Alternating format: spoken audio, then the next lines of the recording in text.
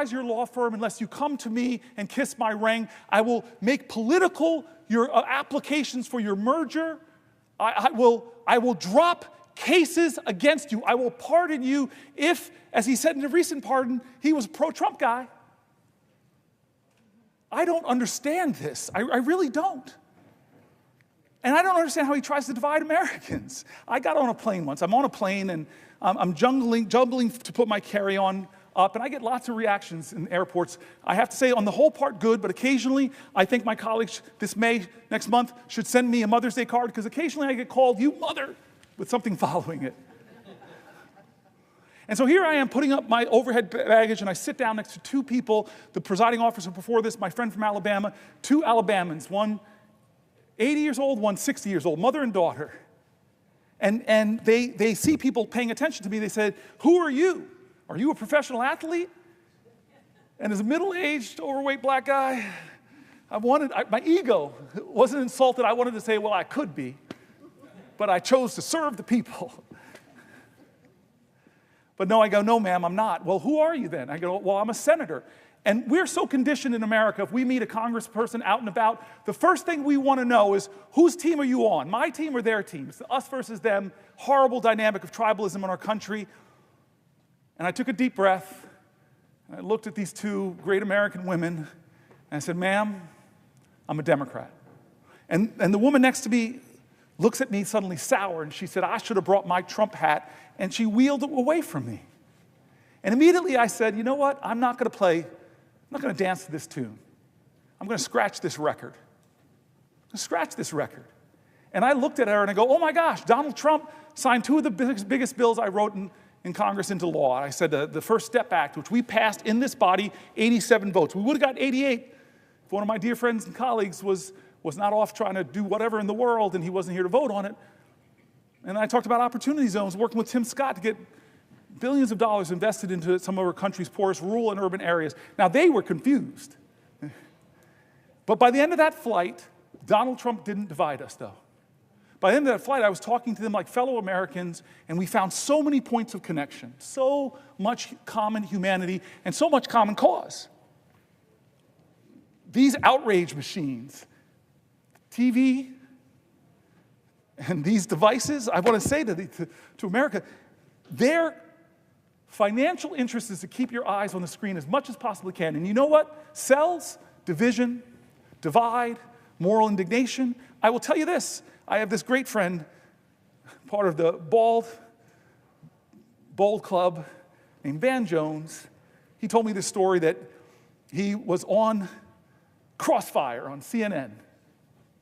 And Van Jones got on with Newt Gingrich. Van Jones, a green activist, a guy I met in law school, extraordinary man, speaks like a poet to me, and he worked in the Obama White House. And then Newt Gingrich, very known Republican, the two of them sit down, but Brene Brown writes something extraordinary. She writes, "It's hard to hate up close, so pull people in." And so they get on this show called Crossfire, and they find out, with all the differences they have, they also have commonalities, things they agree on, and they actually kind of like each other. So they go to the producers and they say, "Hey, could you let us do the final segment called Ceasefire? Can you let us do the final segment called Ceasefire?" And the producers say, "Yeah, go ahead. Go ahead." And so they do this last segment talking about the areas they agree, but the producers run in after a few shows and stop them. Can't do it.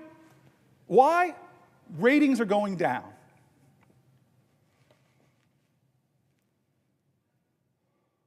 There are a lot of legitimate differences in places I'm going to stand my ground and fight for people's health care, for people's Social Security. I'm going to fight.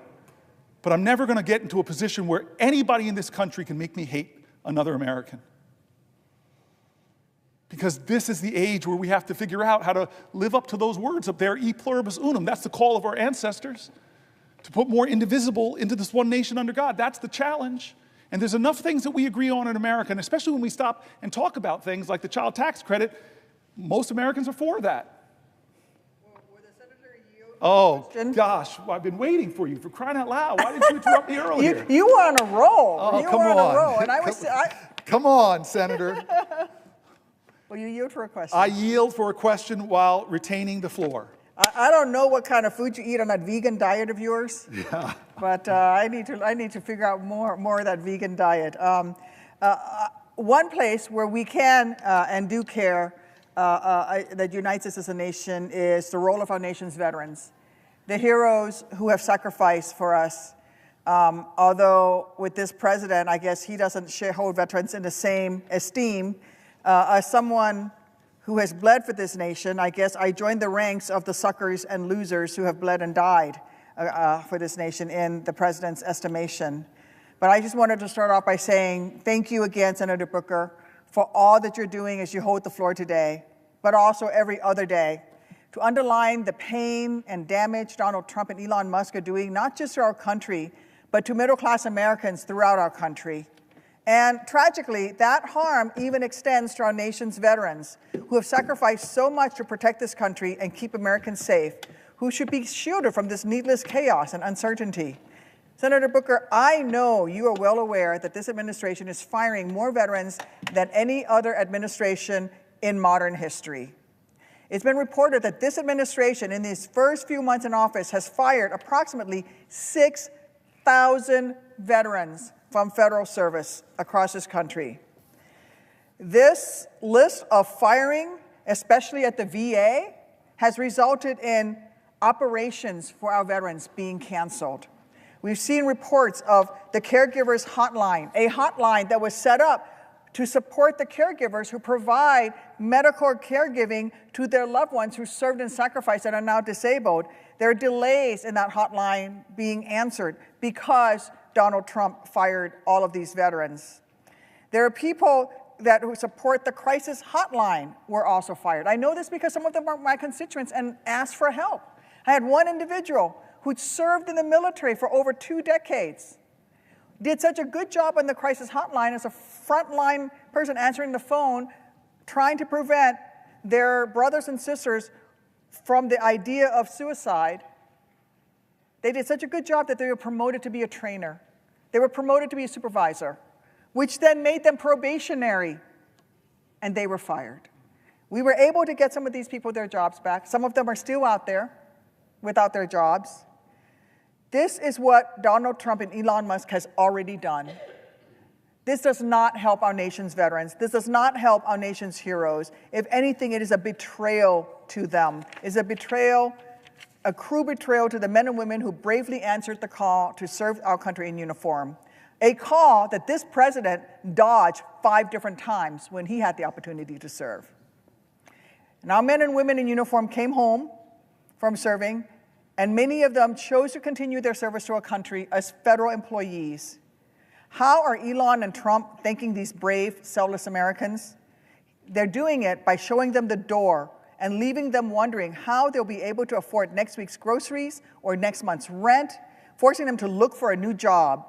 The senator from New Jersey and I are both working together to help our heroes get their jobs back, which is why I've introduced a Protect Veterans Jobs Act to reinstate all veterans who were wrongly fired from their federal jobs by Trump and Musk. It is a critical bill to help those who've already been fired, but according to recent reports, Trump and Musk are just getting started. From everything that we've seen, they are planning on firing another 80,000 VA employees, almost a third of whom are veterans themselves. So that's going to be another 25 veterans on the chopping block on top of the 6,000 who've already been fired. It is a complete betrayal from Trump and from Musk. Firing these VA employees will even harm veterans that Trump is not firing, because it's going to force them to wait longer to see their health care providers. It's going to make them wait longer to have their disability claims adjudicated. It is going to make them wait longer to have someone pick up their calls at the Veterans Crisis Line. It is going to make them wait even longer, and their loved ones wait even longer, to have their burial and funeral expense reimbursements request processed. And so much more. all while the VA's backlog of unprocessed claims continues growing. I have another question for you, but first, for the senator from New Jersey, I was wondering if you could tell us if you have heard from your veterans who have been fired, if you have heard from your veterans who've seen their services delayed in New Jersey and around the country. Yes, yes, yes, yes, yes, yes. This is my veterans book. This is what I was reading from earlier, and everything you're saying is right, and it is such an insult. I read stories from our veterans. It's such an insult to the highest calling of our country to stand and serve as you did. As you did. Injured veterans, disabled veterans. I read an article about thousands of disabled veterans that want to serve their country, love this nation so much that they want to serve in humble jobs doing noble things. And how do we treat them? They say 83,000 people being laid off. A quarter of them are veterans from the VA itself, but this doesn't include veterans that do things for the Park Service and our national parks, veterans that do things for us in the Defense Department, veterans that do things for us across this country. I found in my state some of the greatest leaders I have met in my state are veterans who are still serving veterans. And then veteran entrepreneurs, you know the data, they're incredibly successful. They create to our economy. The VA is cutting not just veteran jobs, they're cutting contracts with veteran-owned businesses. I don't understand how you can say out of one side of your mouth, you honor and respect our veterans, which is not what our president's always said. Dear God, what he said about John McCain. I still remember John McCain is in a town hall with Barack Obama fighting fiercely to be the president of the United States, and somebody gets up and says that Barack Obama, as if it's an insult, it's not, is a Muslim or something, and he grabs the mic back and corrects her. One of his voters, he corrects her on national TV. This is wrong. He's a guy who loves his wife, Christian, loves his family. I mean, that is character and honor. Can you ever see that from our president now? And this is how wrong I was. And I want to admit, I've made mistakes, I've been wrong. I remember where I was when he said in his campaign that he's no hero, that people who are captured are not heroes. I said to the people that were with me, there goes his 15 minutes of fame. I thought that was the end of Trump. But somehow you could become president of the United States when you insult the veterans who serve. I want to read you, and I know you have another question, but can I read you? John Lewis and John McCain, the two Johns are coming up a lot in my 20 hours. But I want to read you this. I want to read this when you were here because I read this. And let me all tell you, this is John McCain writing. Let me all tell you what I think about the Pledge of Allegiance, our flag and our country. I want to tell you a story about when I was a prisoner of war. I spent 5 years in the Hanoi Hilton. In the early years of our imprisonment, the North Vietnamese kept us in solitary confinement, or 2 or 3 to a cell. In 1971, the North Vietnamese moved us from these conditions of isolation into large rooms with as many as 30 to 40 men to a room. This was, as you can imagine, a wonderful change, and was a direct result of the efforts of millions of Americans, led by people like Nancy and Ronald Reagan on behalf of a few hundred POWs 10,000 miles from home. One of the men moved into my cell was Mike Christian. Mike came from a small town near Selma, Alabama. He didn't wear a pair of shoes until he was 13 years old. At 17, he enlisted in the U.S. Navy. He later earned a commission. He became a naval flying officer and was shot down and captured in 1967. Mike had a keen and deep appreciation for the opportunities this country and our military provide for people who want to work and want to succeed.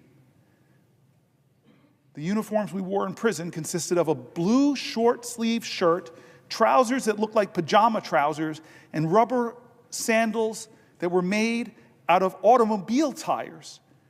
I recommend them highly. My pair lasted my entire stay. As a part of the change in treatment, the Vietnamese allowed some prisoners to receive packages from home. And some of these packages were handkerchiefs, scarves, and other items of clothing. Mike got himself a piece of white cloth and a piece of red cloth and fashioned himself a bamboo needle. Over a period of a couple months, he sewed the American flag on the inside of his shirt. Every afternoon before we had a bowl of soup, we would hang Mike's shirt on the wall of our cell and say the Pledge of Allegiance. I know that saying the Pledge of Allegiance may not seem the most important and meaningful part of our day now, our day in the Senate, but I can assure you that for those men in that stark prison cell, it was indeed the most important and meaningful event of our day. One day, the Vietnamese searched our cell and discovered Mike's shirt with the flag sewn inside and removed it. That evening, they returned, opened the door of the cell, called for Mike Christian to come out, closed the door of the cell, and for the benefit of us all, beat Mike Christian severely for the next couple of hours. Then they opened the door of the cell and threw him back inside. He was not in good shape. We tried to comfort and take care of him as well as we could.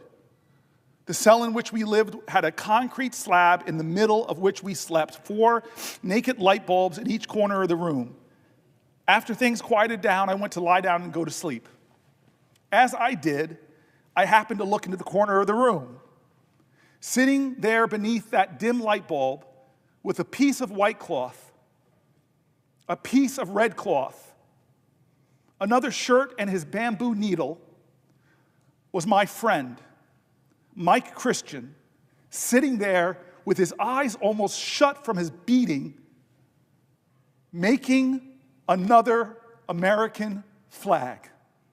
He was not making the flag because it made Mike Christian feel better. He was making that flag because he knew how important it was for us to be able to pledge our allegiance to our flag and our country.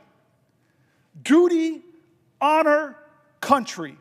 We must never forget those thousands of Americans who, with their courage, with their sacrifice, with their lives, made those words live for all of us. That is our veterans. That is you.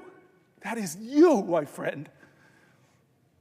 And Trump is coming after them. DOGE is coming after them. They're firing them right now. And are we silent, America? Are we silent when the bravest amongst us, the most honorable amongst us, the most noble amongst us are losing their jobs? Did you speak up when they came for American veterans? When they fired them for no good reason? What did you do? What did you say? I say no.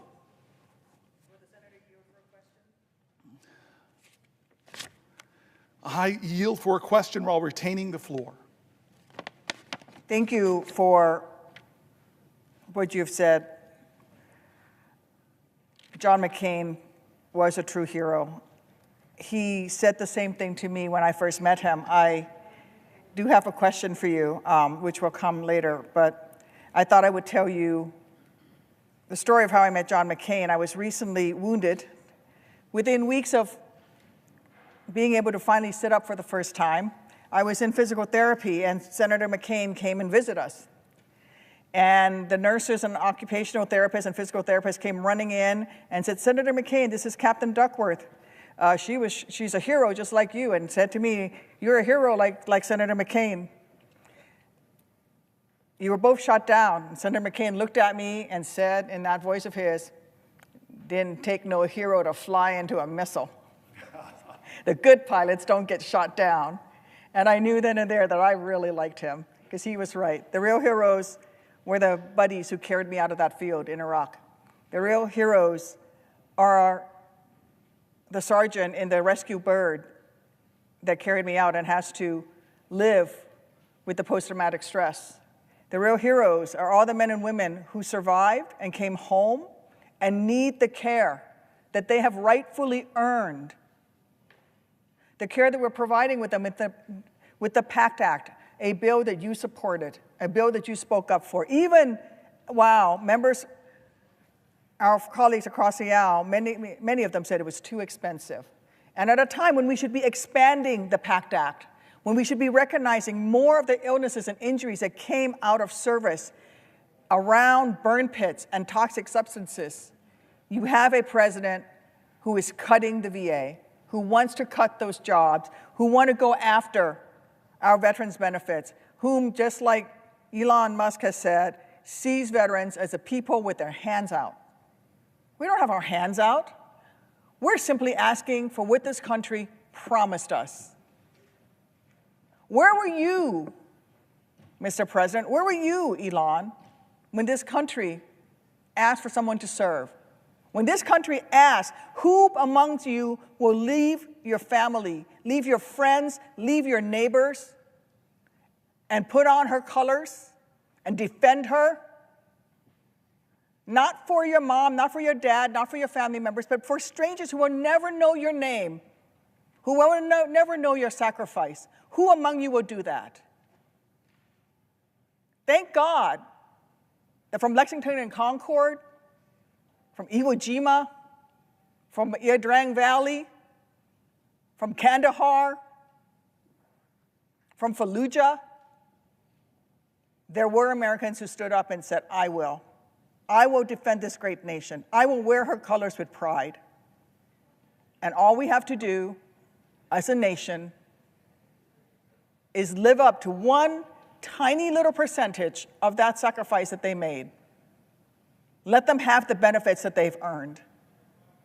And yet Donald Trump and Elon Musk are cutting those benefits. The biggest predictor of veterans' homelessness is not post-traumatic stress disorder. It is not a health condition. The biggest predictor of veterans' homelessness is lack of employment, not having a job. That begins the spiral downwards for veterans that ends up with them becoming homeless. And I will tell everyone in these chambers and in this nation, we are all dishonored when a veteran must lay their head down on the very same streets that he or she defended to sleep that night. We are all dishonored. The VA has done tremendous work to fight veterans' homelessness, and that has been a bipartisan effort. And these cuts that are costing veterans their jobs are going to start some of those veterans, unfortunately, on that path to homelessness. These cuts are going to mean those veterans' homelessness programs that will prevent our veterans from becoming unhoused, those programs will not be able to take care of all the veterans of the demand. I'm already seeing it. I spent this past weekend in Missouri at the Cochrane VA Medical Center, hearing about the challenges that they're facing. They need to expand. They don't need to shrink. They said there's going to be another 25,000 veterans moving into the area. They actually have to expand their services. And yet Elon Musk, enabled by Donald Trump, is cutting veterans' jobs, veterans' benefits, because according to them, veterans aren't heroes. We are suckers and losers. Well, I beg to differ. I beg to differ.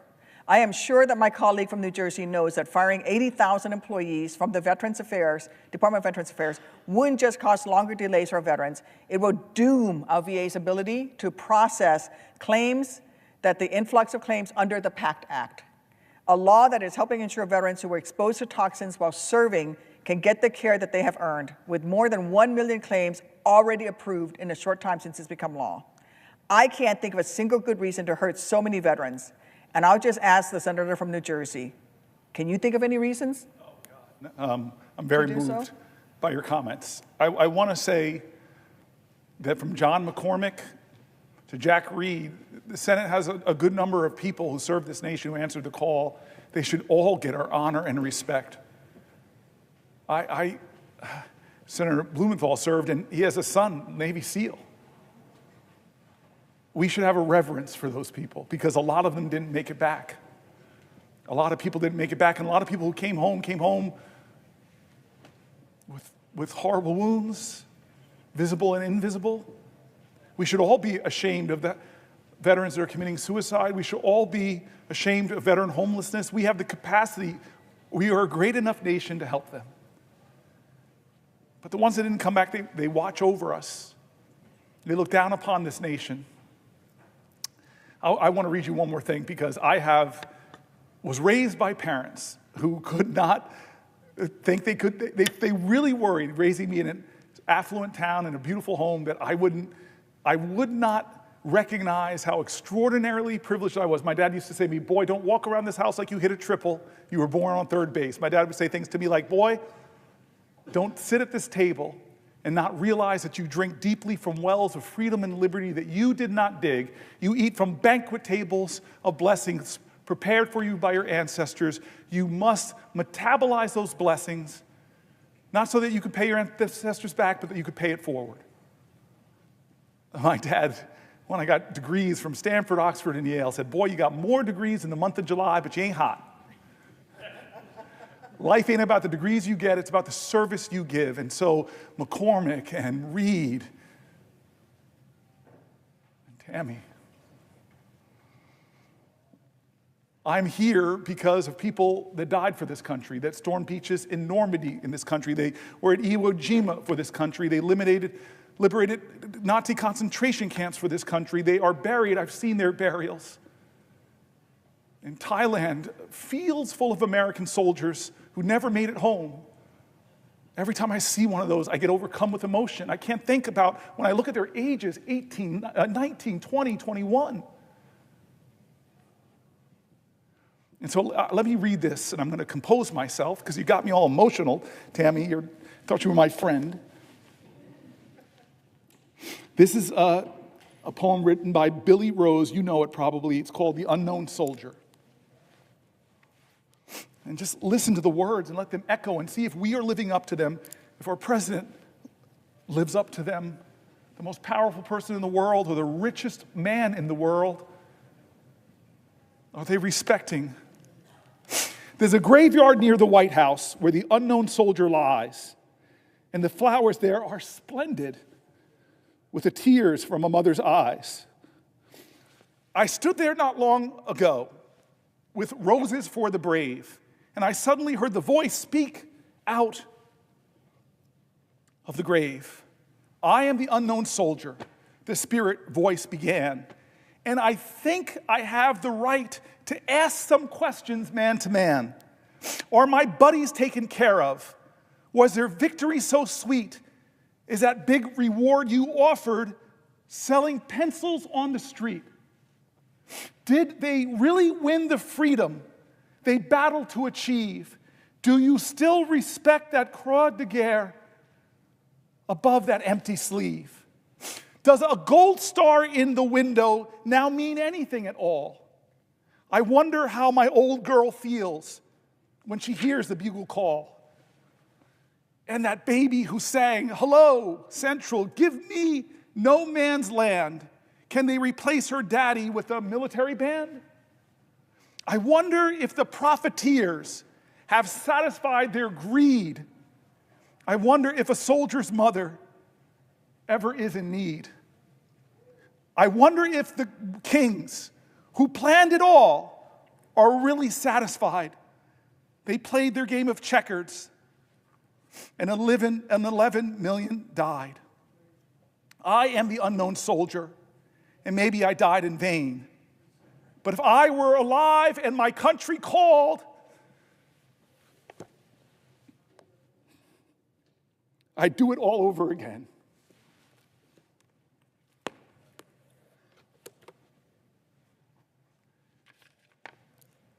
Thank you, Senator. Every time I see you, I have such reverence and gratitude that I get to serve alongside of you. I didn't serve in the military alongside of you like those courageous soldiers, like those people who carry you at risk to themselves, people who saved your life, the people that helped you in rehab, the people that empowered you to get back on your feet and run for one of the highest offices in the land, and then you serve here with distinction because you don't forget who helped you get here. Just take care of my buddies. Exactly. And my dad, who's in heaven, with a lot of the other good folks from American history. I don't know what he'd think of his son, but I know he'd be proud of you. All right, let's talk about the economy.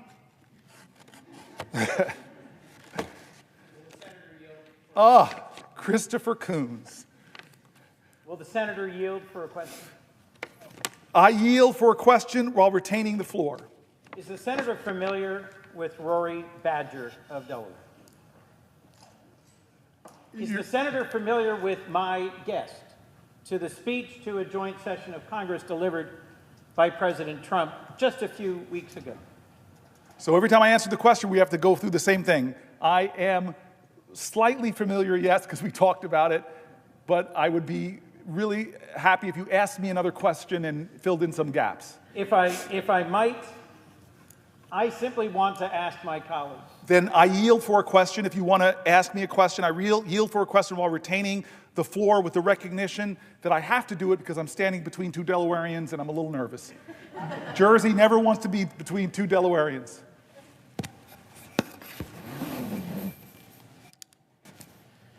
To my colleague and friend from the great state of New Jersey, I simply am asking the question, are you familiar with a Marine from Seaford, Delaware?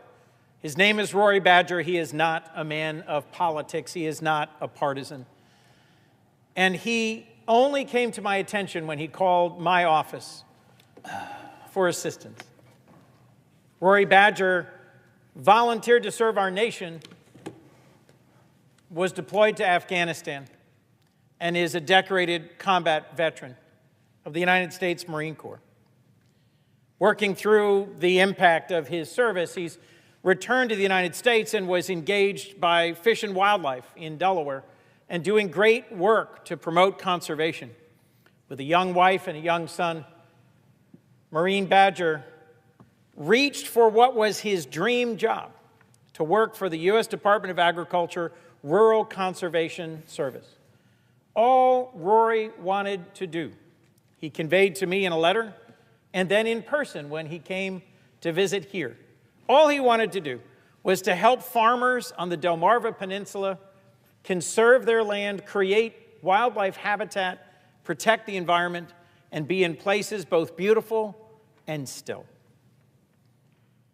As you, my friend and colleague, have documented in long discussion and debate in the last hour, he is one of thousands of veterans who woke to receive an unjust and unwarranted termination email that said it was for a cause without citing any cause, and that threw him into the chaos and hurt of having been summarily fired by the American government. He's ultimately been rehired, thankfully, but that period of chaos and of loss made him question our nation and its commitment to our veterans.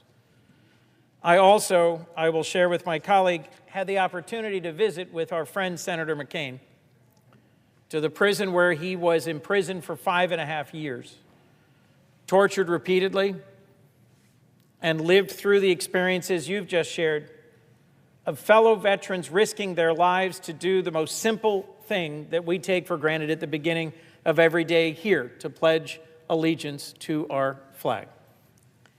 I had a chance on visiting the Hanoi Hilton with our friend and former colleague, Senator McCain, to ask him a simple question, which was at the end of his describing the period when friends were beaten horribly, when some were killed, and when his Vietnamese captors told him, "We've found out who your father is, a 4-star admiral, and so we will release you any day." I simply asked him, knowing that you could at any moment on any day raise your hand and say, "I will accept your offer and go home," how did you endure another 5 years of torture and imprisonment? His answer simply, to do so would not have been honorable. My question to you, my friend and colleague, was the firing of Rory Badger honorable? Is the leadership of our current administration in its treatment of our veterans honorable? Is the value shown by the decisions being made by Elon Musk and his team at DOGE honorable?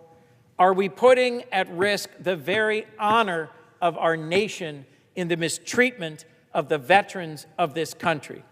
This question I put to my friend and colleague. I thank you, Senator Coons, by your strength of voice, by your tone, by the colleague and citizen that you invoke, you are saying the answer with strength, my friend.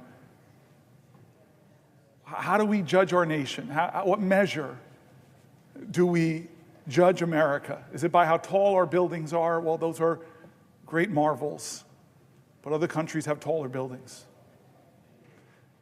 God, maybe Ezra Klein has got me so focused now on making our nation do bold and build great things, but does the speed of our rail, as an Amtrak guy, speak to the greatness of our nation? No, other nations have faster rail. Does the wealth of our people, we have more billionaires than any other country, does that speak to the greatness of our nation? No. I think the things that speak to the greatness of a nation is, how do we take care of each other? How do we take care of our elders who deserve our respect and our reverence and gratitude for building America, for sustaining America, for doing the hard jobs to raise families, to set the next generation on their way? I think we should be judged by how we treat our children. They are the only true hope we have of seeing tomorrows that we will never live through. I think we should be judged by how we treat the sick. Whether it's people with the disease of alcoholism or mental health or crippling cancers or chronic diseases, what do we do? I think we should be judged by how we nurture our families. God, we put American families under crazy stress. Affordable child care, paid family leave. Other nations, our competitors, have these things. I think we should judge the greatness of our nation by how we treat our veterans. These honorable men and women, some of them who gave their last measure, the last measure of their devotion, on fields across the world, from Thailand to Gettysburg. They gave their lives. And those who came home, the America they experienced will speak to the truth of who we are. And so I'm in this place like you're in this place. We've been friends for a long time. I'm blaming you a little bit because you're one of those people I called and said, hey, I'm thinking about running for governor. I'm thinking about running for senator. You told me to come here, man. I'm joking. I love you for it. I'm honored and blessed that New Jersey sent me here. I know that you and I are working to, and let's talk like we talk when we're not on the floor of the Senate. We both are deeply devoted Christians. You told me one of my favorite stories in the Senate, which I won't tell right now. I've been asking you to tell that story. I hope you'll tell it, but it's just about how your parents, James Baldwin said, children are never good at listening to their elders, but they never fail to imitate them. You are a great reflection of the stories of your parents you told me. And you and I grapple with this faith of ours, which demands the most radical love. Radical love. What does the Bible say about immigrants? I mean, come on. What does the Bible say about the poor? What does the Bible say about the hated, the prostitute, the leper, the people who are looked down upon? What's the story of the prodigal son? What's Matthew 25 say about how we should live? Even as to the least of these, you did unto me. How many times does the Bible mention poverty? How many? 2,000. I'm abiding by it. I will not yield to you. But I knew you would know it, and I don't. 2,000 times it mentions poverty. And does it say we should scorn the poor? Does it say we should ignore the poor? No, it calls us to love our neighbor. No exceptions to that. Will the senator yield for a question? Thank you, man. I've been waiting for that question. The prayers of the righteous availeth much. You are a righteous man. I have a lot of work to do. So I yield for a question while retaining the floor. I tried to instigate you, Chris. I tried to throw out Jesus bait. You have, sir. Good, thank God. I yield for a question about whatever you want to ask me for, but I'm retaining the floor. To my good friend and colleague, as we transition to comments about the economy, are you familiar with the very first time that Jesus stood in his home synagogue in Nazareth to preach? He read from the scroll a passage from, I believe, Isaiah 61, verse 1 to 2. This is recorded in Luke chapter 4, and it is a well-known passage, and I rely upon it to understand what was the ministry of Jesus centrally about. He says, "This is fulfilled in your hearing today. The Spirit of the Lord is upon me. He has anointed me to preach good news to the poor." I don't think it is possible to read the Gospels and to read the Torah and to understand righteousness without hearing over and over and over in the course of the Old and New Testaments a call to respect those at the margins of life, a call to be generous and open-hearted and kind to those who suffer and struggle, to be attentive to and present to those who are in prison, who are widows, who are orphans, to allow the gleaning of a field, which means to make sure that out of the abundance of our productivity on our farms, we make sure that we feed those who hunger here at home and abroad. You cannot miss the central message, which is, as you have said, kindness to those on the margins, attentiveness to those in need, good news to the poor. And so in this season of Lent, I ask my friend and colleague whether he's aware of our president's intention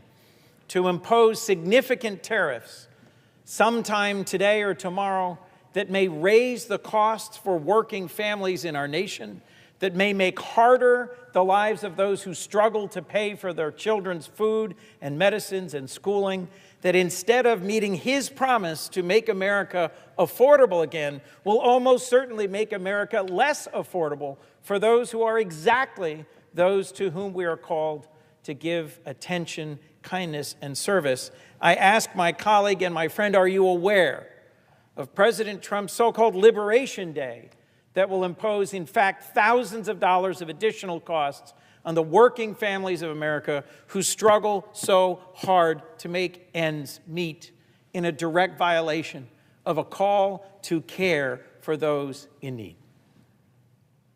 Yes, I'm aware.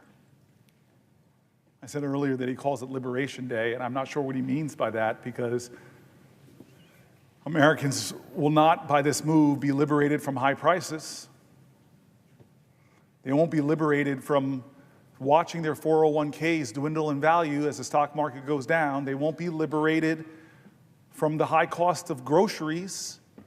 They won't be liberated by the high cost and hard availability of housing. He calls it Liberation Day, but Americans won't be liberated from crushing debt, from medical debt, from student loan debt,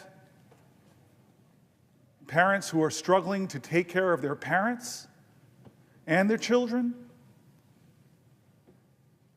who rely on Medicaid because a parent has Alzheimer's and a child has a disability, and they're trying to make it all work, but yet they're shackled in fear because they see that recommended to a House committee on Energy and Commerce was to find $880 billion of cuts to the programs that they are relying on as a lifeline to keep their family together.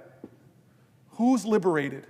Who's liberated by the tariffs that he's going to come and bring onto a country where half this nation is dealing with a tough economic reality, where half of the renters in this country, you and I were both local leaders, we know it is technically the definition of housing insecurity if you are paying more than a third of your income on rent.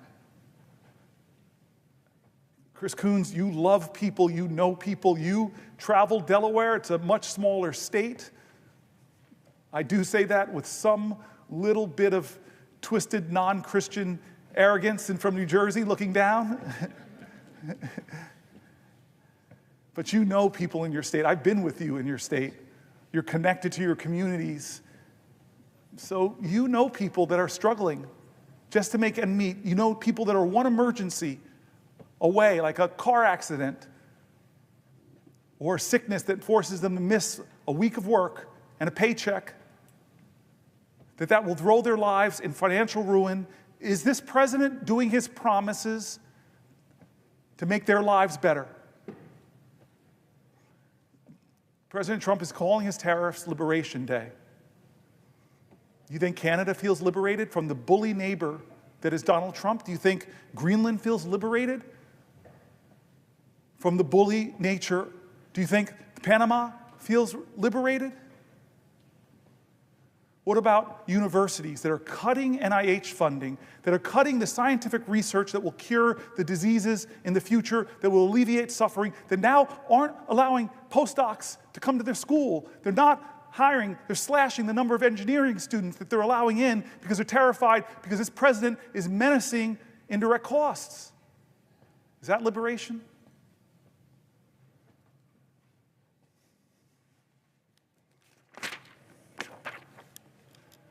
"71 days in, now 72 days.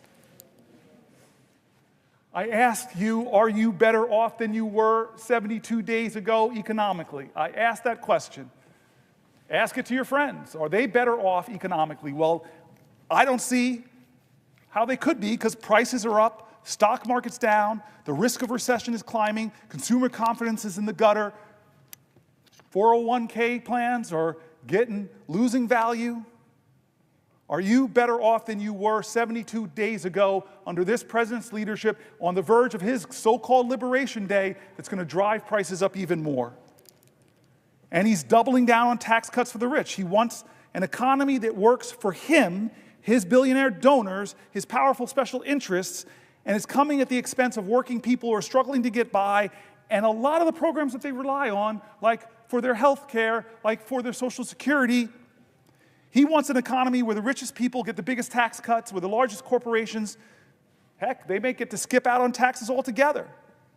And where hardworking Americans are getting crushed by rising food prices and rising rents. This idea that that might trickle down. But we know it doesn't work. He's continuing the same reckless economic approach he used in his first term. Massive tax cuts that inure mostly to the wealthy, unchecked spending, rapacious spending, big holes in our national debt, trillions of dollars of more debt, and no serious plan on how to pay for any of this thing that he's doing. From Social Security to public health to the education that supports children with disabilities and scientific research, the safety nets that millions of people depend upon. Here's the New York Times. Trump's policies have shaken a once solid economic outlook. This is from March 7th.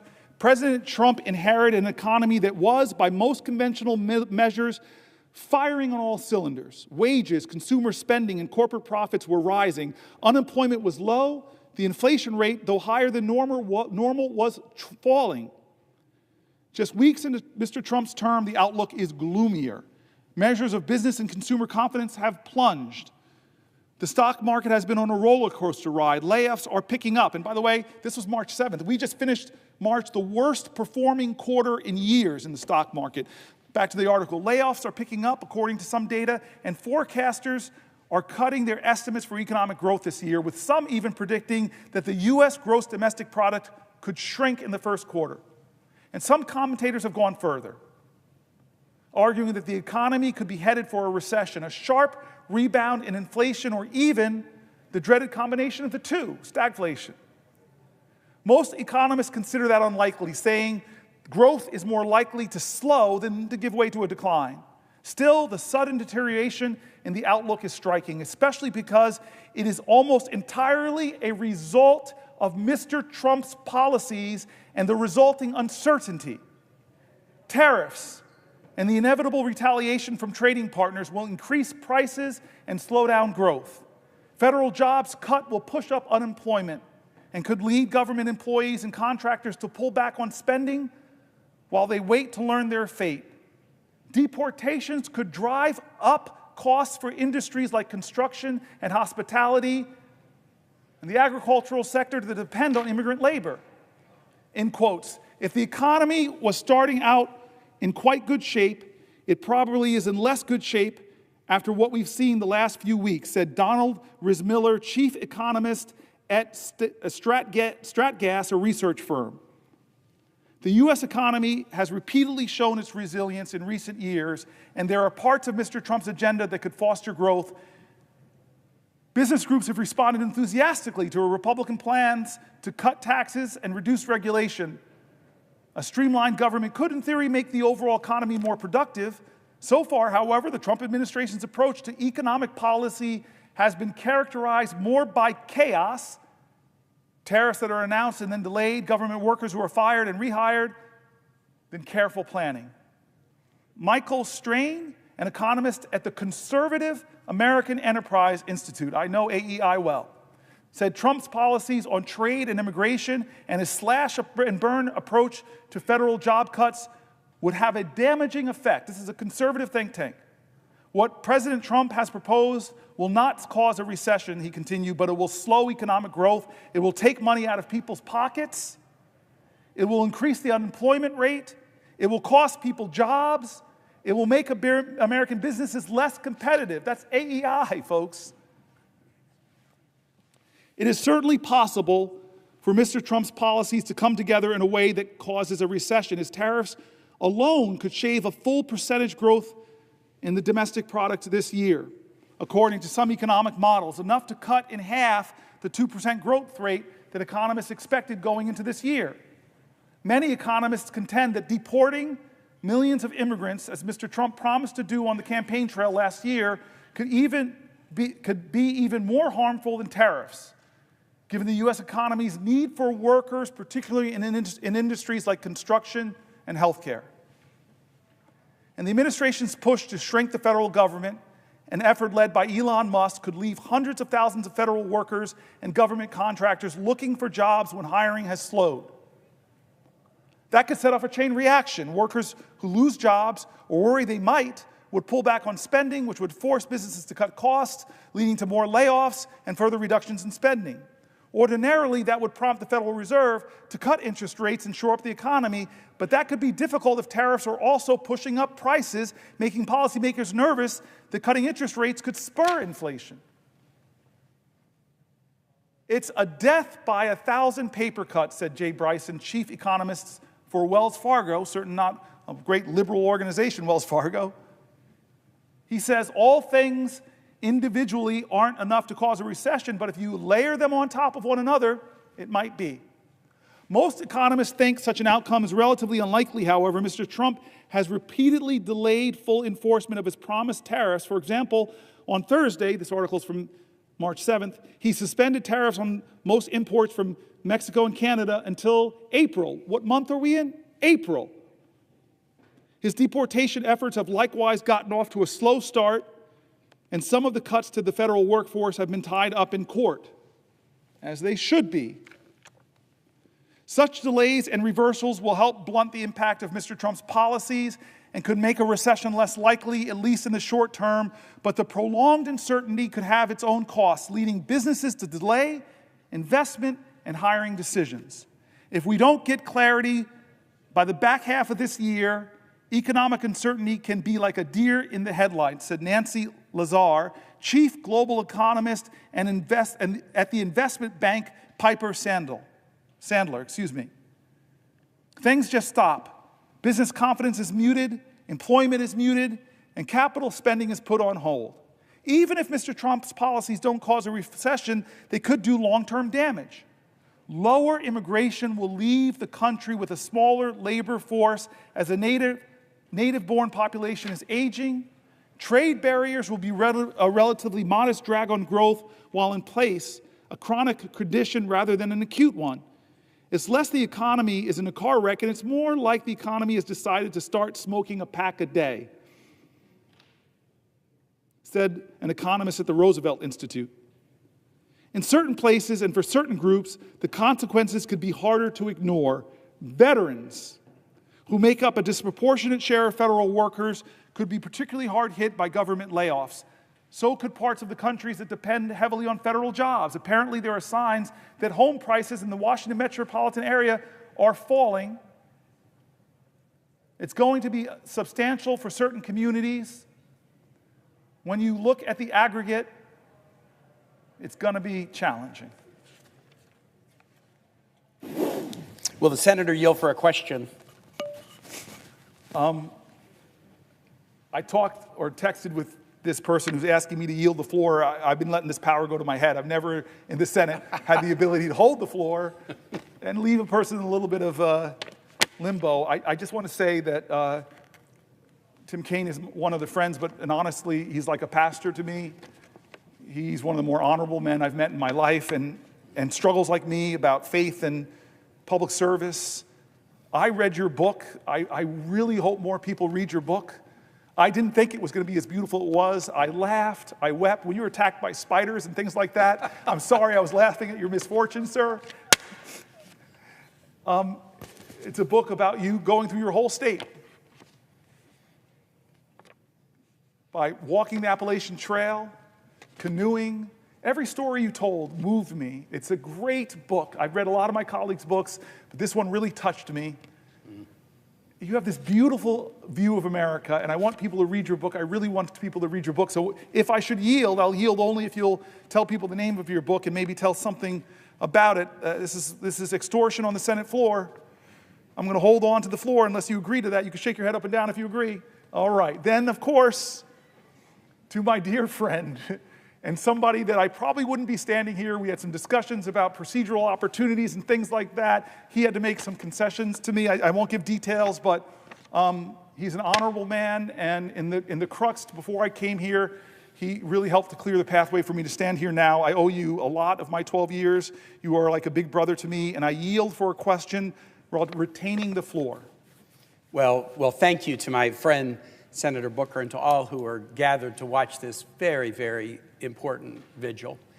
And the question that I'm going to ask in slow motion to give you a chance to think of a response. God bless you. Is a question that was inspired by your colloquy with Senator Coons, where you guys were not a colloquy, that's not allowed. It was a question. You were discussion, where you were doing some Bible quoting back and forth. And as you know, I'm a big Bible reader. And the thing I thought about, and actually I've thought about it during your talk since last night, is this part of the Gospel of Matthew where he's challenging people that he thinks are hypocrites. And he says to them, you can discern the faces of the sky, but you can't discern the signs of the times. Wow. That's Matthew 16, 2 and 3. You can discern the faces of the sky, but you cannot discern the signs of the times. The way I view this vigil that you have been powerfully engaged upon is you are attempting to discern and explain the signs of the times to your colleagues and to our country, and that's very important that we do. And I'd like to ask you one question about the signs of the times economically to follow the discussion of what we're seeing, but then I want to ask you a question about the signs of the times more in the nature of our democracy. So to begin on the economy, you walked through how strong the economy was on the day this president was inaugurated. And 2 months later, the challenges of a volatile stock market, the challenges of rising prices, the challenges of declining consumer confidence, the challenges of predictions that there might be slow growth or even a recession. We will have a vote on the Senate floor tomorrow about Canadian tariffs. Based on a resolution that I've introduced that we will have a vote on. You talked at length about those tariffs and the effect that they have on Americans, as Mr. President and others. As I've traveled around my Commonwealth, my farmers and my small businesses, they've seen it before. They saw it in Trump term 1. They know how dangerous it will be. They don't want to pay more for groceries. They don't want to pay more for building supplies. Farmers don't want to pay more for fertilizer. My shipyards don't want to pay more for aluminum and steel. They were promised that they would pay less, not pay more. They don't want to be part of a campaign to demonize a nation that has been a friend of the United States and stood side by side with us in every war since the War of 1812. They don't want to be part of a juvenile assertion by this president that sovereign nation is the 51st state. They don't want to be part of a name-calling effort to call the prime minister of a sovereign nation governor. They're trying to read the signs of the times. Why is this administration that came in with such a strong economic hand doing so much so quickly to both hurt us economically, but also to tarnish a relationship that has stood the test of time with an ally? The president often says that his goal is America first. We would all agree as members of this body in America first, but we would all passionately disagree with America alone.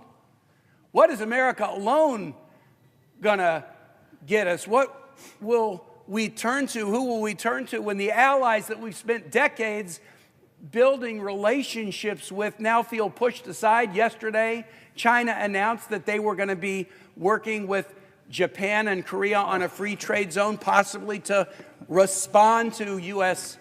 tariffs. Other nations are having to engage in hedging behaviors because they thought we were friends, and now they doubt that reality anymore. And so as you look at the signs of these economic times, and then I'll get to a second question about the signs of the times in our democracy, how are we to understand this? And more importantly, how are we best to rectify it? How can we stand up for our families and reduce their burdens, not increase them? How can we stand shoulder to shoulder with linked arms with our allies to face off against adversaries? Reflect on the signs of the times and point us in the right direction. Please, question mark. I appreciate that. I'm going to try to keep it short, but I want to reminisce with you about something that, do you remember in Trump's first term that he used a national security waiver to put tariffs on Canada then? Yes. And my citizens really remember it because they suffered. Yes. But do you remember, we had a Foreign Relations Committee meeting, and a leader, I don't want to embarrass the leader, but a leader from Canada came, it was a woman, and she sat there. It was a bipartisan group together. You do remember this? Yes, I do.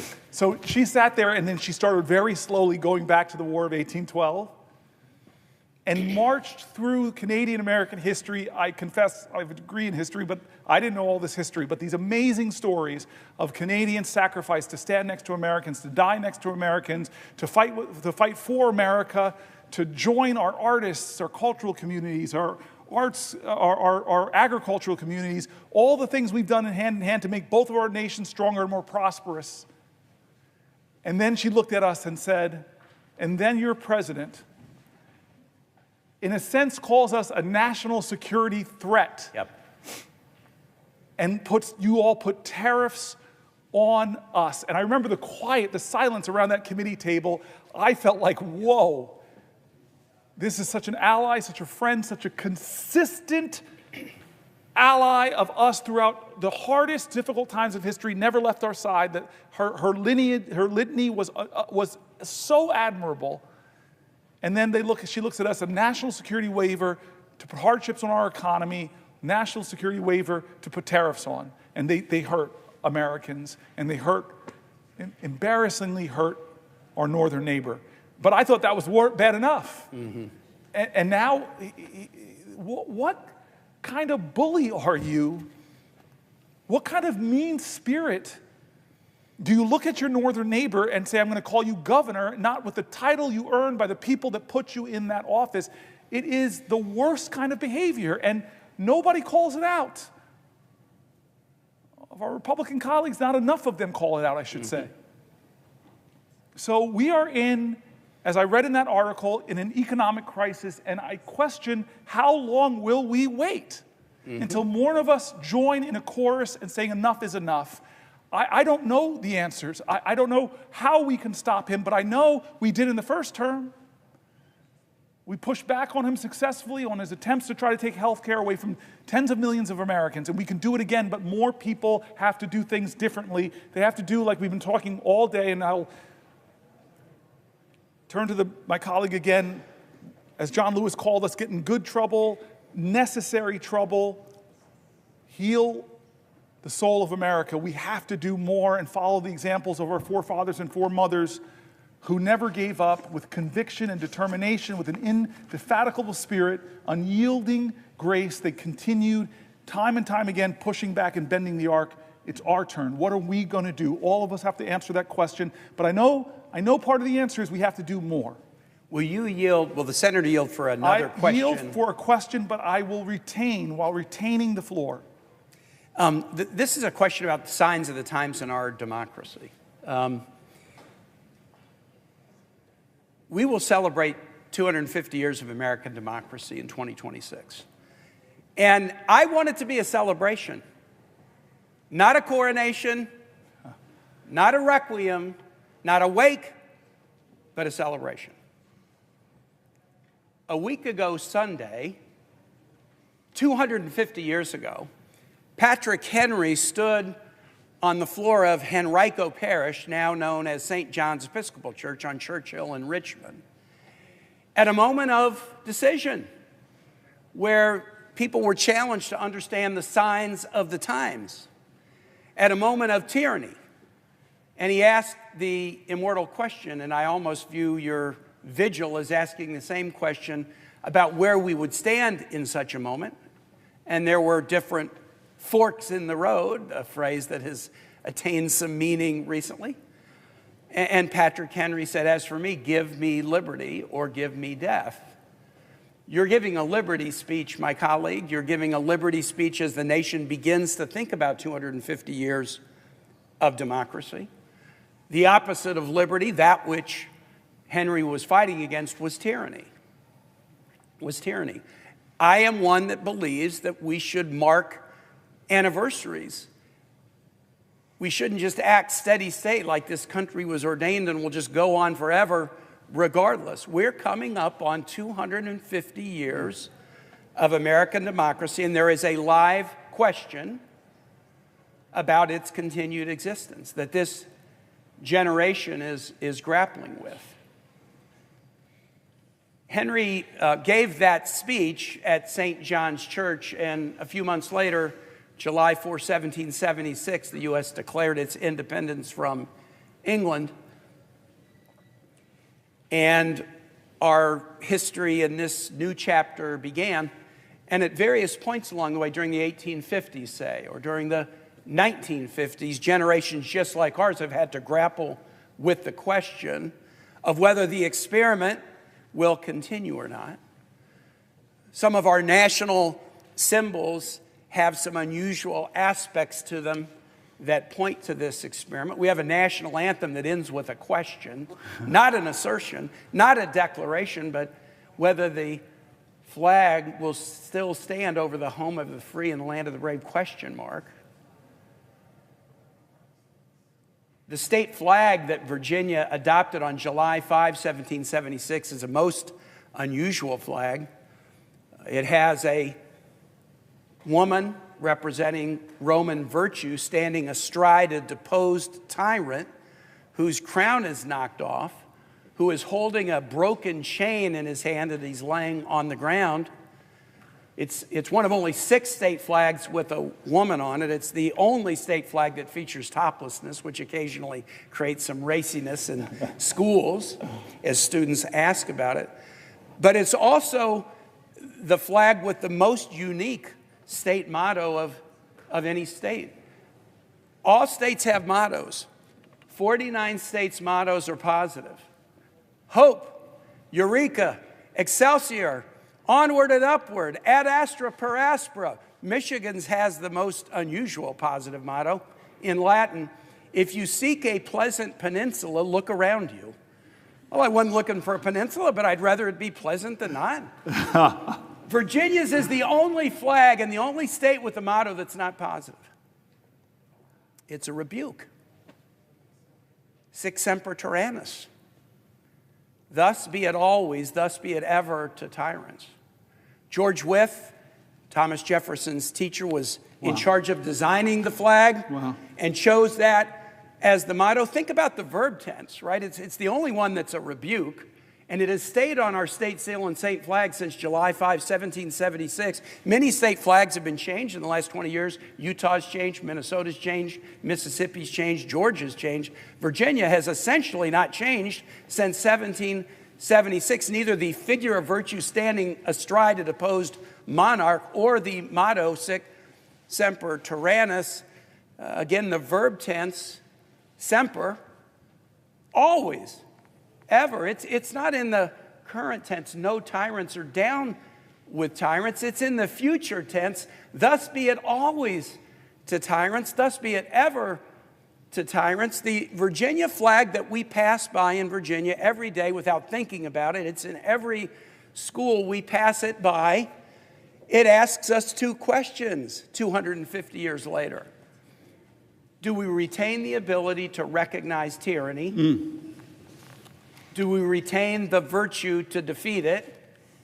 Can we recognize tyranny? Can we retain the virtue to defeat it? My friend, you are standing on the floor in the tradition of Patrick Henry 250 years later. You're raising a question about liberty and our fidelity to it.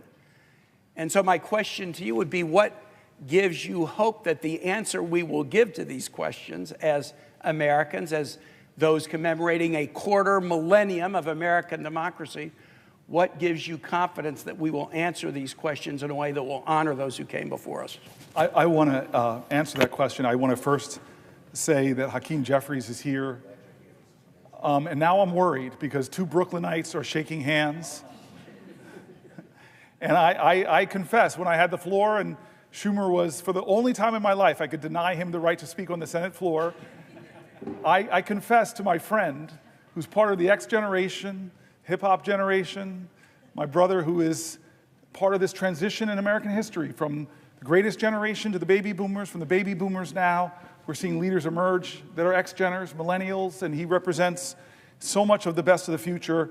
I want to, this question's so good, okay, because you didn't honor your commitment to me and talk about your book. But I just want to say that I insulted Brooklyn for stealing my nets. I told the leader, I abused my power to retain the floor, and I told the leader that there's only one football team in New York, the Buffalo Bills. The other two are from New Jersey. I should have reminded the leader that the chairman of the board who sings New York, New York is actually from New Jersey. I could go on with this litany, but I do want to get back to your very serious question about tyranny. I think many of us have read books like On Tyranny, and we're doing a lot. We're reading articles of people are talking about the fears that they have about this document. And you and I have had serious conversations over the last 72 days of Donald Trump's presidency.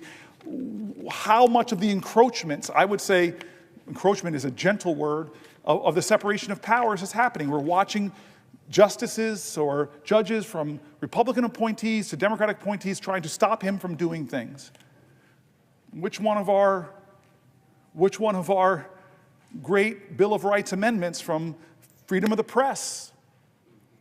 He is doing things to the press that, in my opinion, are bullying them, breaking with traditions that presidents have done in the past, trying to create press corps like Putin or Erdogan have, where they only let people in the room who will give obsequious supplications, often for the dear leader. What about the freedom of speech? You and I both know the reprehensible speech is protected. Disappearing people for what they said. Scalia talked very clearly about having rights even when you're in the country. One of the most conservative justices said, you have rights. We're seeing him invoke emergencies. You've been the leader in our caucus talking about the absurdity of these emergencies he's doing, and you've tried to rally this body to say, don't let this happen. You've talked to me about all of these things. So what is the limit of tyranny? Well, you and I, and we talked about this with your book, I'm trying to get back there. I told you once when Skip Gates did my history that he traced my history back to Virginia. I try to show you that I have more Virginia legitimacy because my roots go back to 1640 in your state. the Stampers came over, following down, down, down, then Henrietta Stamper, who my mom still talks about as a relative, John Stamper, and the chart that Skip Gates gave me, the only thing he could say about John Stamper, the mother of Henrietta Stamper, was slave woman. Born Henrietta Stamper, they called her on her documents mulatto, and Stamper fought for her ownership because it would later come out that that was his child. And these are the traditions in my family. It's really amazing what Skip Gates did, and showed me that I'm the direct descendant of slaves and slave owners. I'm the direct descendant of a Confederate soldier that was captured in retreat. I'm a direct descendant of Native Americans and people that fought in the Creek Wars to kill Native Americans. And these traditions in our country, I draw upon all of them. I'm proud of all of them. They speak to us. They speak to the complicated history of America.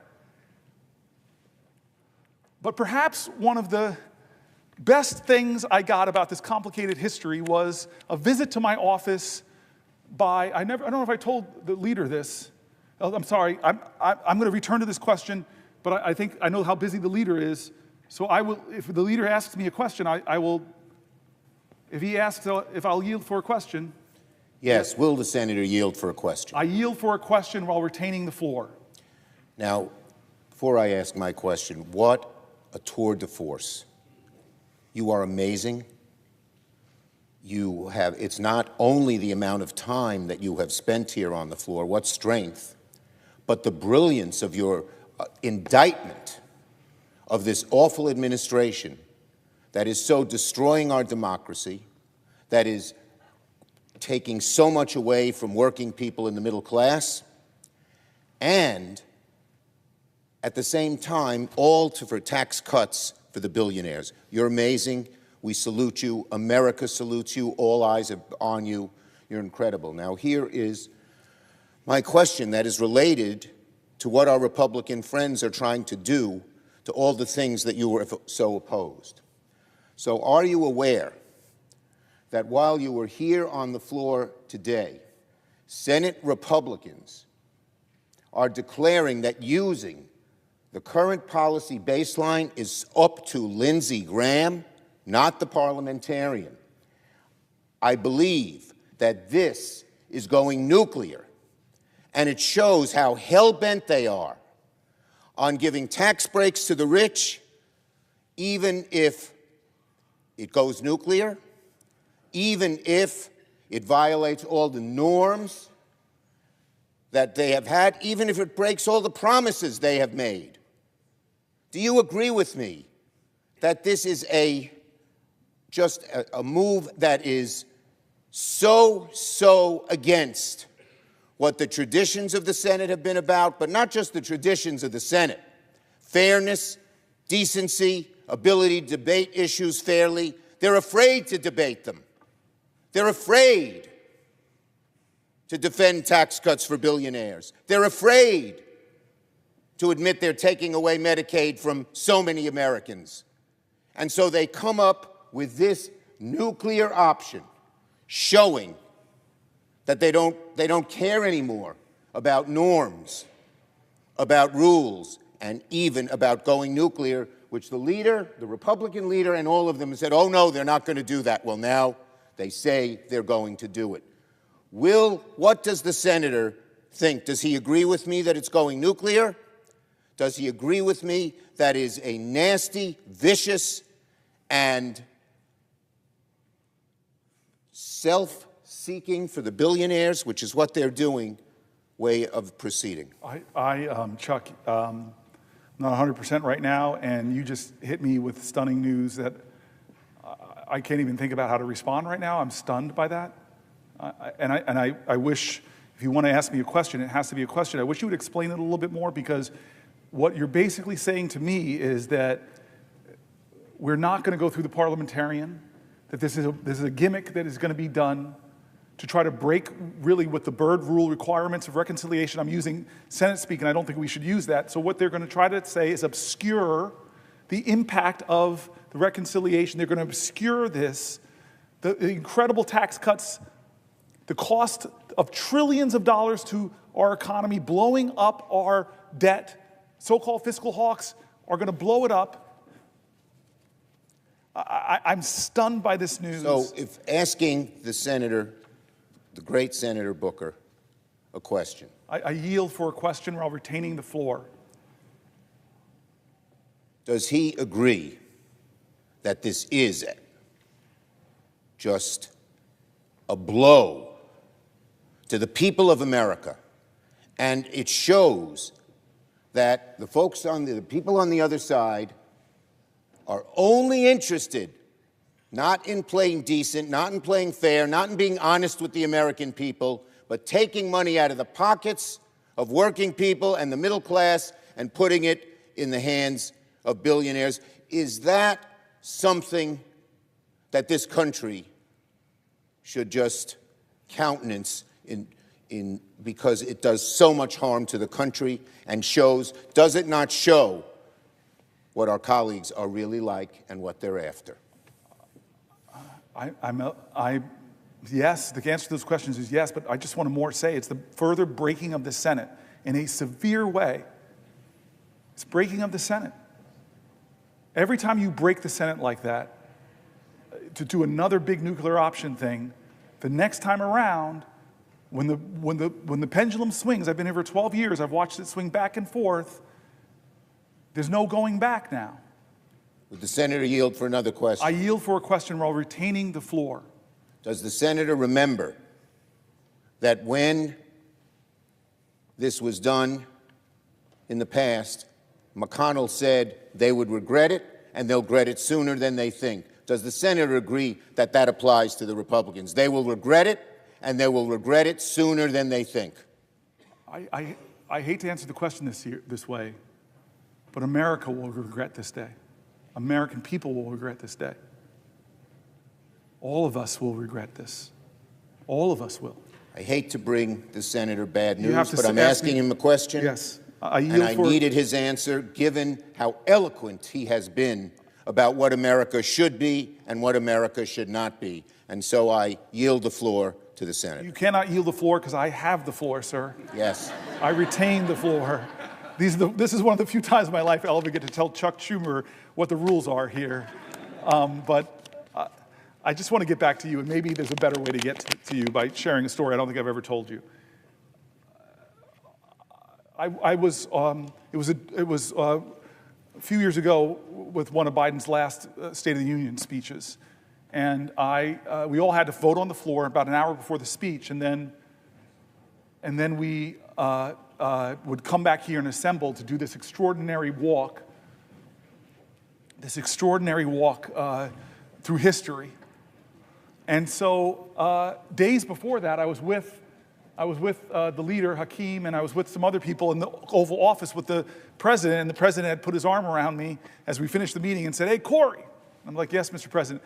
I got a big speech coming up." And I know, Mr. President. And he goes, "I'm going to go to Camp David and work on it." And I said, "Okay, Mr. President."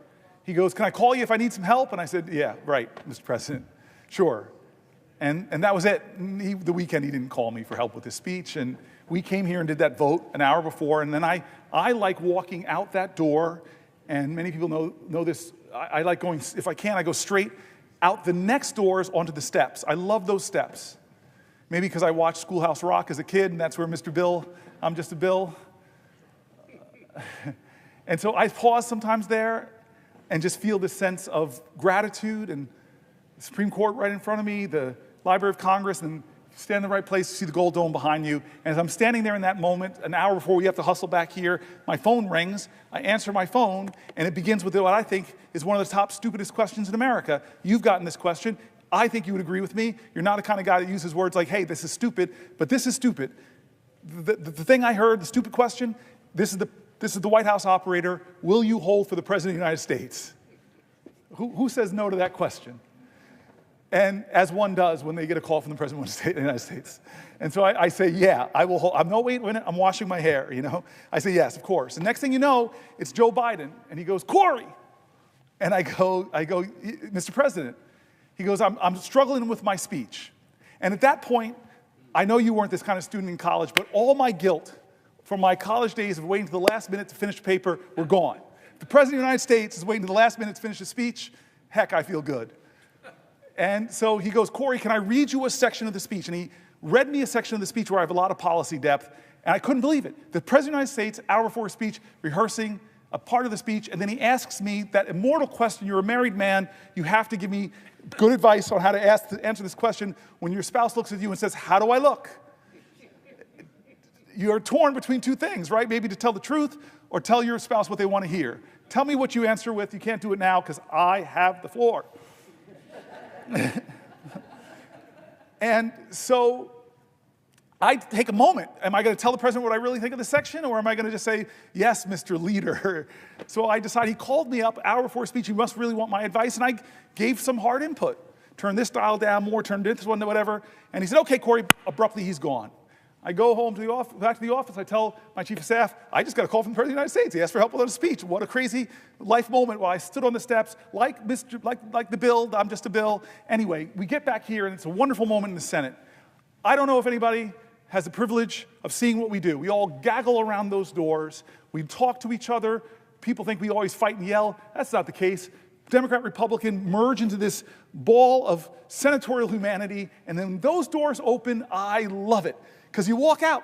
You walk past Thune's office, which used to be the Library of Congress. You walk past the old Senate chamber, where some of the greatest debates in American history and violence on that Senate floor with the caning of Sumter. You walk through the dome, the statue by an 18-year-old woman named Reams of Lincoln, the suffrage leaders, Martin Luther King, presidents, extraordinary presidents. Then you walk past where the old House used to meet, and you love this, I love this, those little gold plates on the floor where presidents had their desks, exactly where the presidents have their desks. Most people go in right under Junipero Serra, California's statue. Under that cross is Lincoln's gold plank, people that were in the House and served in the presidency. That's not my favorite one, though. It's John Quincy Adams. Why? You know this. The only person in American history ever, it'll probably never happen again, where somebody went from the presidency and came back to the House, ran for a House seat, worked at that spot where that desk was till he collapsed, was carried off the floor. He would soon later die. Amazing. Maybe a future president will. Maybe Obama's going to get, and I got to run for the House. Then you get into that old chamber. And we sit down, we find our seats. And that great moment, I don't care if you're a Republican or Democrat, when that person walks in and says, the President of the United States of America, I still get that feeling. Joe Biden comes in, and I think he sets a record for the longest it would take to get from those doors all the way down. Everybody he's talking to, Marjorie Taylor Greene, what's up? He's just touching everybody. He gets up there, he gives a speech. Now, you know that this is an aerobic event. You stand up, you sit down, you stand up, you sit down. You got to get your squats in when you're doing it. Get the exercise for a little while. Well, this part of the speech he called me on is, and I'm sitting down, and I hear my input in the speech. I don't know if you all noticed it, my colleagues, but I was the first person to stand up for that section. And I was looking at shots. Get up, man. This is the best speech ever given. It was amazing. I go home. I'm kind of buzzing about the whole experience. And then I'm lying in bed, and I unfortunately have my phone on my nightstand. It goes off, and I see a number I don't recognize. I open it up. And it says, Senator Booker, this is John Meacham, the great historian. Thank you for helping the President of the United States with his speech. You made more of a difference than you'll ever know. And my first thought was, how do I print this out? How do you print out a text? So he gave me his cell phone number, and now I'm going to troll him. I'm going to keep calling him until this historian comes to my office, and finally he relents, and he comes. And now he steps into your domain, my brilliant friend of history. I express worry, fear, concern, demagoguery in our land, rising of tribalism. I dump on him. I'm normally a prisoner of hope. I'm normally a purveyor of finding your joy, even in the toughest of times. And he listens for a while, and then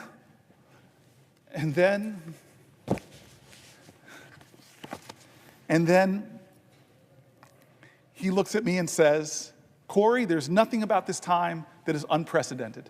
It's all precedented.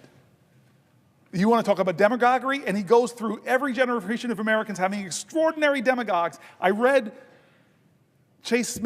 Margaret Chase Smith's incredible speech on this floor against the demagogue and the demagoguery within our own party. He talks about the number one radio show in all of America. The majority of Americans listen to his anti-Semitic screeds. Father Coughlin. He went through them all. And he said, you want to think worry? He said that there was an American general in the Depression. He said his name, I'm forgetting it now, I'm not at my best. And he said that this guy was calling for a military takeover of our democracy. You want to talk about authoritarianism? He talked about a senator here on the left, Huey Long, who was calling for the people to storm the Capitol. He went through this all, and he said every single time Nazis in Manhattan at Madison Square Garden. I couldn't believe it. It was unbelievable. I wish people were there listening to this guy as he went through all these times when America was at a crossroads, when we came upon a moral moment. And he said, what happened, how we chose the right path, when people were trashing this document or treading on it or undermining it, when demagogues rose to the highest points of popularity in our land, how did we stop it? Well, he looked at me with some sympathy and said, not you guys, not a senator. It was that the better majority of American people said enough. They chose to define the soul of our country. He gave that phraseology to our president. And he said the soul of America is not the people in office, it is the everyday citizens who choose the better angels of their nature, who choose right over wrong, who recognize a moral moment and know that they have to stand up and bend the arc of the moral universe, or more importantly, steer the ship of our state out of the troubled waters into the clear, open sea. I rose here, and I've gotten into lots of questions with my colleagues, but I rose hoping to read more and more of the stories as many Americans as I could. And during the night, my friend Chris Murphy and I read a lot of them. You know me well, my friend. You know the truth of all of us in this place. You know the truth of everybody. We're all mountain ranges. We all have peaks and we all have valleys. You, my friend, have seen my valleys, me at my worst. I've failed as a leader at times, or at least come up short from my own personal expectations. You've seen me at some of my better moments. I know we have obligations. I know people are right to be upset or demanding of us right now. Please help us. What are you doing in the face of people that might make it so that we might not have elections, or might make it so that we do break things in this government that can never be fixed? As one of the speakers that came into our caucus, the people that wrote the book, How Democracies Die. Great nations, great civilizations, forget democracies, don't necessarily die from external threats. They die from internal corruption. Look, think of the Roman Empire. Think of the Soviet Empire, crumbled from its own corruption, failure to live up to its promises and ideals. We are at this moment. I am here to tell you, America, to tell my friends and colleagues and anybody who cares to listen to a senator from New Jersey, that we are at that moment. We're past that moment. Every day things are happening. The 72 days of this administration, God, if there's not enough to upset you, to ignite you, to realize that maybe you and your family are not getting hurt, but other Americans are, our veterans are, our seniors are. We've told their stories here over these last 21 hours, 22 hours. We've told their stories. People are getting hurt. People are afraid. People are worried. And people I don't even agree with are getting disappeared. Law firms that I've known for my entire career, are being forced to kowtow to this president. Universities that should be the bastions of free speech, free thought, free enterprise, intellectual research, academic research, scientific research, are getting torn up. by cutting indirect costs. I read stories of PhD programs that are virtually being canceled from the best scientific minds, not being able to build the state-of-the-art labs. The country that has led humanity in scientific invention is taking a blow. And Fareed Zakaria, I read his article here, and he's saying that China is doubling down on investments on the universities as this president is cutting them, unless, of course, you come to the leader and make all these commitments, meet all of these demands. There should be enough already. It should be enough already. And so this is that moment John Meacham told me about. I want us to try in the Senate. I know my colleagues. I see Tammy Bowles. I see Chris Murphy. I see Angela Alsobrooks. I love you guys. I've served side by side with you. I know your passion. I've heard your anger. I've heard your fear. I've heard how you want to fight for this country. But we are not enough. We can do demonstrations. We can do demands. We can try to do things differently. In fact, we must. I will definitely yield to Tammy Baldwin, my friend and my colleague. To another question. Thank you very much. I don't have that much gas in the tank, but hold on, let me say it right. I yield for a question while retaining the floor. So noted. Thank you. Senator, since you have taken the floor, which I suppose is nearly a full day now, there have been new breaking news of mass firings. Perhaps others have come to the floor to talk about it, but you were just talking about how great democracies are shredded, sometimes from within. Look, one of the pieces of breaking news today was the mass firing of our nation's public health agency within it.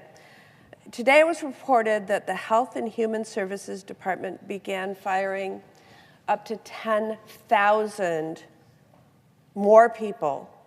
It's more than the previous firings, including researchers, scientists, support staff, and senior leaders. These are people who are doing work to keep our children safe from preventable illnesses, and researchers who are searching for cures and treatments for diseases that plague our families, like cancer and diabetes and Alzheimer's.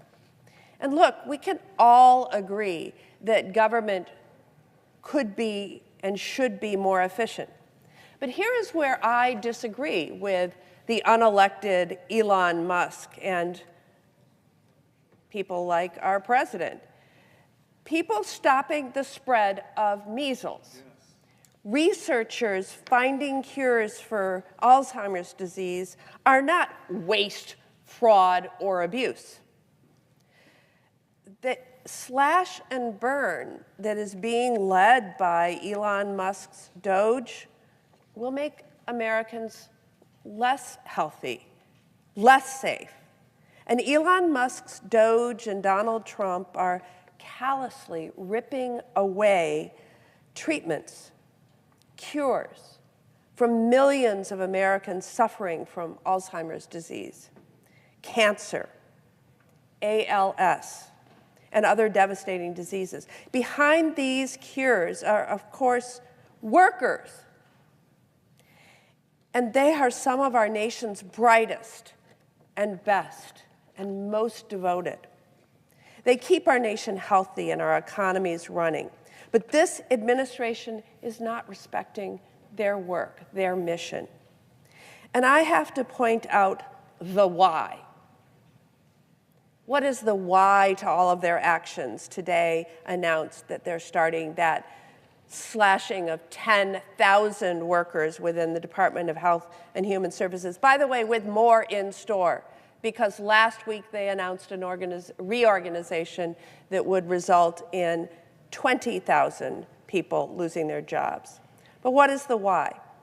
Ripping the rug out from under cancer and Alzheimer's disease and ALS patients is all in service of finding the money that Elon Musk and Donald Trump need to cut taxes for themselves and billionaires like them. And yes, big corporate tax breaks. They are cutting cancer cures for corporate tax breaks.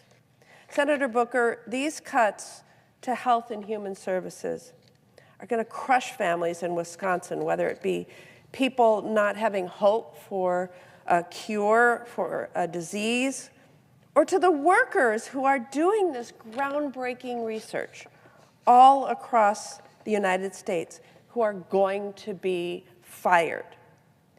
In New Jersey, what will these firings mean for the people who you represent? I'm so grateful for the question, because that's what we said we were here about. We're here to try to elevate the voices of people affected by what they're doing to our government. And frankly, as they cut the Department of Education completely, or the Consumer Finance Protection Bureau, they're getting rid of agencies that were created by Congress, and many people are right to believe that can't be eliminated without congressional action. And we were talking before with people here that the majority, the biggest plurality of people being laid off from all of these departments are our veterans. And again, I'm going to be back in New Jersey this weekend. I'm going to try to be at a rally, a town hall. I know everywhere I go in my state, I'm going to hear from people who are rightfully angry, who are rightfully afraid, who are affected by this, who are fearful of what's to come. These are such important human emotions. But the question then is going to be for all of us, and I know people will be questioning me, what are we going to do? What can I do? What are you going to do, Senator? And so I don't have a brilliant response. I don't have some prescient idea that we are going to be able to change the course of this, but I know we're going to fight. And I want to be honest with you, I wasn't sure we could stop Donald Trump when he tried to take down the ACA. I just wasn't sure. I really wasn't. I did not know how that would end. People gasped. Do you remember that in this room? I remember that. People gasped. We did not know. It was really, this room usually has very predictable actions. That's why I'm still standing here, because I didn't want the predictable. I didn't want business as usual to happen. It's rare that we have unpredictability on this floor. It's usually finely orchestrated. You and I both know this, but that day, no one expected that, or at least wasn't sure. It was drama. It was a moment, and we won. And I want to tell you this, I said this earlier, when I say we won, I don't think there's one senator here and the 99 others that convinced John McCain of his vote. I know who did, though, Arizonans who stood up, who spoke up, and demanded more from their leadership, not to hurt people, not to hurt folks who needed that health care, not to hurt folks with pre-existing conditions, not to hurt children. So I am one of these people who wants to learn from our history. I want to stand here today and tell you I'm going to do everything I can. I'm willing to go to some lengths. But I am inadequate. You are inadequate. We're senators with all of this power, but in this democracy, the power of the people is greater than the people in power. This is a moral moment that more Americans need to stand up and say enough is enough. I'm sorry. The civil rights movement wasn't won because of just a few black folks who stood up and were really articulate. No, they called to the conscience of this country, and the country responded. And it was a rainbow coalition that said, this ain't who we are in America.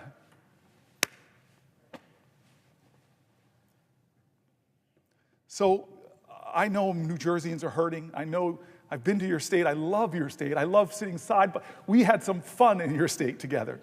We've saw young artists, business people. You are this person that says this word over and over again, more than any Republican or Democrat, buy American, and created so many jobs in your state. We were in some packed restaurant. People packed, not to see me as a special guest, but to listen to your story. You are a trailblazer too in this Senate. You are doing things that our founders did not expect, and you know that. And you want to stand up. I heard you in our caucus. I heard you in the Schumer's leadership meeting, standing up for people that are most marginalized, most looked down on, most talked about. I hear you, Tammy. Will the senator respond to another question? I won't respond to a question. I'm going to read this for the 75th time. I will yield for a question while retaining the floor. Thank you, Senator Booker. You just talked about your visit to Wisconsin. You've had many. But there was one that you're talking about that I remember really well and really fondly. I had the privilege of hosting you and showing you what our state had to offer. Yes. Something that I likely bragged about then, like I often do, is that the Badger State is known for making things. While I know you don't indulge in all of the things that we do make, because of course we have our iconic products like Yes. beer and brats and cheese, but we also build motorcycles and big industrial ships and engines that power our Navy and so much more. People will give a ship. That's right. Make one too. Yes. Build them. And of course, behind it all is our workers, as you were just talking about. And whether they are in a marsh harvesting cranberries, we're number one in cranberry production. We're in the top country. 5 in New Jersey. I know, but we're number one. Okay. Not that I'm competitive here. Or whether we're on a foundry floor or whether that worker is on an assembly line, workers are what make our economy go round. And so naturally, they are the ones we should be prioritizing in all of our policy. But that's not what this administration is doing. They are going to get a slap across the face when the administration slaps across the board tariffs and gets us into a trade war. Yes. And it's going to be these workers who pay the price. And Wisconsinites are really worried about what we're going to see this week. They worry about their businesses. You met so many of them when I hosted you. Their livelihoods, their communities. They're worried because we have all been here before.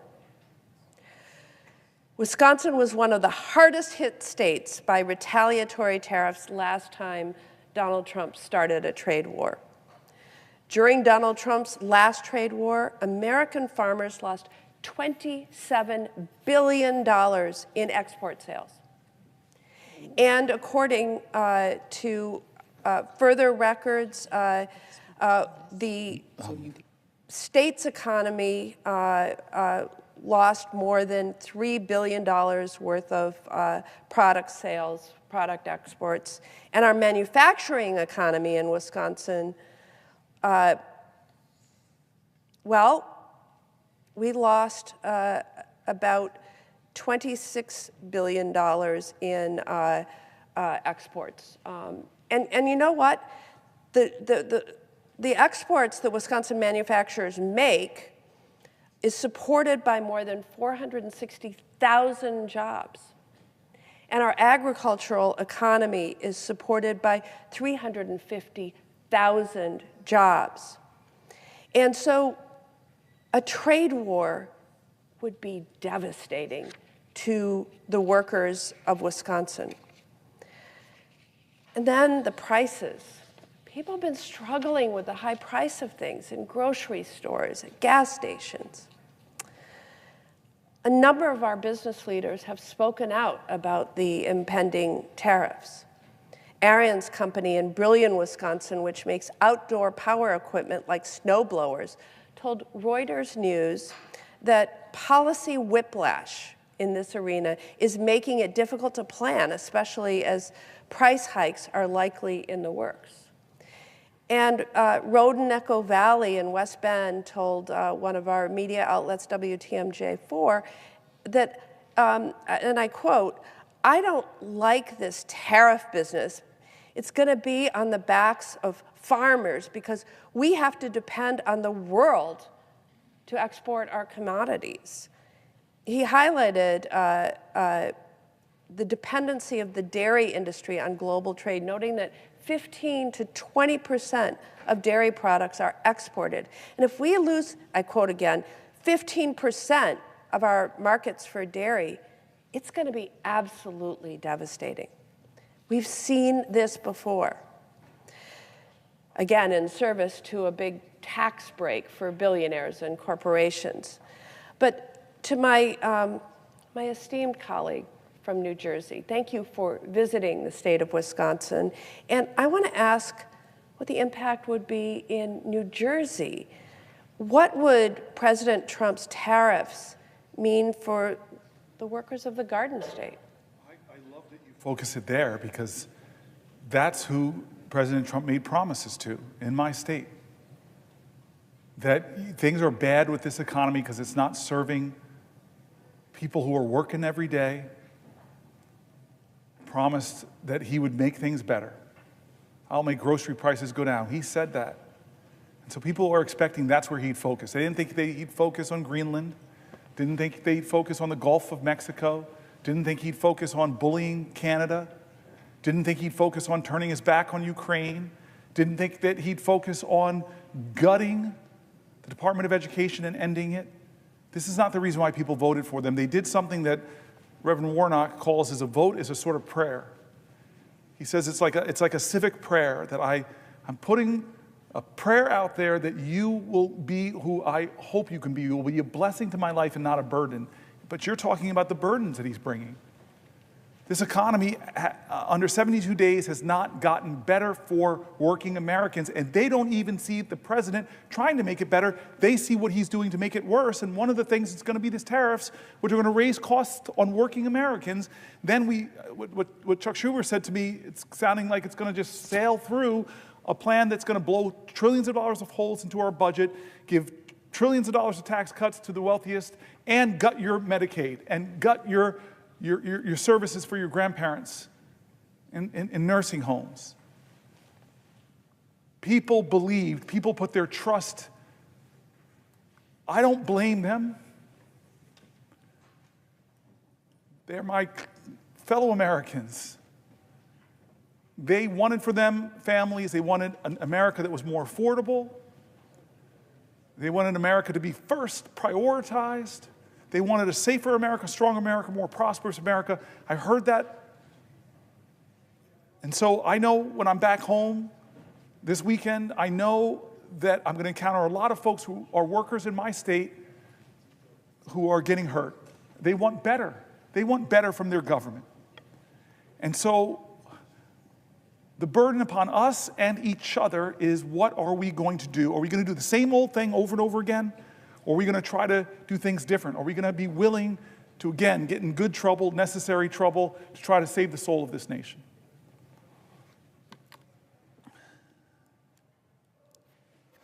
I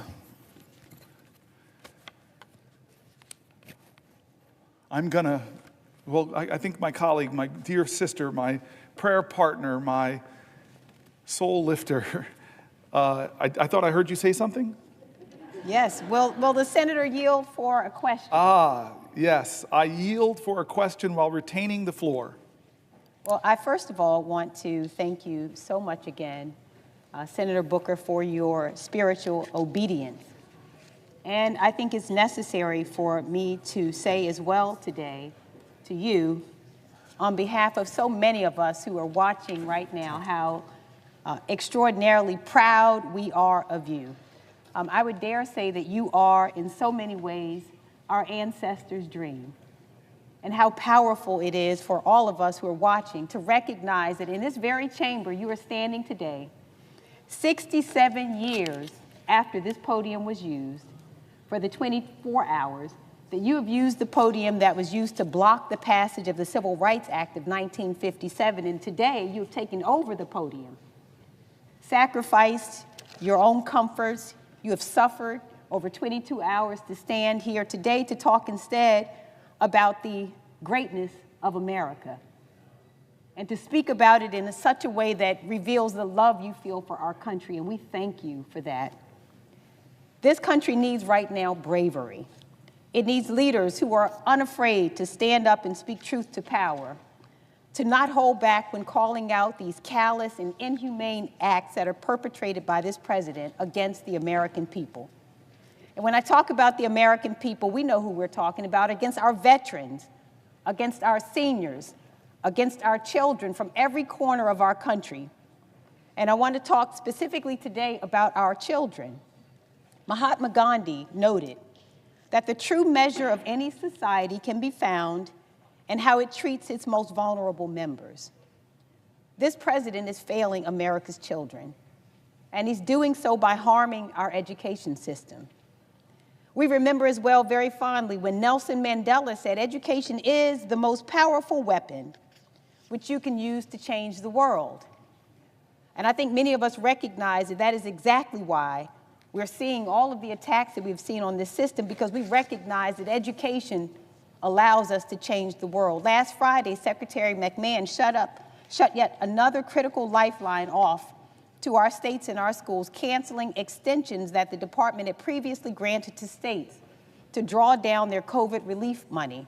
States like Maryland originally got extensions to finish spending the remainder of these critical dollars on long-term projects, like teacher recruitment, tutoring, and other services for students. We know in particular Anne Arundel Public Schools brought Chromebooks for students with their funds, but Maryland still has a remaining ESSER balance of nearly $150 million. $150 million, that's on top of the millions that have already been clawed back, frozen, or withheld from the state by this administration.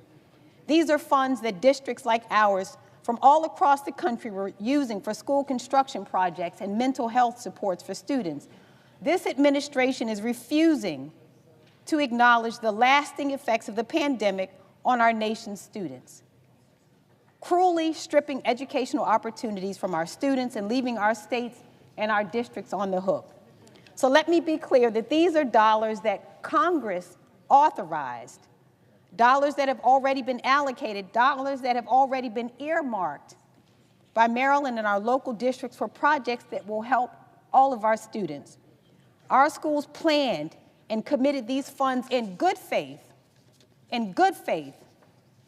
Our states have acted in good faith, and this administration is acting in bad faith, pulling the rug out from underneath them, blowing a hole in their education budgets. Our governor had this to say, and I quote, "The clawback of these previously committed funds would place an undue burden on our school systems and undermine our collective efforts to strengthen education across the state." And this is only the latest attack on public education by this administration, the latest attack on our schools and our students, the latest attack on our teachers. And we saw this administration attack HBCUs by freezing funds for the 1890 School Scholars Program, which provides tuition for students at our land-grant institutions. We saw this administration and Secretary McMahon slash teacher training grants, which help prepare our educators to serve our communities. We saw this administration proposing to move the student loan program to the Small Business Administration, threatening students' access to aid and the promise of higher education. We saw this secretary and this administration lay off half of the staff at the Department of Education several weeks ago, firing over 1,300 staffers.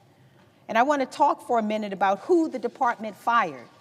And by the way, these are people who are not incompetent. These are people who are not DEI. These are professionals, well-educated.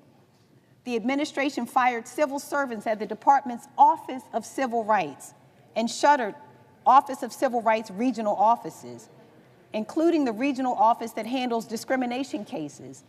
And I want to make really clear, and I want the American people to hear this, that what decimating the Department of Education and the Office for Civil Rights means, it means that attorneys who intervene when schools ignore complaints from students who are repeatedly called racial slurs or who are subjected to hateful speech or imagery like swastikas on campus. It provides the technical assistance that schools need to train staff on anti-harassment practices, combat harmful behaviors, and build welcoming environments. And it holds K-12 schools and colleges that fail to keep students safe accountable. It ensures that families have recourse if their child with a disability is not being served appropriately by their district, that if a child is not getting the speech therapy or other services outlined in their individualized education program, that they will have an advocate to help them.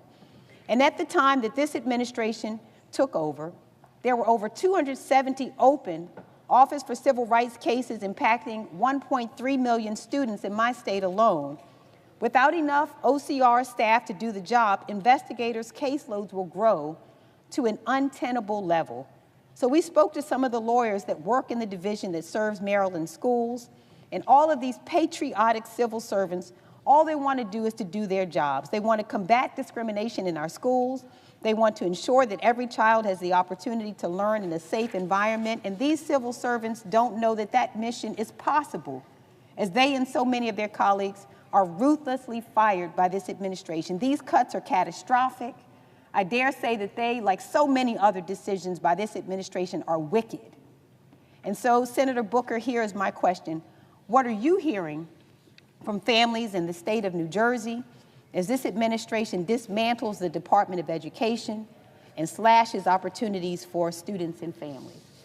I'm so grateful for the question from my friend, and that's the centering that we've been trying to do, which is, what are families in New Jersey and around America thinking? As you said, the Department of Education, and we read that earlier today, it doesn't dictate or educational policy to states, but it does do a lot to do funding for special needs kids in the states. And so I'm already hearing from parents of kids with special needs and what the impact it will have if those resources are cut. Everything from the programs that help young people afford college,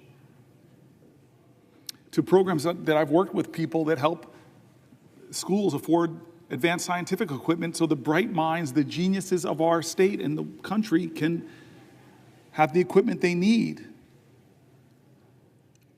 This administration is cutting things that are hurting families, and we are hearing from them.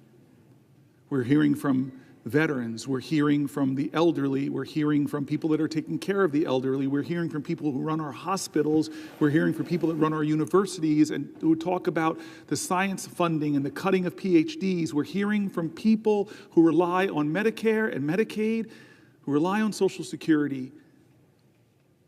We're hearing from people that are appalled that their nation bullies smaller nations like Canada or Greenland. We're hearing from people that are shocked at what they're doing to the most vulnerable people who come to our nation, who have American children, who have American spouse, or being disappeared off of our streets, that have no criminal record. We're hearing from people that don't think it's right that a president should have a meme coin that allows him to enrich himself, to hawk his power and position for even greater wealth. And so I've done everything I can, and I'm going to do more. I've still got a little gas in the tank to elevate those voices. Will the senator yield for a question? Before I yield, because I just keep wanting to exercise this power that I might have for a little while longer, and exercise it over a man that I have a real chip on my shoulder. He's a senator from Arizona. Yeah, he's been a military fighter pilot. He's been an astronaut, has been out of this world. But what ticks me off, sir, I've said nice things about everybody else, but I'm not saying them about you, sir. Because when I go home to New Jersey and I walk through my airport, I was a Newark mayor, my airport, I see your big, bald head up in big picture of you saying New Jersey Hall of Fame. Mark Kelly. Who the heck am I? You're the senator from Arizona, but yeah, you're right, okay. You're this great, celebrated military veteran and astronaut who grew up in New Jersey, who went to high school in West Orange, whose parents were cops. And so you have the accolades in my state, and I am proud of that. And proud I get to serve with you. I still have the floor. Stop trying to speak. Well, there's rules in this place. Don't make me think the parliamentarian or the presiding officer. Thank you, sir. Senator, my apologies for the big giant... With that kind of deference, I now will yield for a question while retaining the floor. My apologies for my giant mug at Newark Airport, where I overshadowed me literally. As Senator Booker knows, I did grow up in the state of New Jersey. And growing up in New Jersey, I came from a very working class family. My family didn't have a lot of money. My dad was a cop. He was a union member. From my earliest days of remembering my mom going to work, she started out as a waitress. And I remember those days after working these night shifts at these banquets, how tired she was. She would work some long hours. And then she became a secretary, but she also would work as a waitress at the same time. And this was just to make ends meet. Eventually, my mother decided that she wanted to become a police officer like my dad. But this was New Jersey in the 1970s. And for a woman to become a cop, it was really, really hard. It was practically unprecedented. And my mom had to take a written test and then a physical fitness test. And the physical fitness test, it was designed for men. And part of this test required that my mom climb over this 7-foot 2-inch wall. Now, my mother was all of about 4 feet 13 inches tall. And to help my mom out in passing this test, my dad built a replica of this wall made out of a door between 2 pine trees in our backyard. He didn't tell her he made it an inch higher at 7'3". And I'd watch my mom go out there after dinner every night and try to get over this thing. And initially, she couldn't reach the top. And when she finally could, she would usually just fall off into the dirt. But my mom, she wasn't one to give up. And eventually, she was able to get over this thing. But it took her a long time. But she practiced for months. And when she finally took this test, instead of getting over in the required 9 seconds, she got over in 4.5, much faster than almost all the men. And my mom became one of the first female police officers in northern New Jersey. And she kept that job for a long time until eventually she was injured. And by the way, it was the union that protected her rights after being injured on the job. But I remember how this job changed our lives economically. Both of my parents having good paying union jobs. It meant more money coming in the door, more money for our family, more money to play sports. It was part of what allowed my brother and me to chase our American dream, to serve in the United States Navy and eventually both of us as astronauts at NASA. And we were able to do that because our parents worked hard and they sacrificed for us. And because of the support we had, including some really good public schools. That's harder today for a lot of families, including the school part, by the way. I hear from so many folks in Arizona who feel like they're working harder and harder, and they just are not getting ahead. The cost of groceries and gas and housing, especially housing, makes these folks feel like they're just running in place. It shouldn't be that way. And Elon Musk and Donald Trump, they are making it worse. Trump's tariffs are going to jack up prices on nearly everything that families rely on. Groceries, rent, cars, housing. They're even trying to do away with the Department of Education. Now, how is that going to help kids get a good education?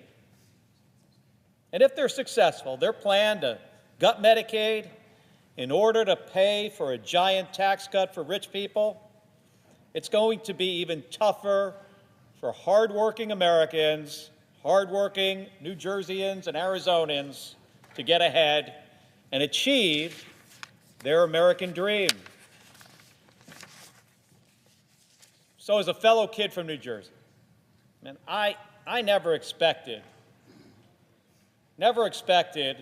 that tax cuts for rich people would potentially kill the American dream of kids all over this country. But it could.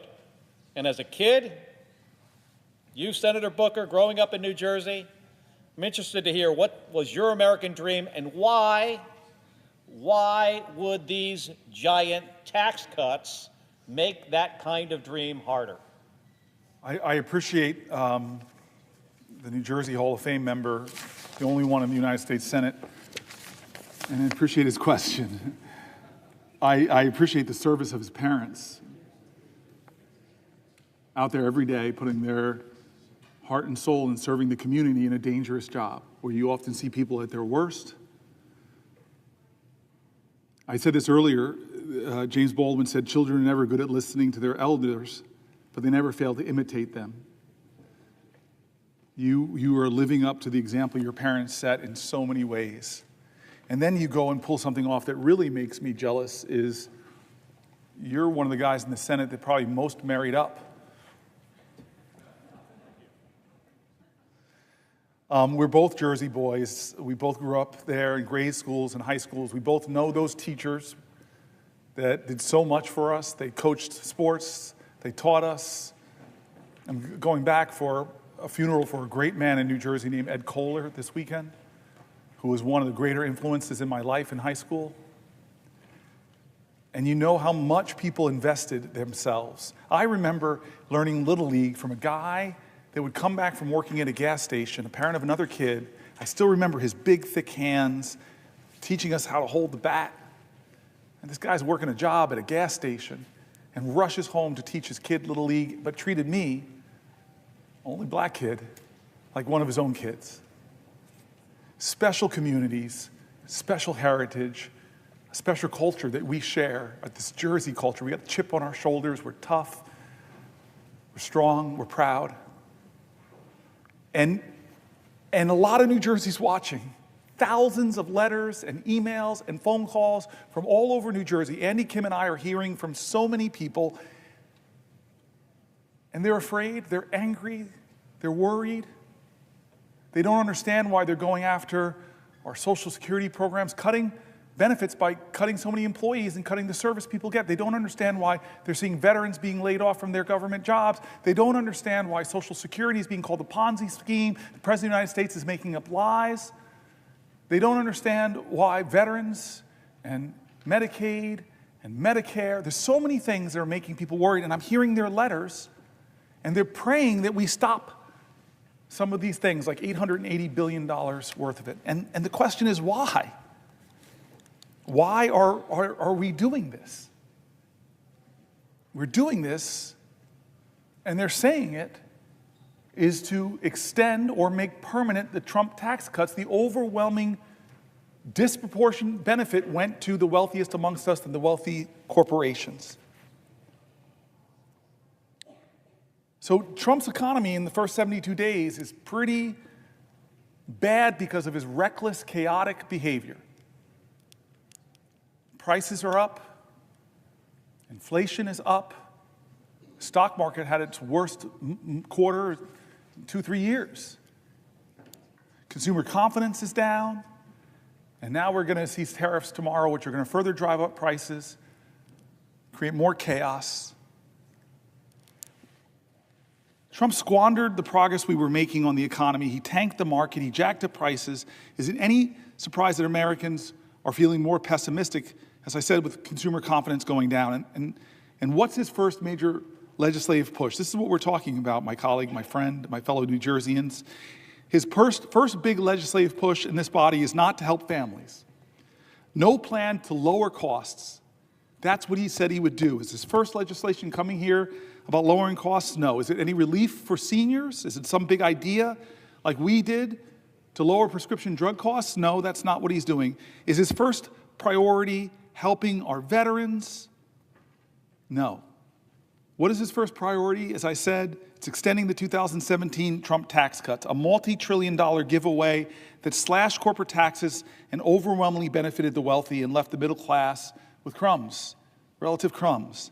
He and his allies promised that the benefits would trickle down to workers. That was what we heard. It would pay for itself, it was said. But in 2022, the Fed and the Joint Committee on Taxation confirmed the truth. 90% of workers, 90% of folk in our states saw no benefit. Now Trump and his GOP allies want to double down with even bigger tax cuts that will increase the deficit by over $4.5 trillion, the majority of which would go to the wealthiest people. Let me read what the Center on Budget and Policy Priorities and how they describe the plan. Here's a quote of their writings.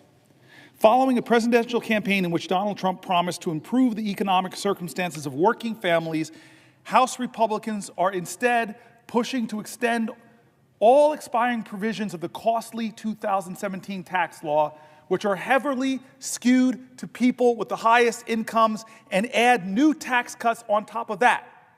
The Republican-controlled House passed a budget resolution on February 25th authorizing the $4.5 trillion in tax cuts through 2034 and called on committees to partially offset the cost with true $2 trillion in cuts. Are they cuts to the wealthiest? No. These cuts will inevitably hit programs such as Medicaid and SNAP, which help millions of families afford essential needs.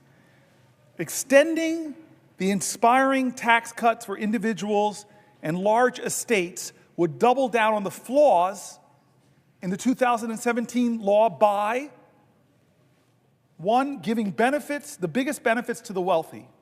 Households with income in the top 5% who have incomes over $320,000 would receive roughly half of the benefits.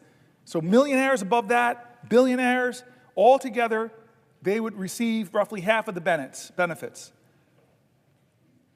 Ballooning the deficit, along with the 2021 and 2023 tax cuts enacted under President Bush, the 2017 law, along with the 2001 and 2003 tax cuts enacted under President Bush, the 2017 law has severely eroded our nation's revenue base. The House budget would compound the damage, adding hundreds of billions of dollars to the deficit each and every year. Extending the 2017 tax cuts would cost $3.6 trillion through 2034. Failing to significantly boost economic growth, workers' earnings, and other benefits will not be seen. The trickle-down benefits that proponents claimed in the 2017 law that they said it would produce never materialized. And the law hasn't come close to paying for itself, as I heard on the Senate floor from my colleagues. They said, oh, this is going to pay for itself. Oh, this is going to pay for itself. Yet the House budget claims that extending the tax cuts would generate trillions in revenue, far more than any independent estimate. As of 2017, an alternative path is available. Congress should work towards creating a fairer federal tax system that raises more revenue from wealthy people and corporations and supports high-value investments that expand opportunity and promote more shared prosperity. During the 2017 debate, Trump administration officials and prominent proponents claimed the tax law would yield broadly shared benefits by boosting economic growth. President Trump's Council of Economic Advisors claimed the centerpiece corporate tax rate cut would very conservatively lead to a $4,000 boost in household income. What a lie. But the research to date has failed to find evidence that the gains from the corporate rate trickled down to most workers. Surprise, surprise, surprise.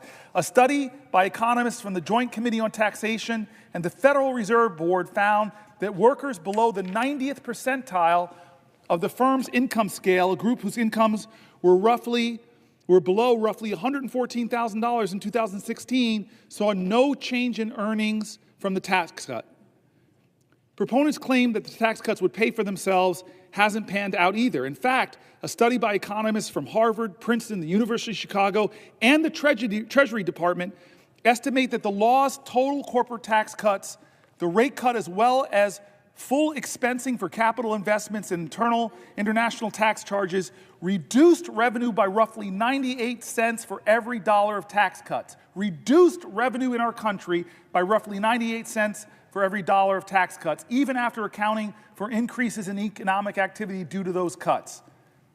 Similarly, proponents argued the law's 20% deduction for pass-through businesses, partnerships, S-corps, and sole proprietorships would boost investment and create jobs. Then Treasury Secretary Steven Mnuchin, for example, argued that the deduction would be good for the economy and good for growth. but researchers have found no evidence that it provided any significant boost in economic activity and little evidence that increased investment or broadly benefited workers, other than the owners themselves. Despite the underwhelming performance, the House Republican budget resolution assumes that in enacting a $4.5 trillion in new or extended tax cuts will produce enough additional economic growth to generate an extra $2.6 trillion in revenue through 2035. They think it's going to offset the tax cuts. The Committee for a Responsible Federal Budget has derided this claim as fantasy math, noting that it is many times greater than even the most optimistic independent estimate. They lied to us, or at least just put out really expansive hope in the past, and none of it came true. Fool me once, shame on you. Fool the American people twice, well, we should not let it happen. This idea in this country that if you make the wealthiest more wealthy by giving them more tax cuts and deny services to our veterans, deny health care to our seniors, cut Social Security benefits, cut scientific research, cut programs that protect people's safety and security, that is going to somehow help our nation to prosper as a whole. You're kidding yourselves. We have the evidence. We have the analysis. And this is the crazy thing. As I heard from Chuck Schumer, that Republicans are now trying to hide the true cost of their billionaire tax cuts with accounting gimmicks. The New York Times interviewed budget experts from across the political spectrum to shed light on the Republicans' trickery. And this is the article I want to read. I know some people have questions. I want to read this article because Schumer shook me.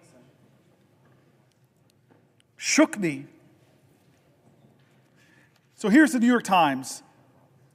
The title of the article is "The Budget Trick the GOP Might Use to Make $4 Trillion Tax Cuts Look Like They're Free." How much does a tax cut cost? It depends on what you compare it to.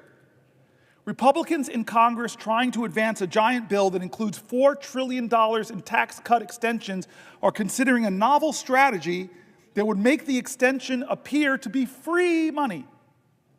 The trick, budgeting with the assumption that current policies extended indefinitely into the future, even those with an expiration date like the 2017 tax cuts set to end next year, it's the difference between making the extension appear to cost $4 trillion, which is the true cost, or hiding it and say it costs nothing. Using this, quote, current policy baseline wouldn't change the bill's real effect on our deficits or debt, but it would make it easier to actually make the tax cuts lasting by sidestepping a rule governing budget reconciliation, the process Republicans are using to pass the bill. Yes, this sounds technical. That's why we've enlisted some of our Washington's top budget veterans to explain this maneuver using a metaphor. Across the ideological spectrum, nearly all of the more than 20 experts we heard from disliked changing the baseline that Chuck Schumer just came in here and said the Republicans have already decided that they're going to do it. This is outrageous. But here are the New York Times interviewed across the ideological spectrum, a whole bunch of experts from the center, from the right, from the left, and let's hear what they're saying about this gimmick. If budget reconciliation is like taking the express lanes on a highway, there's extra rules and tolls, limited stops, but it gets you where you want to go faster, using a, quote, current policy baseline for taxes is like slapping a fake license plate on your car, says Zach Moeller, director of the economic program at Third Way, which describes itself as a center-left research group. They don't like this gimmick. They think it's fakery. Here's another person using an analogy. It's like taking an expensive week-long vacation and then assuming you can spend an extra $1,000 per day forever since you are no longer staying at the plaza. That's Goldwyn, Senior Vice President and Senior Policy Director for the Committee for a Responsible Federal Budget, a nonpartisan group that tends to be hawkish on deficits. Here's another person, Jessica Riedel, Senior Fellow at the Manhattan Institute. I've worked with them in the past, a conservative research group, and the chief economist for the former Republican Senator Ron Portman of Ohio. Last year, despite being deeply in debt, I bought a $100,000 sports car. So next year, buying another $100,000 sports car is not irresponsible because I'm merely spending the same amount of money as the year before. And if I purchase only a $70,000 car, then I should be congratulated for reducing my annual spending by $30,000. A conservative think tank is basically calling this a hoax and a lie. Lying to yourself. That if I keep spending the same amount I've kept spending to drive up the costs, then I'm just doing the same thing I've done before, so it's not adding. Well, it is adding. There's no way to not call what the Republicans are trying to do a gimmick that's trying to hide the truth that they're going to add trillions of dollars to the deficits that our children, that our children's children are going to have to pay for.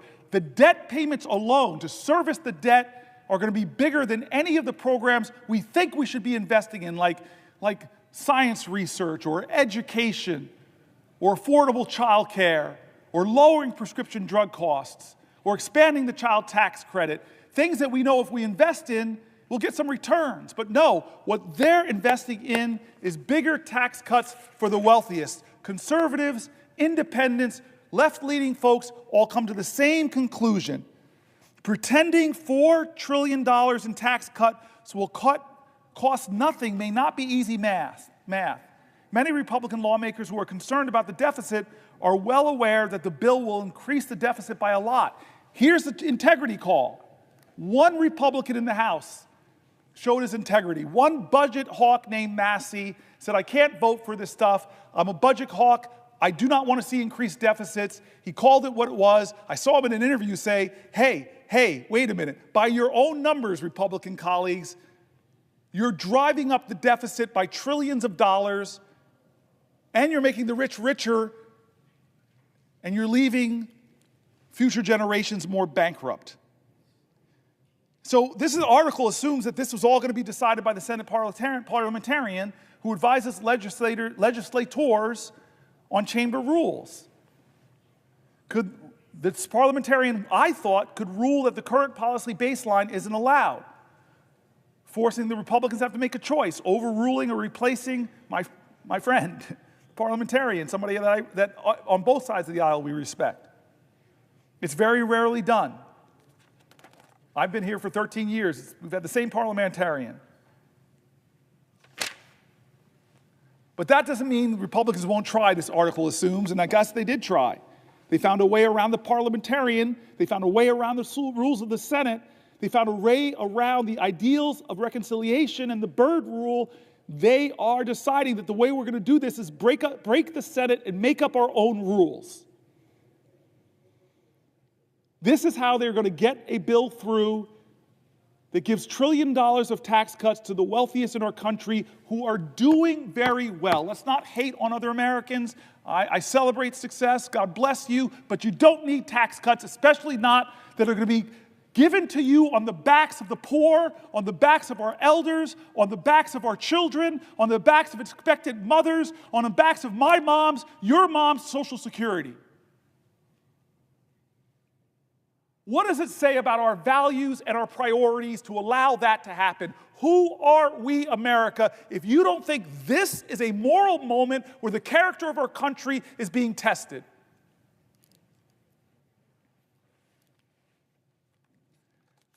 I tell you, the Senate has stopped crazy gimmicks like this before, but the persuasive power of Democratic senators probably won't be enough. We as a country, like these economists that are Republicans, that are Democrats, that are nonpartisan, who called out this budget gimmickry for what it is, when is it enough when they came after journalists, when they came after colleges and universities, research and science, when they came after law firms who had the audacity to defend clients or to represent clients that were suing the president, who, God bless America, lost in civil courts, lost in criminal courts.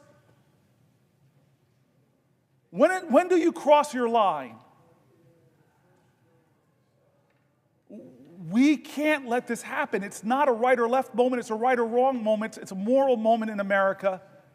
I've read Republican after Republican, from Republican governors to Republican mayor groups, from the Cato Institute to the Manhattan Institute to AEI, calling out this budget gimmickry for what it is, and the result will be the same: blowing up our federal deficit to stratospheric, almost unimaginable levels.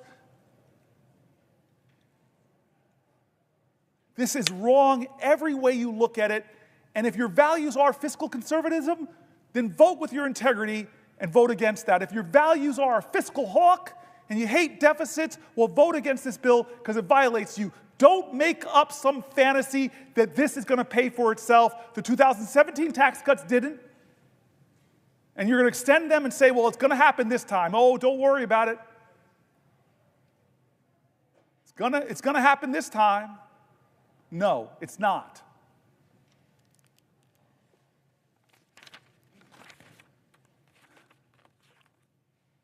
Here's an article. Donald Trump built a national debt so big that it'll weigh down the economy for years. One of President Trump's lesser-known but profoundly damaging legacies will be the explosive rise in the national debt that occurred on his watch. The financial burden that he's inflicted on our government will wreak havoc for decades, saddling our kids and grandkids with debt. The national debt has risen by almost $7.8 trillion during Trump's term in office. That's nearly twice as much as what Americans owe in student loans, car loans, credit cards, and every other type of debt other than mortgages combined, according to the Federal Reserve Bank. It amounts to about $23,500 in new federal debt for every person in the country. Every person, $23,500. The growth in the annual deficit under Trump ranks as the third biggest increase relative to the size of the economy of any U.S. presidential administration, according to the calculation by a leading Washington budget maven, Eugene Sterleel, I'm pronouncing the name wrong, co-founder of the Urban Brookings tax policy. And unlike George W. Bush and Abraham Lincoln, who oversaw the larger relative increases in deficits, Trump did not launch 2 foreign conflicts or have to pay for a civil war. In peace times, he's number 3. Not the reason you want to be like Lincoln. Economists agree that we needed massive deficit spending during COVID-19 crisis to ward off an economic cataclysm. But federal finances under Trump had become dire even before the pandemic. That happened even though the economy was booming and unemployment was at historically low levels. By the Trump administration's own description, the pre-pandemic national debt level was already a crisis and, quote, a grave threat to our nation. The combination of Trump's 2017 tax cut and the lack of any serious spending restraint helped both the deficit and the debt soar. So when the once-in-a-lifetime viral disaster slammed our country and we threw more than $1 trillion into COVID-19-related stimulus, there was no longer any margin for error.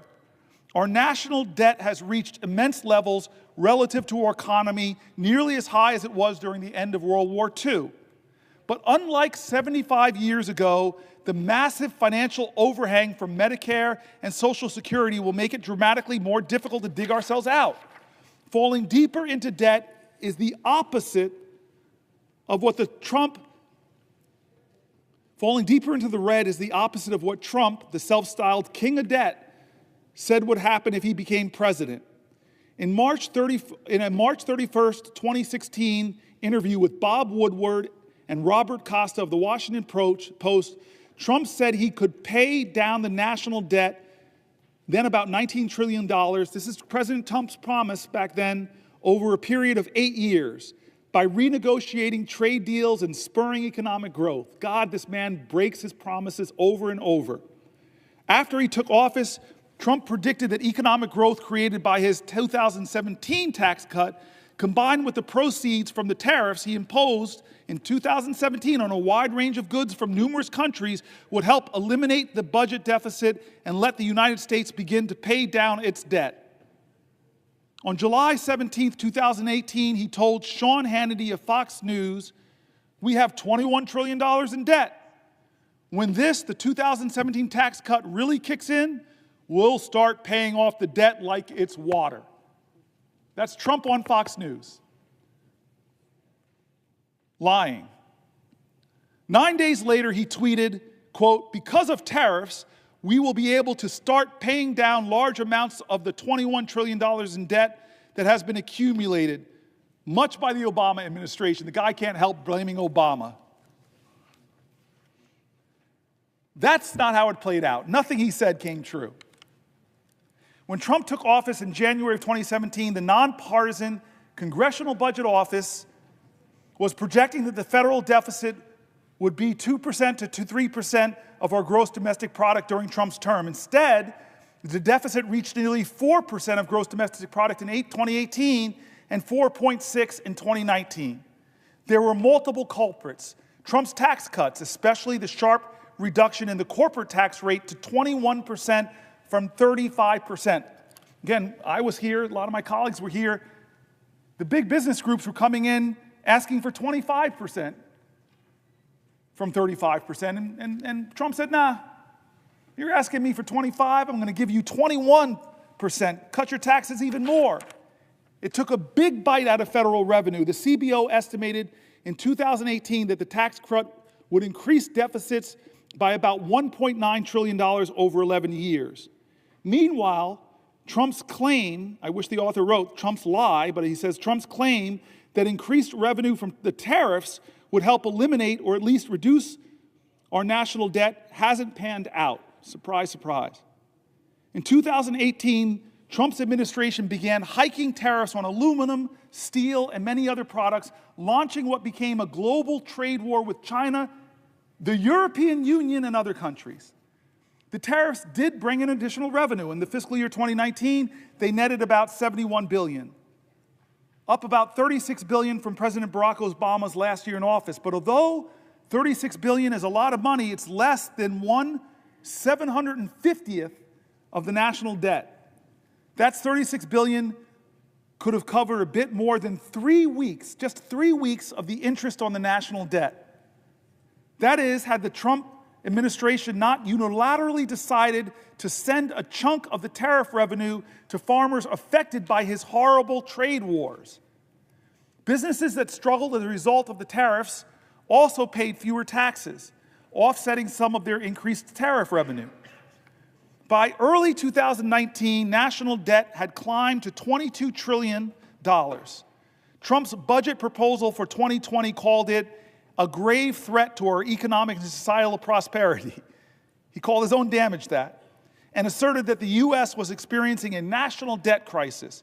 However, the same budget proposal included substantial growth in the national debt. By the end of 2019, the debt had risen in our country to $23.2 trillion, and more federal officials were sounding the alarm. Not since World War II have we seen deficits during times of low unemployment that are as large as those that we project, nor in the past century has it experienced large deficits for as long as we project, said the CBO. Weeks later, COVID-19 erupted and made the financial situation far worse. As of December 31st, 2020, about a month left or 3 weeks left in his term, the national debt had jumped to $27.75 trillion, up 39% from the $19.95 trillion when Trump was sworn in. He increased our deficit by 39%. The government ended its 2020 fiscal year with a portion of the national debt owed to investors, the metric favored by the CBO, at around 100% of GDP. The CBO had predicted less than a year earlier that it would take until 2030 to reach that approximate level of a debt, but not under Donald Trump, including the trillions owed to various governmental trust funds. Under his leadership, the total debt grew and grew and grew. It's now at about 130% of GDP. Where are the fiscal hawks? Normally, this is where you give Trump's versions of events, but we couldn't get anyone to give us Trump's side. Judd Deere, a White House spokesman, referred us to the Office of Management and Budget, which is a branch of the White House. OMB didn't respond to our requests. The Treasury directed us to comments made by the OMB director, Russell Vought, in October, in which he predicted that as the pandemic eases, the economic growth rebounds. The fiscal picture will improve, he said.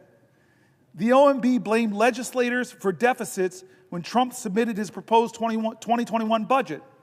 Unfortunately, the Congress continues to reject any efforts to restrain spending. It ain't me, he's saying, it's them.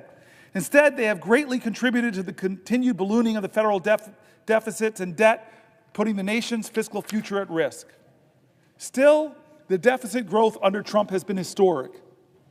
The Tax Policy Center has said that a comparison of every American president using a metric called the primary deficit, they are saying Trump had the third biggest primary deficit growth, 5.2% of GDP. He's our biggest debt man.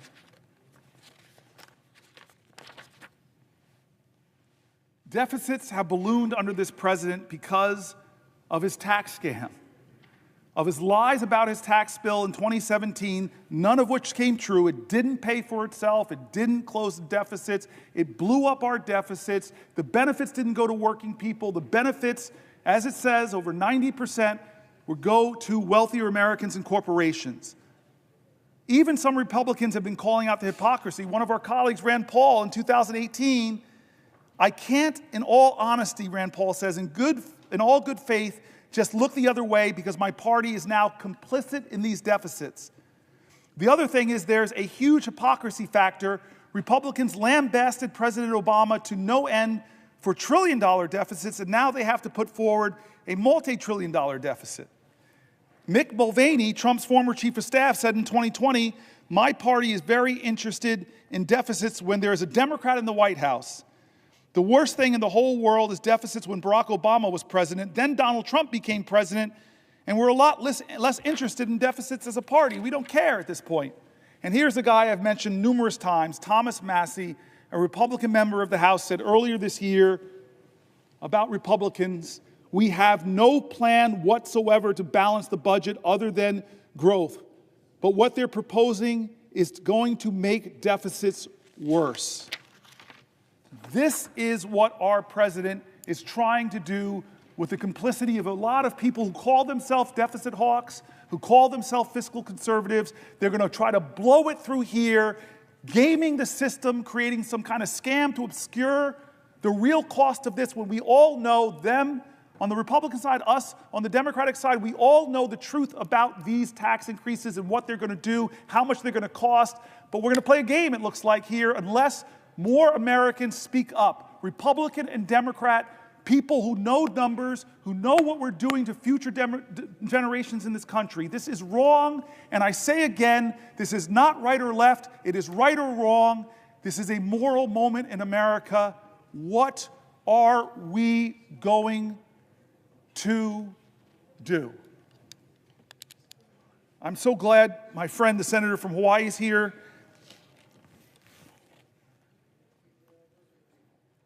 I try to keep M&Ms in my desk occasionally if she wants to partake of New Jersey's state product. The M&M was invented in Newark. Truth?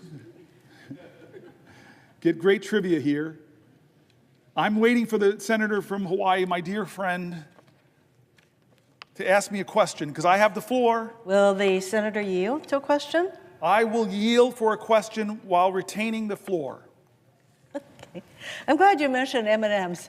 Both of us are lawyers, and I remember I got through the studying for the bar exam by eating mounds and mounds of M&Ms. So I thank you, the senator from New Jersey, for continuing to provide me. with M&Ms. I want to thank you, Senator Booker, for standing here for hours on end to push back, to fight against this administration's lawlessness. And in fact, a reporter asked me today, do you think this is a good use by Senator Booker of his time to be on the floor to do this? And I said, anytime any of us gets up and use our voices to counter, to fight against the lawlessness of this administration, it is a good use of our time. So thank you, Senator Booker, for yielding to me and for standing up to the American people. And is it making a difference? Millions of people are watching you, Senator Booker. Millions have watched and are watching you. It's making a difference. So I want to ask you a question about the lawlessness of this administration. You yourself said last night, quote, "These are not normal times in our nation," end quote. In fact, these are the very words that I often use when I meet with anybody who comes to see me from Hawaii, individuals, organizations. I say, these are not normal times. So Donald Trump has made no secret of the fact that he fancies himself a king with total disregard for the rule of law. And from day one, he and his administration have taken one illegal action after another. On his first day in office, Donald Trump issued an executive order purporting to end birthright citizenship, a right protected in our Constitution for more than a century. Birthright citizenship.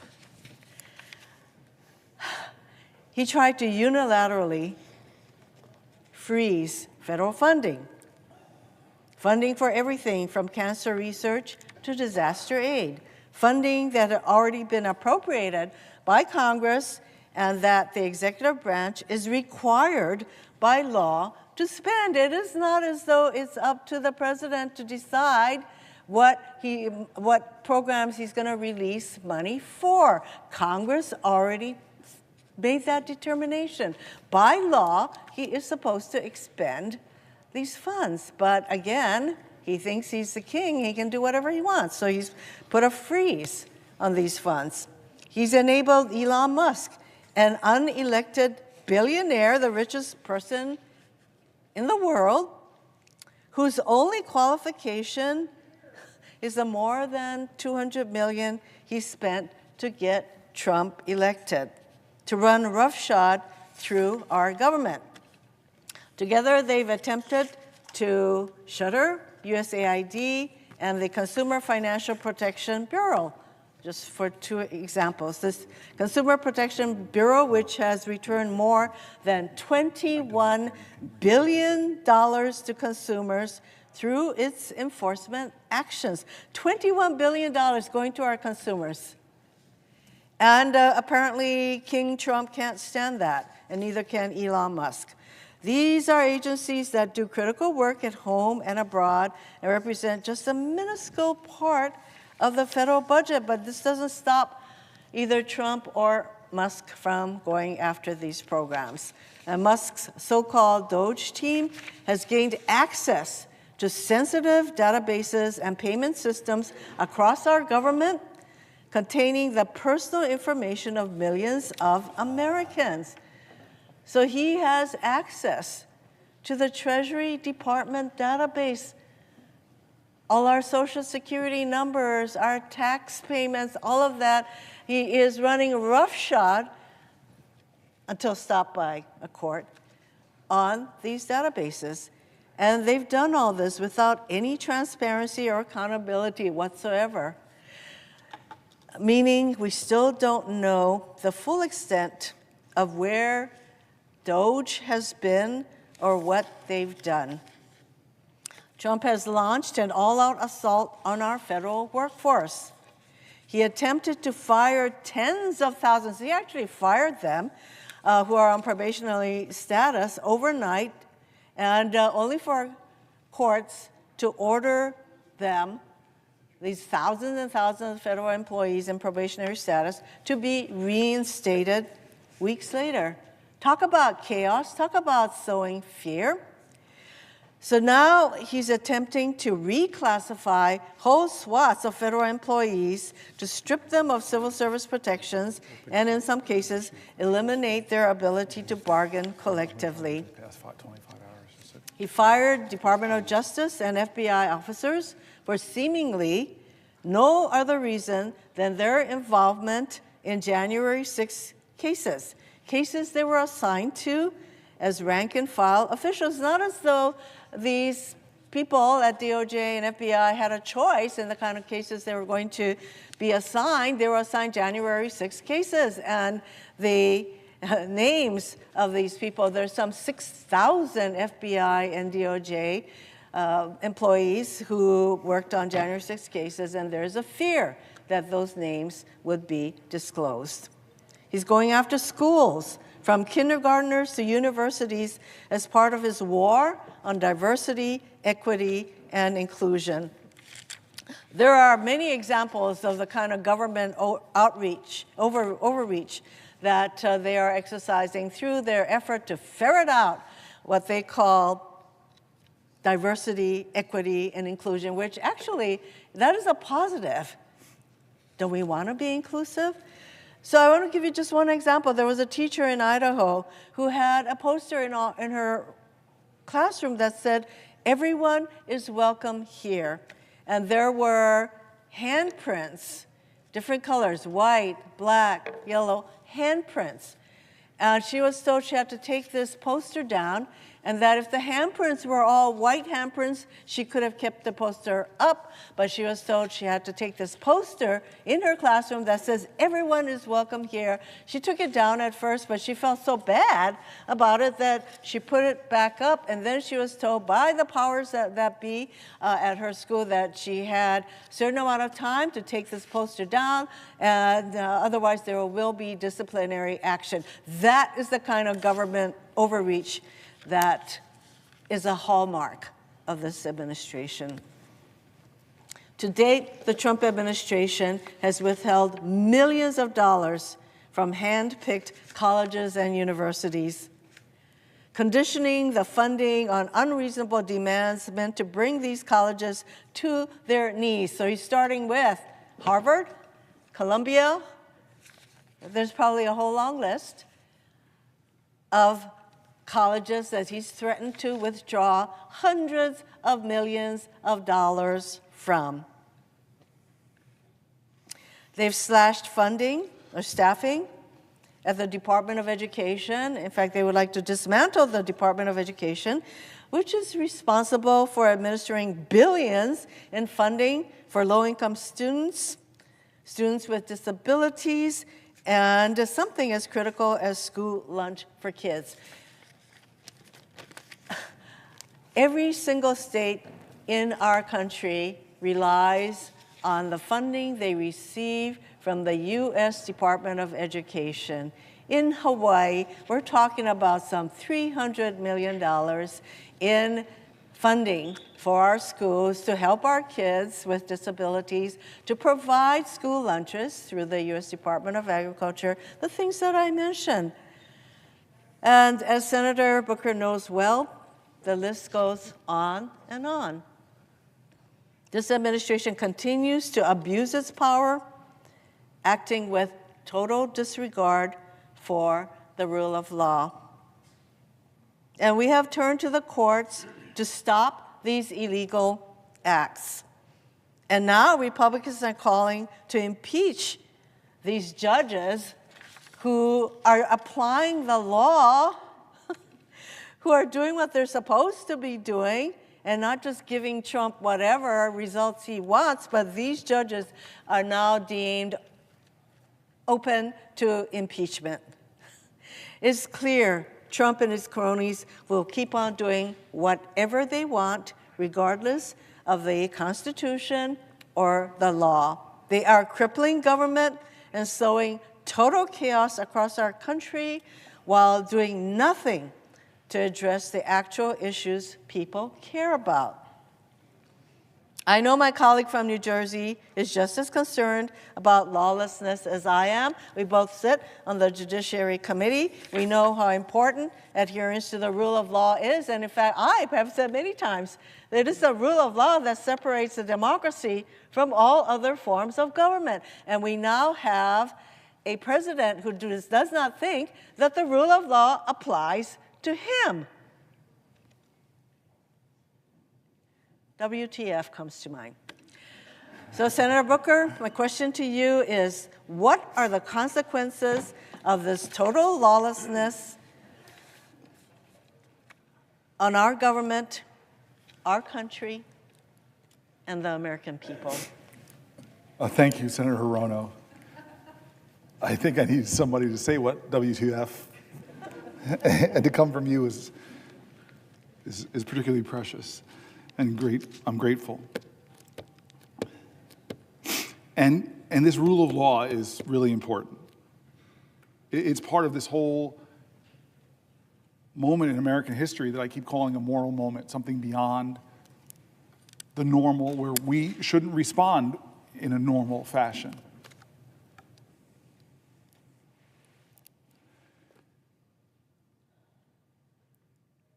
This is a moment where judges rule in his favor, and he praises them. They just don't rule for him. He drags them and threatens them, so much so that Chief Justice of the Supreme Court has to tell them to back up. When elected officials, speak up, many of them fear what the consequences would be for them or their reelection if they speak against him. Lawyers decline, possibly, to represent people because they're worried that this president has already showed that if you represent the wrong people or represent, God forbid, people against him, he's going to try to shut down your law firm in ways that are against the rules of law that this country believes in.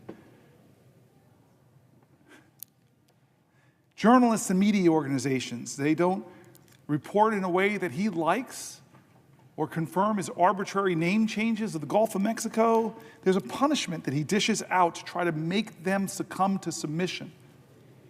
State and local governments literally could get extorted for their funding if they don't carry out his demands. Schools and universities who are starving for dollars, trying to invest them in research and science that will propel humanity to new heights, well, they could get targeted by this president if you don't do what he says. It feels like his ultimate goal is to create a country where you cannot trust the outcome of elections that he loses, because he's going to tell you if he lost that election, it's the big lie. It's wrong. I won. I don't care what judge after judge, court after court says. I won. And if you don't believe me, if you don't say that the election I won, well, there'll be consequences for that too. This is a president who, even as we've read, people on both sides of the aisle, isn't respecting the Constitution, the separation of powers, isn't respecting the rights that we hold precious, isn't honoring what you call the rule of law. I want to go a little bit into this for a second. Let's talk about the separation of powers. There's many, many different cases right now. But we know that James Madison, the founding father who devised the basic framework of our Constitution, devoted some of the Federalist Papers to the ways the Constitution addresses the danger of concentrating too much power in one person or one branch of government. Written in 1788, Madison's words still have resonance today. This is what he wrote in Federalist 487. The accumulation of all powers, legislative, executive, and judiciary, in the same hands, whether of one, a few, or many, and whether hereditary, self-appointed, or elective, may justly be pronounced the very definition of tyranny. And so what is this president trying to do? He's trying to jam any court decision that's not in his favor, and either the judge is corrupt and should be impeached, or he's just going to deny the ruling or not follow it. Madison explain that the Constitution set up the executive, legislative, and judiciary branches to be separate and distinct and equal and bound together by checks and balances. Quote, "It is agreed on all sides that the powers properly belonging to one of the branches ought not to be directly and completely administered by either of the other branches. It is equally evident that none of them ought to possess directly or indirectly an overruling influence over the others in the administration of their executive respective powers." That's Federalist 48.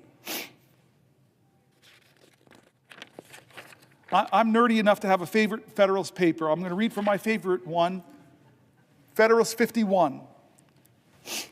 "In order to lay a due foundation for the separate and distinct exercise of the different powers of government essential to the preservation of liberty, it is evident that each department should have a will of its own, so constituted that each should have as little agency as possible in the appointment of the members of the others. But the great security against a gradual concentration of the several powers in the same department consists in giving to those who administer each department the necessary constitutional means to resist the encroachments of the others." To resist the encroachments of the others. We're not doing that in the Senate or in the House. It may, Federalist 51 continues, "it may be a reflection on human nature that such devices should be necessary to control the abuses of government." And here's the quote, folks. Here's the quote from our founders. "If men were angels, no government would be necessary. If angels were to govern men, neither external nor internal controls on government would be necessary. But our president is no angel. In framing a government," this is 51 continuing, "in framing a government which is to be administered by men over men, the great difficulty lies in this: you must first enable the government to control the government, and in the next place oblige it to control itself."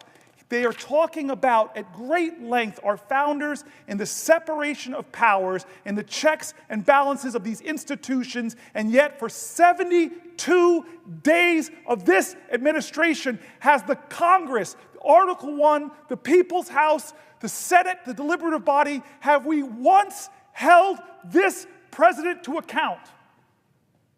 The most powerful man in the world and the richest man in the world have taken a battle axe to the Veterans Association, a battle axe to the Department of Education, a battle axe to the only agency solely focused on protecting consumers against big banks and other factors that might abuse them, bringing it down. Congress established the Department of Education. Congress established the Consumer Finance Bureau. Congress. But the president doesn't care. He's going to push as hard as he can against the principles of our founders. And what will we do in this body? What will we do in the House of Representatives? Right now, the answer is nothing. Has Elon Musk, the unelected, un-Senate confirmed, billionaire #1 campaign contributor of Donald Trump, who has admitted he's made mistakes. Heck, his website, he keeps taking down the mistakes, keeps getting called out from them, fires people from the FAA, then begs them to come back, fires the people that protect us from nuclear accidents. Oh, wait, come back. Has we ever in the Senate or the House called him in for one oversight hearing to account for what he's doing, to address the fears of a nation? No. Separation of powers. Hey, we have hearings here all the time, but not Elon Musk. You know why?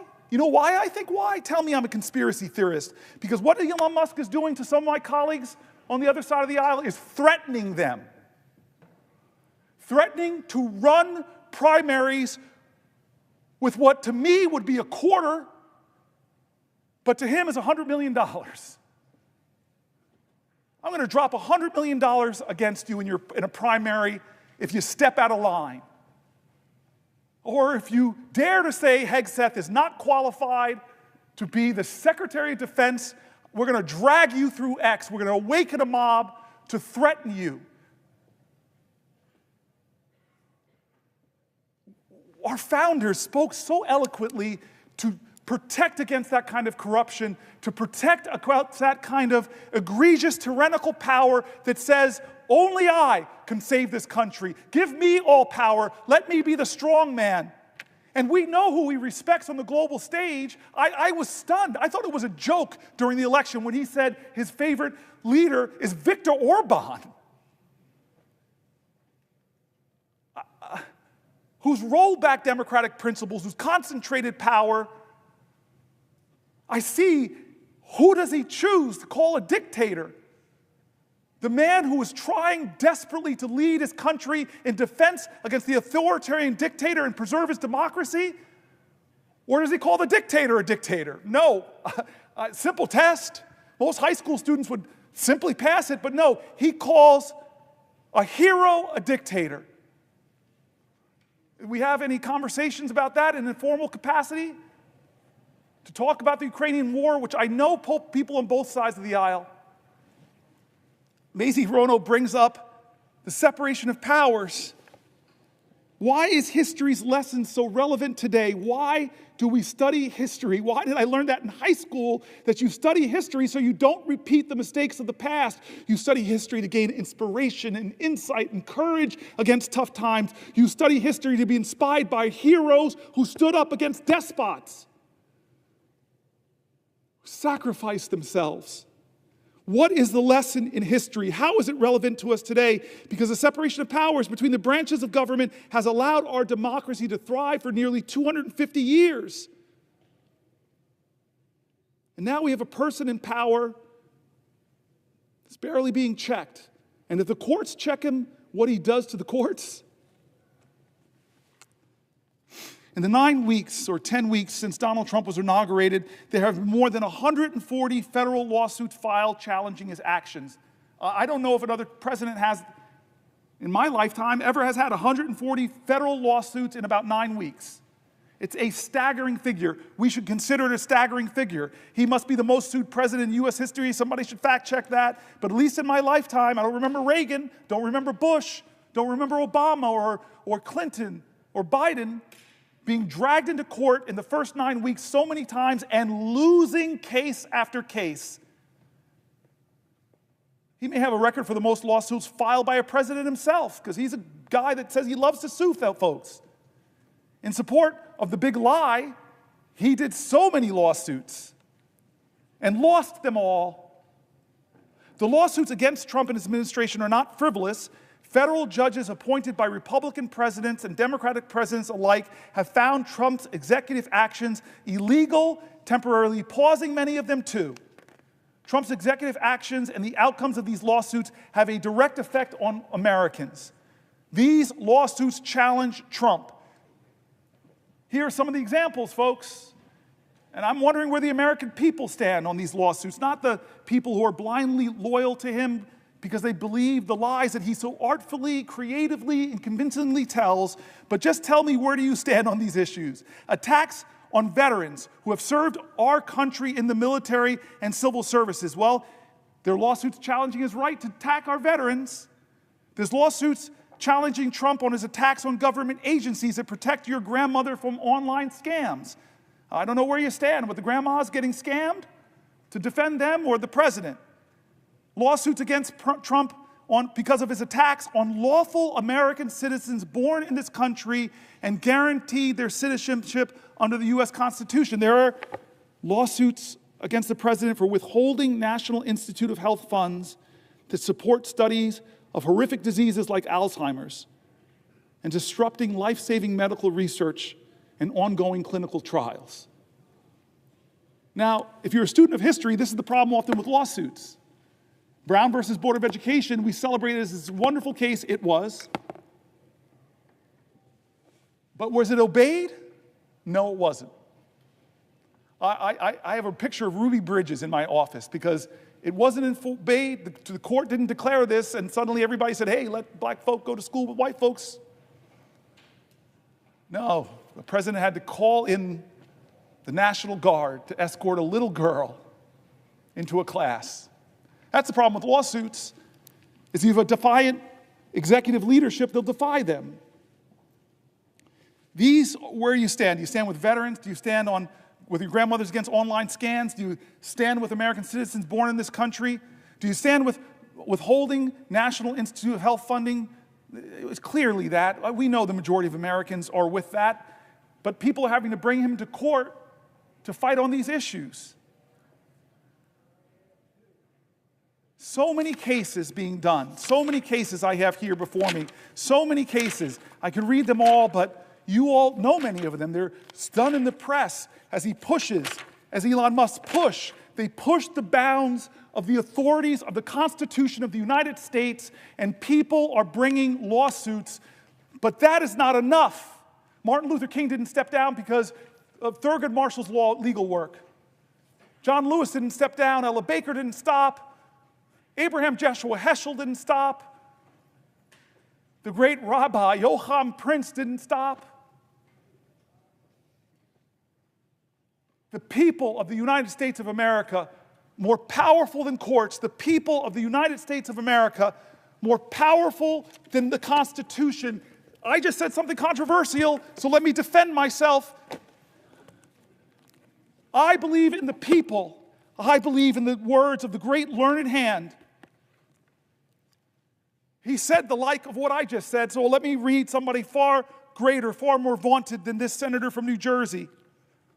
Learned Hand serves as a federal judge from 1909 to 1951. He was nicknamed the 10th Justice of the Supreme Court for his many influential decisions. And he wrote this speech about our Constitution, about our liberties, about the tyrants in every generation who have tried to subvert our democracy. Some of them from this body, like the Red Scare that had so many Americans being unjustly fired, unjustly deported, unjustly jailed, that infringed on freedom of speech, freedom of expression. I'm sorry, every generation of Americans have seen demagogues rise to try to undermine what American stands for. And Learned Hand knew that. He had so much wisdom about our Constitution. We are gathered here to affirm a faith in a common purpose, a common conviction, a common devotion. Some of us have chosen America as the land of our adoption. The rest have come from those who did the same. For this reason, we have some right to consider ourselves a picked group, a group of those who had the courage to break from the past and brave the dangers and the loneliness of a strange land. What was the object that so nerved us, or those who went before us, to this choice? We sought liberty, freedom from oppression, freedom from want, freedom to be ourselves. This is what we sought. This we now believe that we are by way of winning. What do we mean when we say that first of all we seek liberty? I often wonder whether we do not rest our hopes too much upon constitutions, upon laws, and upon our courts. These are false hopes. Believe me, these are false hopes. Liberty lies in the hearts of men and women. When it dies there, no constitution, no law, no court can save it. No constitution, no law, no court can even do much to help it. While it lies in our hearts, there it needs no constitution, no law, no court. And what is this liberty which must lie in the hearts of men and women? Please, please, please listen to what he writes next. What is this liberty which must lie in the hearts of us Americans? This is what he says next. It is not the ruthless, the unbridled will. It is not freedom to do as one likes. That is the denial of liberty and leads straight to its overthrow. A society in which men recognize no check upon their freedom soon becomes a society where freedom is a possession of only a savage few, as we have learned in this country to our sorrow. What then is the spirit of liberty? I cannot define it. I can only tell you my own faith.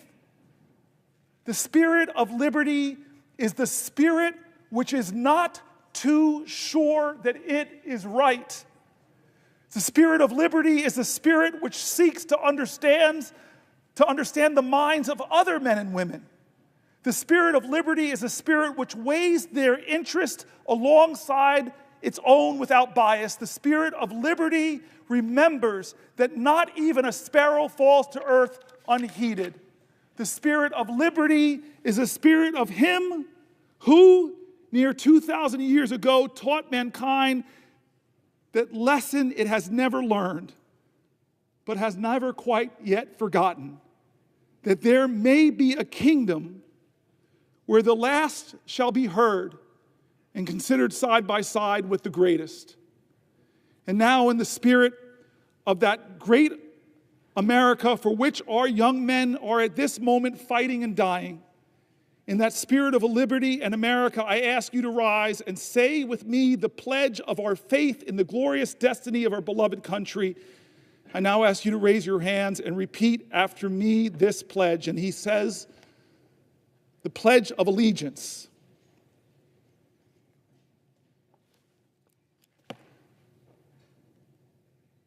He believed that the Constitution dies if the spirit of it dies in the hearts of men and women. I will tell you,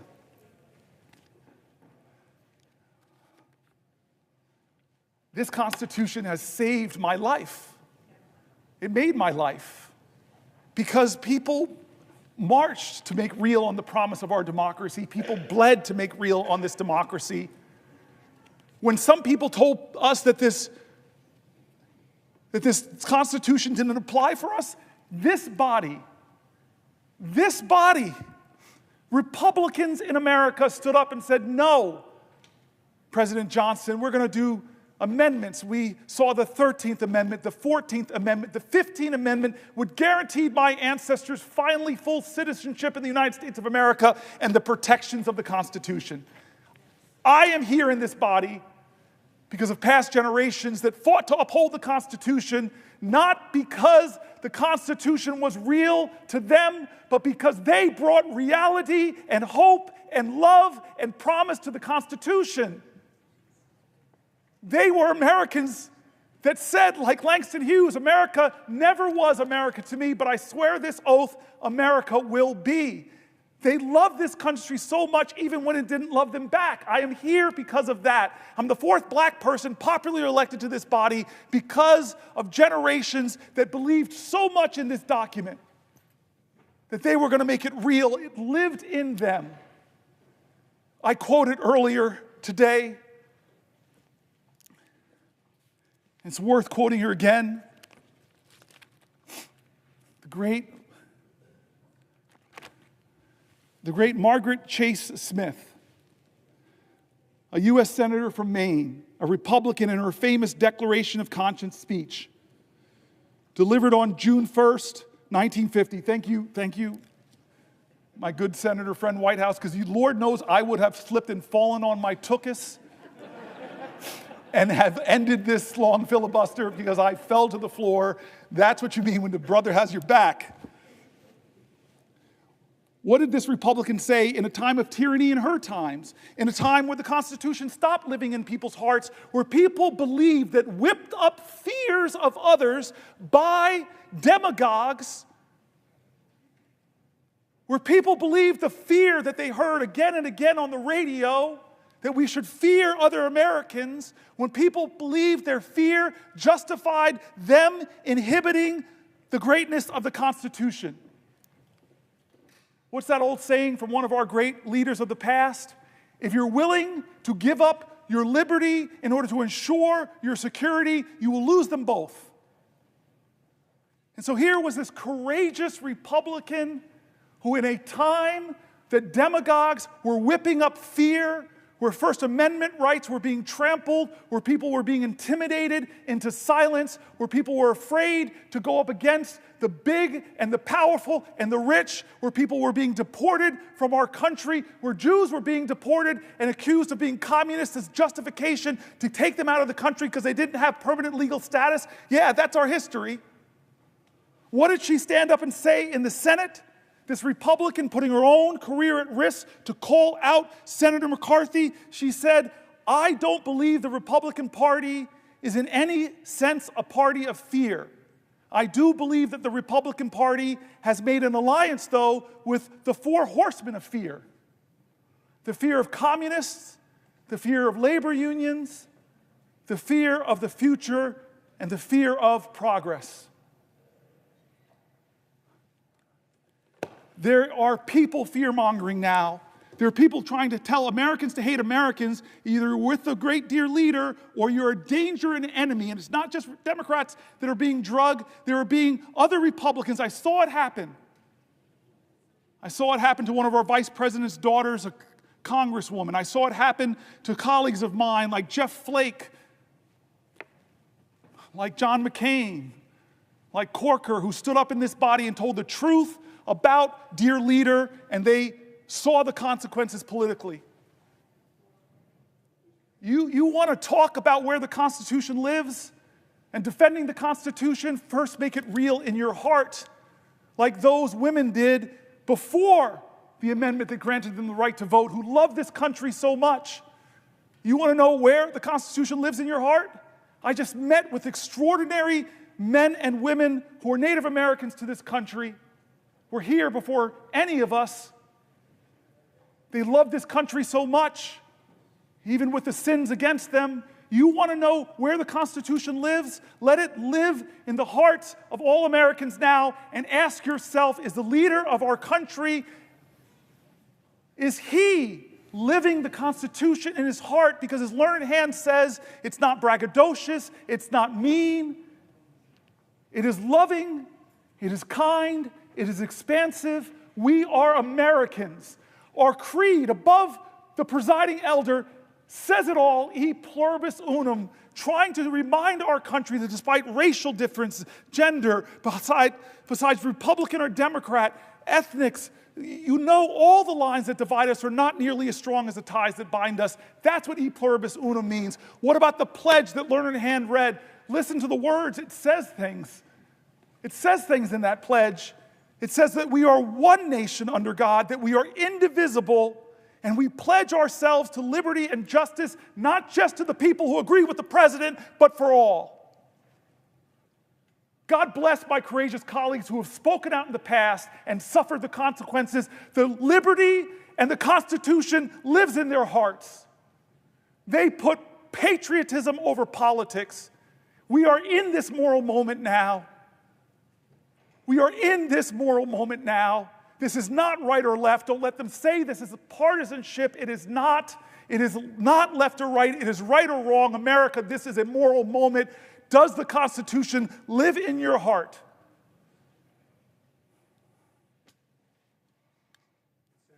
A question. Before I yield, I love this power trip. It's the only time in 13 years I've really felt this power. I don't have to let my colleagues speak. And I, first amongst us all, really love to speak. I just want to say thank you to Chris Murphy. I repeated this 10, 15 hours ago, but I just want to tell the story, and then I'll let you go, Chris. 9 years ago on this floor, after the Pulse shooting, we called Chuck Schumer, Chris and I saw a moment, he saw a moment that we couldn't do business as usual. We just said, how can you have this mass shooting, yet another mass shooting, and this body just go on as business as usual? It's why I'm standing here right now. And we agreed, with the Chuck Schumer's help, that we would get control of the Senate. And Chris Murphy went down to that desk, and I promised him, I'll be with you, I'll stand with you, I won't sit down, we'll go as long as we possibly can. And he began a filibuster 9 years ago, and it lasted 15 hours, and he still had fuel in the tank. I know he did. I was a hurting guy. I told you my back was hurting, my feet were hurting. But we had a direct end when Mitch McConnell agreed to give us votes on common sense gun safety, which I think every American, most gun owners agree on, just universal background checks.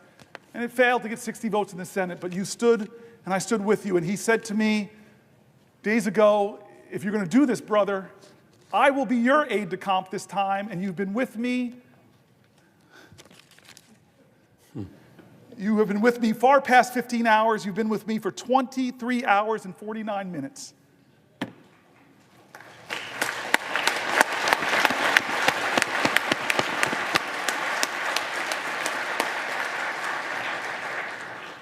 Although my cousin Pam in the gallery, she's been here the same amount of time. All right, so I'm going to yield my power. It's not going to go to my head. This is why we need separation of powers, checks on men, because men are not angels. I yield for a question while retaining the floor.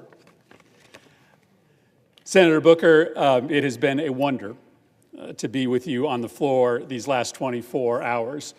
You indeed did something extraordinary and performed a sympathy filibuster with me 9 years ago, where as I stood at that desk for 15 hours, you stood on the Senate floor. You didn't need to, but you did in solidarity. I have been with you for the last 24 hours, but I've sat for most of it. You've done the hard work. You are an extraordinary senator. You are an extraordinary American. And I think I can say on behalf of everyone in this chamber and many people in the gallery, you are an extraordinary friend. And so I think all of us feel privileged to be here with you at this moment of peril, this moment of danger, this moment of opportunity for the nation, but also this moment of history. On August 28, 1957, at about 8:45 p.m., Strom Thurmond took this floor. And he took the floor with the intent of trying to block the 1957 Civil Rights Bill. This was the most significant, really the only civil rights bill that had been before the United States Senate in 90 years. Most famously, about 10 years before, when he was running for president as a Dixiecrat, he had said, "There's not enough troops in the Army to force the Southern people to break down segregation and admit the Negro race into our theaters, into our swimming pools, into our homes, and into our churches." And he sat on this floor for just over 24 hours, and he made the case for why this nation should continue to segregate black and white. He started, in fact, by reading every single state's voting rights laws. Every single state's laws he read into the record, apparently as proof that every state adequately protected all of its voters and that no additional laws were necessary. He had friends in his cause to preserve segregation that came down to the floor and asked him long questions to give him breathers. At the end of that 24 hours, at around 9 p.m. the following night, he could go no longer. His final words in his 24-hour record-breaking filibuster were, "I expect to vote against the bill." But within hours, the bill passed. It became law. It established the Office of Civil Rights at the Department of Justice. It was not nearly enough, but it broke 90 years of inaction. What you have done here today, Senator Booker, couldn't be more different than what occurred on this floor in 1957. Strom Thurmond was standing in the way of inevitable progress towards equal political and economic rights for black Americans. It was inevitable only because the people of this nation were standing up at that moment, the beginning of the civil rights movement, to make clear that progress was inevitable. And I say that that moment is so different from this moment because today you are standing in the way not of progress, but of retreat. You are standing in the way of retreat from the rule of law, retreat from our commitment to provide care to the most vulnerable, retreat from our common cause, at least we used to be in common cause, that we would have zero tolerance from corruption at the highest levels of government. And you have recognized rightly that this multifaceted retreat from everything that makes this country so special, and the speed of that retreat over the last 71 days, it is an exceptional moment. You've said that word over and over again. It is not normal what this administration has been doing to rob from us the values that used to unite left and right in this nation. And so you made this bold decision to engage in an exceptional tactic, to declare 24 hours ago that you were going to stand on this floor for as long as you could to try to raise the specter of failure in our fight against this retreat for our colleagues and for the American public. The exceptional nature we have heard so eloquently from you over the course of the last 24 hours, the massive transfer of wealth in this reconciliation bill from the poor and the middle class to the wealthy, the industrial scale harassment of journalists, of universities, of law firms, the destruction of the independence of the Department of Justice, the destruction of the American knowledge economy and the research economy, the use of the White House in violation of the Constitution to make those in power richer. You have laid out the case. And it's funny, I remember this from 9 years ago. When you're sitting in your spot, you haven't moved in 24 hours, you have no idea what's happening outside of this building. You don't actually know how many people in this country have engaged in the conversation that you started 24 hours ago. On one social media platform alone, there have been 150 million clicks on your live stream. This is a country of 300 million Americans. You have been able to pique a conversation here amongst our colleagues, who we need to stand with us eventually against this retreat, and across this country.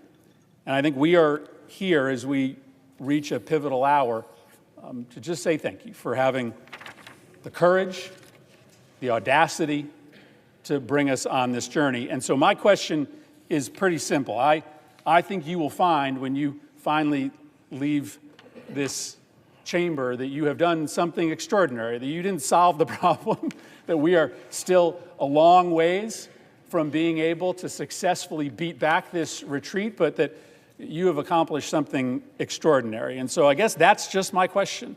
When you set out with this idea, when this was starting to germinate in your mind, my question for you, Senator Booker, is what did you hope to accomplish? I thank my colleague and my friend again.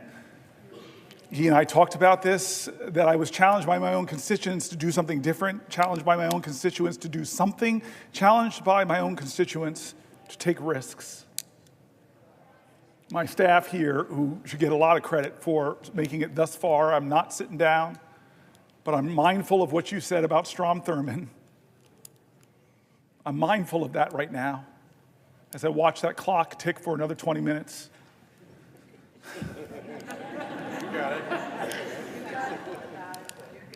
I'm grateful for my staff. I'm grateful for the parliamentarians, the clerks. I'm grateful for the Republican presiding officers. I don't know if I want to out Curtis on the note that the good senator on the presiding officer, forgive me, on the note he sent me, but this is the kind of specialness in this place that I love. I want to tell a few connecting stories. I think some of my colleagues know a few of these, but I want to explain why I started this whole 24 hours talking about John Lewis and good trouble. 60 years ago, when he was on the Edmund Pettus Bridge, he shook New Jersey as he shook the nation. When Bloody Sunday happened, there was a white guy on a couch in New Jersey who was watching TV and was so shaken. This lawyer said, I gotta go to Alabama. He realized he couldn't afford a plane ticket. So this man slumped back down on his couch, and then he said at a moral moment in America, I'm not going to let my inability to do everything undermine my determination to do something different. And he got up and said, okay, it was a meager calculation, but it was different. I can afford 1 hour a month of pro bono work. And he called around and he found this woman named Lee Porter who was heading up an organization called the Fair Housing Council and said, can you use a lawyer? And she's like, hallelujah, thank you, Jesus. Yeah, we need some help. And they worked together and they designed a sting operation where they would send black families in areas of New Jersey that would not sell homes to black people, where usually the best public schools were. And if they were told the house was sold, they'd send a white couple behind them to expose that the house was still for sale and expose all of this. Well, they had a lot of success getting things written about the severe housing discrimination in my state. And he said that after about 4 years, I got this case file of a black family trying to move to New Jersey, and they were frustrated because every time they'd look at homes in the places, the best public schools, which happened to be white communities, they said they couldn't find a home. So they did the sting operation. They sent the black couple in. They were told this incredible house was not for sale. They loved the house, so when the white couple went, they just threw in a bid to see if it would be accepted. The bid was accepted. Papers were drawn up on the day of the closing. The white couple did not show up. The black man did. Lawyer Marty Friedman marched in, confronted the real estate agent. You would think 1969, a year after the Fair Housing Act, that he would capitulate, but he didn't. This lawyer gets up so angry, this real estate agent gets up so angry, he punches the lawyer in the face and sings a Doberman pinscher on the black guy. They get out of there shaken up, and they start writing letters back and forth. The good owners of the home found out what was going on. They were so aghast. They said, let us sell the house directly to the black family. The black family moved in. And 43 years later, the baby from that family became the 4th popularly elected black senator in our country, me. Now, I tell that story because I started with John Lewis 24 hours ago, and it was John Lewis and a bunch of marchers on a bridge that influenced the destiny of my life and my family's life. We're all interconnected. As King says, we're all caught in an inescapable network of mutuality, tied in that common garment of destiny. But I want to tell you the second time John Lewis shook up my life. I was mayor of the city of Newark, and I got called to be on a TV show. I got called by a guy named Skip Gates, who I love, admire, and he calls me and he jazzes me up. He fills my ego. He just flatters me. Hey, I got this show called Finding Your Roots, Cory Booker, and you're a rising star. You're this hot shot. We should feature you in this. And I'm like, oh, great. Oh, don't say that, Skip. But okay, yeah, of course. And then I said, okay, well, who are you going to pair me with? And I thought it was going to be another young hotshot, up-and-coming politician in America. No, he goes, I'm going to pair you with John Lewis. And my heart sank a little bit. Actually, maybe it was my ego that sank. My heart got excited because I know how these shows start. They start with biographies. And so imagine the show starting. John Lewis, hero of the civil rights movement, literally bled the southern soil red for freedom and justice. And then it goes to my biography. Cory Booker, riding his big wheel in suburban New Jersey. The show was unbelievable, mountain and boy. But I got to meet John Lewis. I got to tell him that story, that he changed my life, and I didn't even know it. On a bridge in Alabama, changed the course of events in New Jersey that led to me. Third take on John Lewis. My colleagues know I got here in a special election in 2013. What all my colleagues might not know is I came here with a broken heart. My mom and I came here with a broken heart because I was elected in October, sworn in October, but also in October, my dad died of Parkinson's. That's why I got choked up reading these letters from people with Parkinson's. And so we came down here, we were grieving. My dad was not with us. My mom lost her husband of nearly 50 years, and I'm going to get sworn in. It's a big event, but my parents and my campaign decided, you know what we should do? Right before you get sworn in or brought over here to be escorted to the president, vice president, that you should go and sit with John Lewis And so we went to John Lewis's office, and a lot of my colleagues from the CBC, a lot of my colleagues from the House, a lot of my colleagues like here who came over to the House know his office. You walk into his office, and it looks like a civil rights museum, except he's in all the pictures. And this is John Lewis, we who knew him. This was him, mountain of a man. He had already prepared eggs and grits, a good Southern breakfast, and wouldn't let my mom and I get up, and he serves us all, and he humbly is saying, this is why I marched, this is why I sacrificed for history-making days like this. He told us how special this was for him. He told me that he would be right here where my friends are sitting, watching me get sworn in, and how proud he was going to be. In a sense, he stood in for my dad on this floor, and then boom, I'm a senator.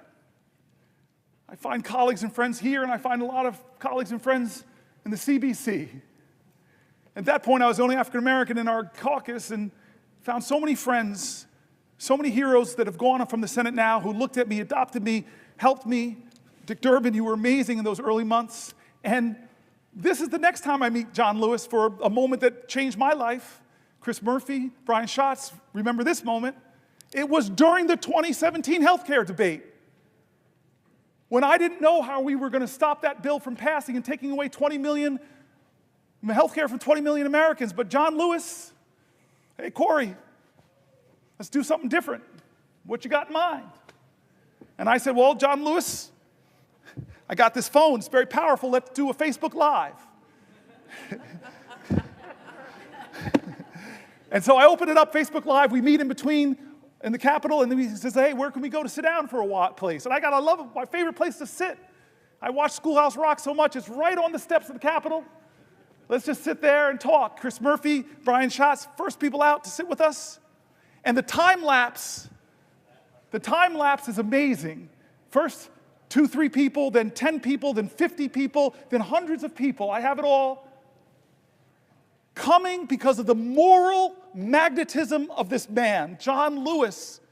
And he talked to people that night who were looking for, what can I do? I'm just one person. And this guy who in his 20s, who was just one person and caused a heck of a lot of good trouble, he told them, don't lose faith, don't lose hope.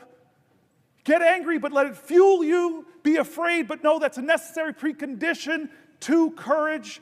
He was amazing that night, and I know my colleagues remember that. And then there was the next time. Oh, Brother Warnock, you're going to love this one. The next time I was with John Lewis, Jimmy Carter had gotten a little sick.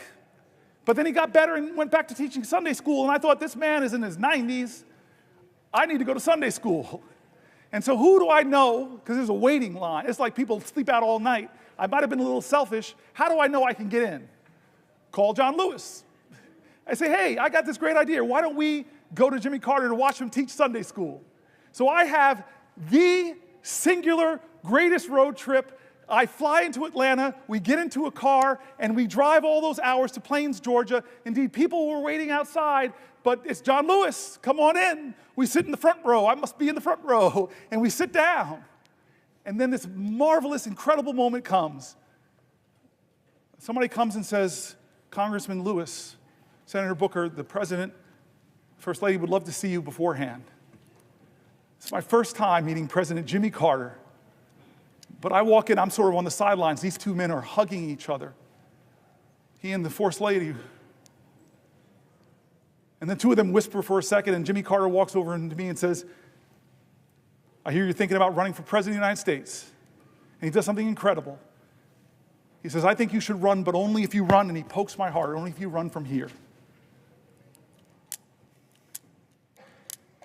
The last time of the powerful moments I've had in my life with that man, that so many of us have had these powerful moments, the last time happened because of a man named Michael Collins.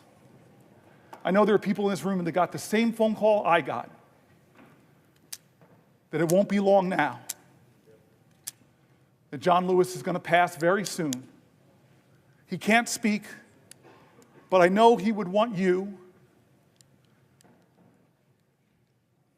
to have your moment to say goodbye to him. And what do I do? What do I do?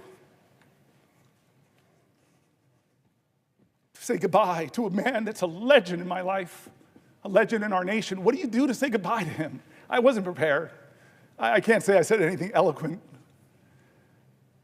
Michael Collins, God bless you, man. You put the phone by his ear and you just gave me my time to have a conversation with the man that would soon die, the man that changed my life, that helped my family get into a neighborhood that loved me and cherished me. God love Harrington Park. The man who stood in for my father when heaven brought him home. The man that showed me on the steps of this Capitol how powerful the people are. It wasn't about him, it was about them.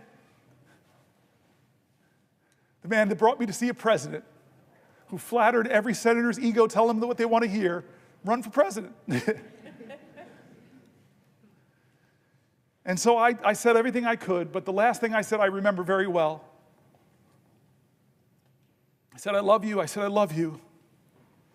And I said, John, I know you're going to be in heaven looking down on us.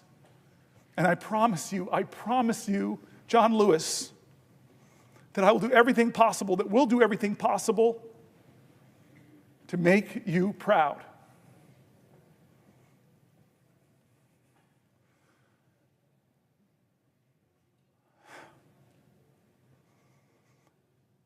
The civil rights generation is starting to be called home. Leaders are leaving us. We in the CBC have lost a lot of greats. And I can't forget the promise I made to John Lewis, with all that he gave me, with all that he gave his country, that I said we would make him proud. And so this is one of those moments that John Lewis, he would not be sitting still. He would be calling me up and say, you still got that Facebook thing? I go, no, I don't really use Facebook anymore. But there's a thing called TikTok or... I don't know what John Lewis would say right now. I know what he said in 2017, but I'll be honest with you, I don't know what he would say. But John Lewis would say something. He would do something. He wouldn't treat this moral moment like it was normal. John Lewis knew what King said, that what we have to repent for, all of us here will have to repent for, is not just the vitriolic words and violent actions of so-called bad people. What we will have to repent for in our day and age is the appalling silence and the inaction of good people. This is our moral moment.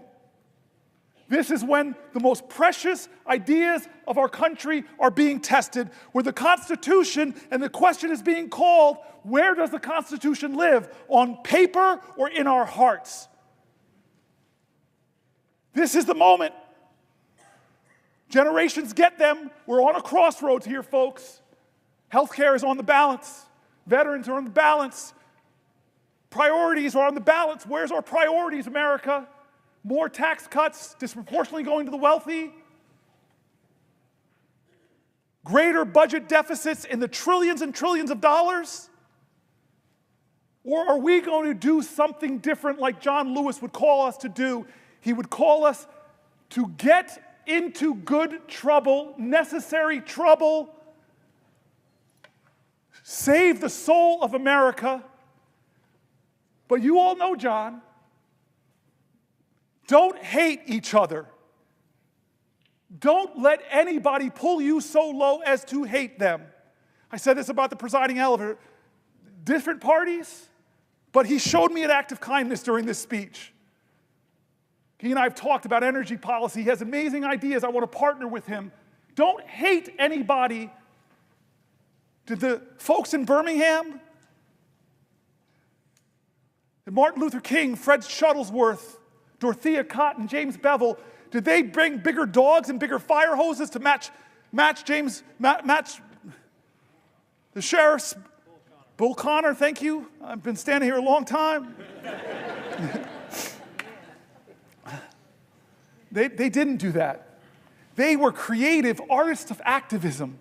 They called to the conscience of a country. They challenged our moral imagination, not to focus on hate, but focus on what is possible in America if we redeem the dream, if we dream America anew. That generation in their 20s and 30s, that's what they demanded. Martin Luther King didn't go to the March on Washington with a list of grievances against the racists in our country. He went there and called to the conscience of a country. He said he had a dream. That's what we need in our generation. Vision now. That's what we need in our generation. A vision to redeem the dream, to call our country together. Yes, there is a man in the White House who's the most powerful man in the land, and his partner is the richest man in the world. But as long as this is a democracy, that we can still protect the power of the people is greater than the people in power if they use their power. As a great African-American woman author once said, the most common way people give up their power is not realizing they have it in the first place. I've been calling out names, folks, to tell them they have power.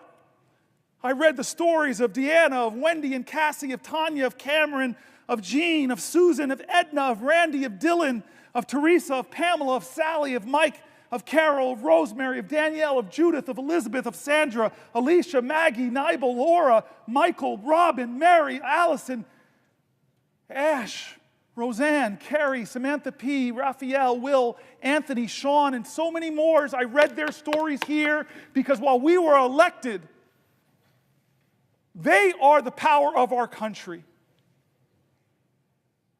I've made mistakes. We all have. Both parties have a lot of mistakes to account for. The ballast of this country, what will anchor us to our ideals, what will call us to new heights, lift our heads, lift our hopes, what will call us to rise is each other. We need each other. We need a greater love in this country. We need a greater fight in this country. We need a greater determination. We can't act as if this is normal times. These people's stories that I wrote were calling out for help. Senator, help me. Someone help me. I'm in danger of losing my health care. Someone help me. I'm a veteran. Look what happened to me. It's not fair. I fought for this country. Help me, help me. I'm worried about my Social Security. And the rural office I go to is being closed. Help. People calling out for help. And what Americans do when people are calling out for help? They built an infrastructure. The greatest project ever, called it the Underground Railroad, where Quakers, white folks, joined with black folks to shuttle people to freedom. What did they do when people were worried and fearful? They called people together from across our country. Let's have a conference. Let's go to Seneca Falls. What did they do when they faced violence? Well, look at the people at Stonewall who stood up, who pushed back, who organized, who won. What do they do when the dogs are unleashed on us, the fire hose are unleashed on us? Look at what they did in Selma. I'm getting close to a record, folks, but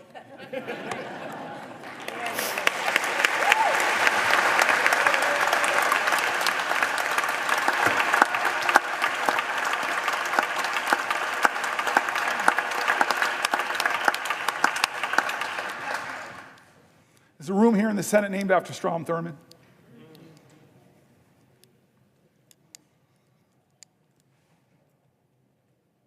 To hate him was wrong.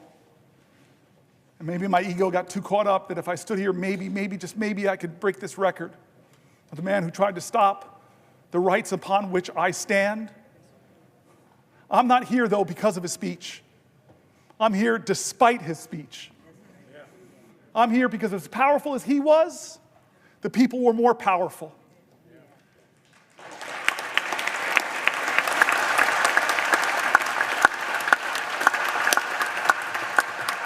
But I remind you, all those people who believe like me that we've got to redeem the dream, turn again to John Lewis, because you all know the story, my colleagues, of when the man that beat him savagely, drew blood, cracked bones. Decades later, he was a congressman. That man brought his grandson with him to ask for forgiveness from John Lewis. I heard about this story when I was in the car in Georgia with him. What did you do, John? This man that so viciously beat you, wounded you, bruised you, battered you. What did you do when he came to ask you for forgiveness? What did you do? And a good Christian man of faith, simply said, every one of us needs mercy. Every one of us needs redemption. I forgave him. I hugged him. We wept. And I looked at the boy. This nation needs you too.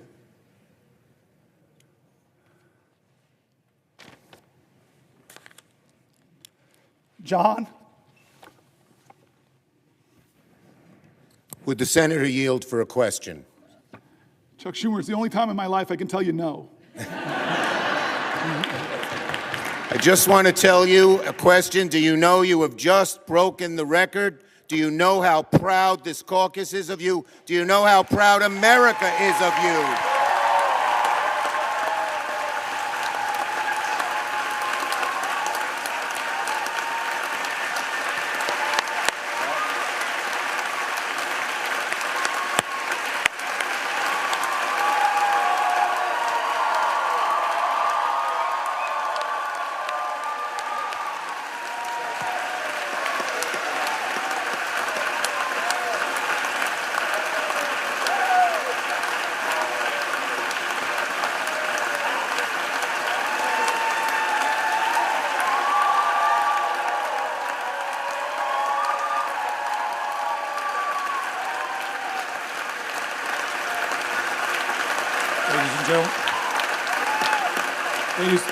Ladies and gentlemen,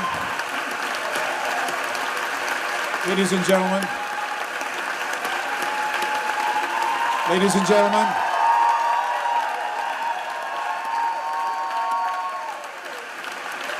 order. The chair does not wish to take away from this moment, but I think the best way to honor this great accomplishment to our guests in the gallery, to make a rare exception and let you stand to show your appreciation, I will not constrain my fellow senators. Thank you. I'm Chuck Schumer. I have yielded for a question, and you asked me, did I know? I know now.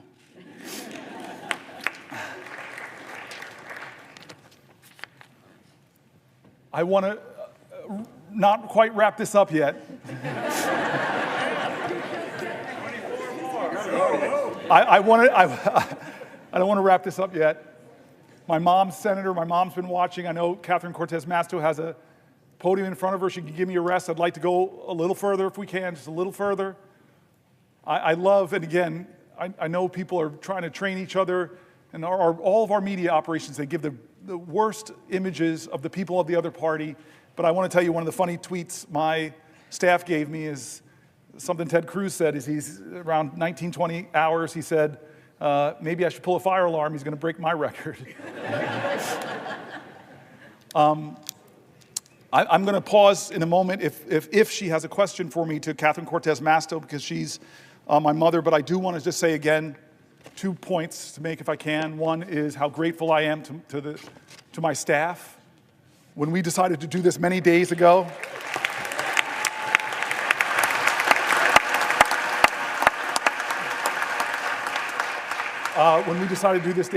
they were like, we have to do this. And we started preparing and working on this, and they did an extraordinary job. They were with me late nights, writing. I just feel guilty because they wrote about 10 books, and we didn't use all of them. They were really substantive stuff, pulling from Republicans and Democrats in critique of this moment, pulling from Democrats and Republicans, Republican governors that were saying, do not cut Medicaid. States that know, as my colleagues do, that have a trigger, that if the Medicaid funding goes below 90%, they stop the Medicaid expansion. My staff really worked hard to not make this just Democratic voices, to make it people in our country, that Republicans and Democrats, you heard mentioned in the speech, the Cato Institute, the Manhattan Institute, all people who are honest arbiters and are saying that what Trump is doing is wrong, that a budget like this that blows massive holes in our deficit, it will be something our children are trying to pay for. And what are they ultimately paying for that's caused this big deficit? It's trillions of dollars of tax cuts that people like DOGE, multi-billionaire Musk will benefit from, but children won't. They did such a good job bringing together authorities on both sides of the aisle. I just want to thank them. I want to thank my cousin Pam and my family. Cousin Pam, like Chris Murphy, was here for the whole time. I want to thank Chris Murphy again.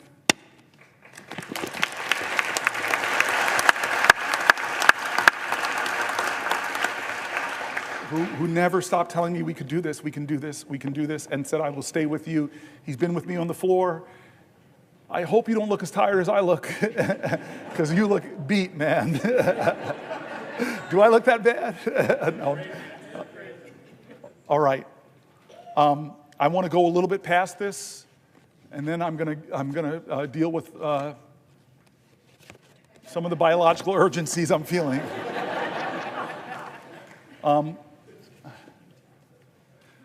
But I'm going to wait here because I have the power, I have the floor. Somebody has to ask me, perhaps from my mom's state, the way that's supposed to work.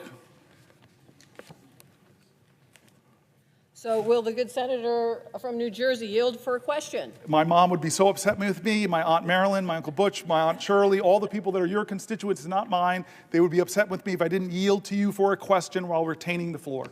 Well, first of all, Senator Booker, I have to say, we in Nevada are so proud of you. We are proud to be Nevada Strong. You are one of us. You are definitely New Jersey, Nevada Strong, and so proud of what you have accomplished so far, and willing to stay here as long as it takes to help you get your message across. And I think that's the important moment. We are all here right now. So I want to pose a question to you, actually a couple of questions, but I want to start off and set the stage here, because you have been here now, for over 24 hours. You are missing some of the national news, things that are happening out there.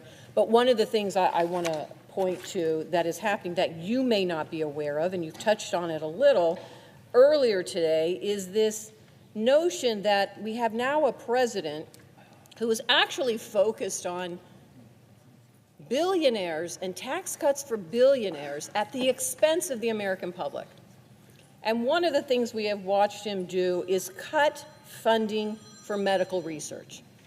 Now, what you may not know is just today I found out that HHS laid off the entire healthy aging branch of the CDC, just today.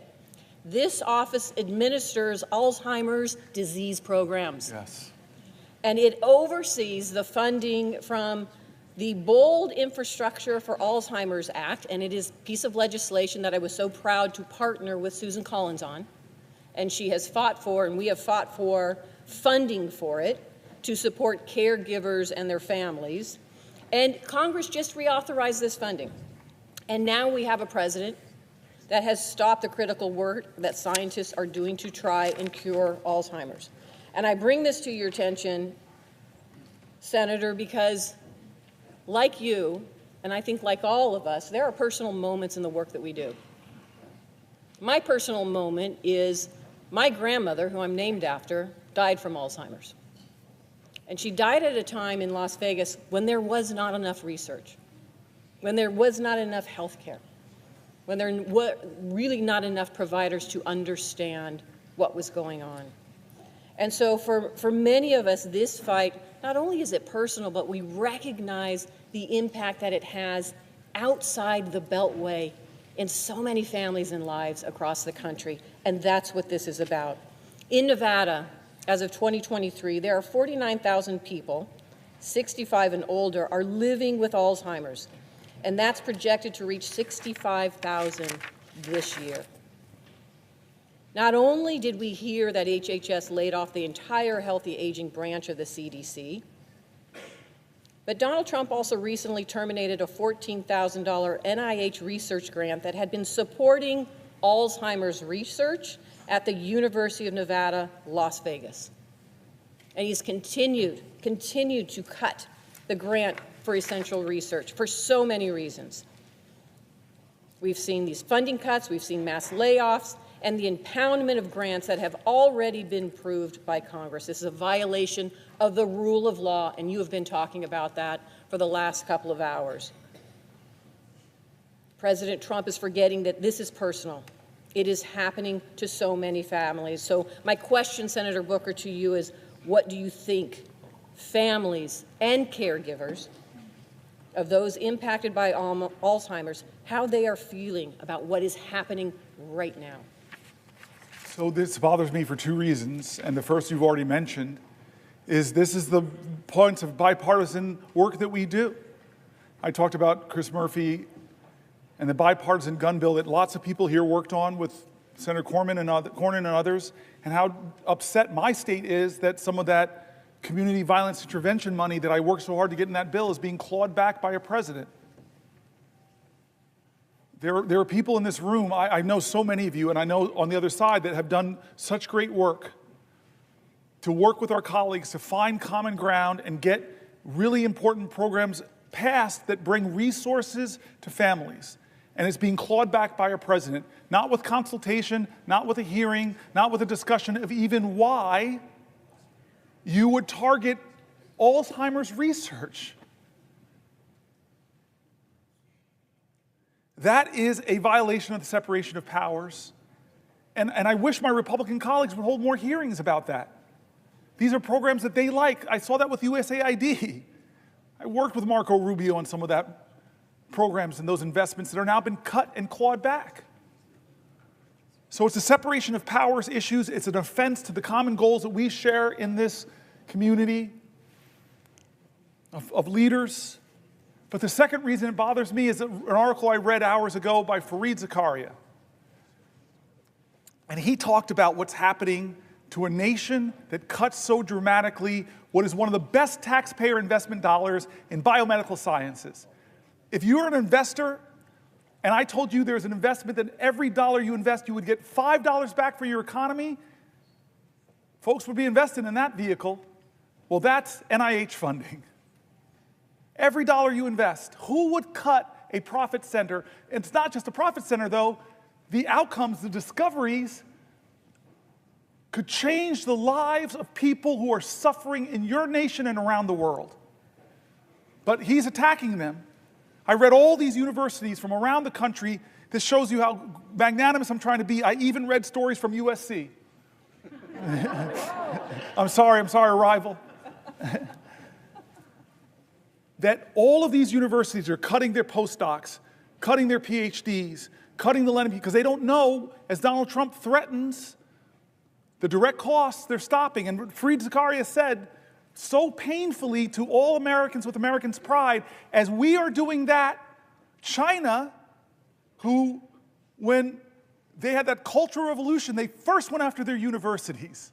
Now, modern China, their government is doing the opposite. They're trying to out-America us. They're massively increasing their investments in scientific research because they know if they get ahead of us on quantum computing, all of our subs can be located. And God knows what could happen. They could, any kind of cryptology they could break. They know if they get ahead of us on scientific research, the power and advantage it will give them, so they're doubling down. But what are we doing in America? We're tolerating a president that is cutting the funding that will predict who defines the future and what values will define those futures. Will they be democratic values, or will it be the values of the country that's competing with us to beat us, and right now we're giving them a head start? And then the final reason that question bothers me is because my father died of Parkinson's, and he had Parkinson's-related dementia. And I know what that's like. I know the pain families are enduring. I remember the time that my dad and my mom, we were in the movie theater, and my mother just shook my world. She was in Georgia.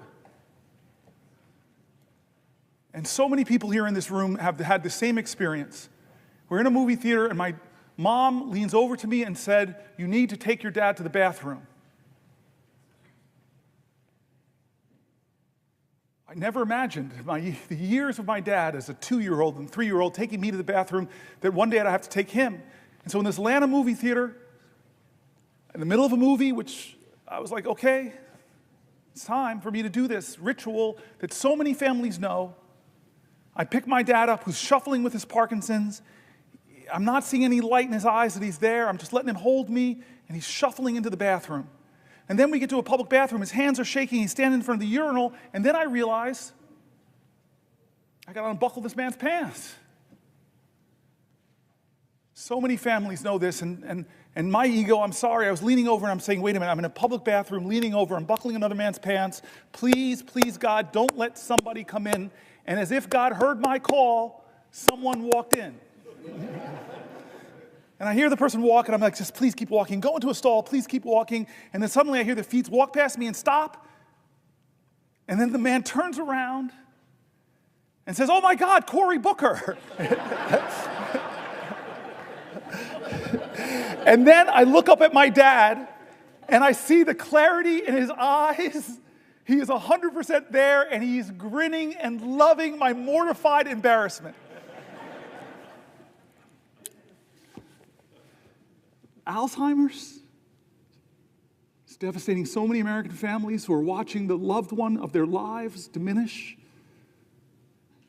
And we're cutting funding. Donald Trump is cutting funding, democratically, bipartisanly approved. So forget the separation of powers. It's important. It's so important. If that doesn't get you, then maybe think about the competition with China. If that doesn't get you, those two don't get you, America, then think about the millions of Americans struggling with Alzheimer's, the struggles it does to those families. This is a moral moment, America. This is going to define the character of our country for years and years to come. Has the Senate called a hearing on your bipartisan funding, Senator? No. Have we done our oversight responsibility? Have we checked, as I read from the Federalist Papers, as our founders wanted us to do, is to check the executive, be the check at the executive that balances our governmental powers? No, we're not checking that executive. With Signalgate, I have heard from Republicans that serve in Congress, of the 535 with us, I know other colleagues here have heard, they're mortified. You talked about that. Mortified about that. And again, this is not partisan. The Biden administration made foreign policy mistakes. Obama made foreign policy mistakes. Reagan, when I was growing up, I was hearing about the Iran-Contra scandal. So I'm not going to be one of those peoples that the pristine, perfect Democrats, we've made mistakes, we've made failings, we've let the public down. We have some reckoning in our own party that we're working on right now. But that doesn't say that you should just be one of these people that says, well, Biden did it. No, you should be a leader of character that says there's something wrong here, and in fact, it could point to real problems in the national security of our country. And the laws that we established. One of those laws is very simple. You're supposed to preserve records. How can a signal chain that disappears not be a violation of the law of this land? Is there a hearing on that? Head of the Intel Commission, not a hearing at all. Where are the checks and balances spelled out in the Constitution?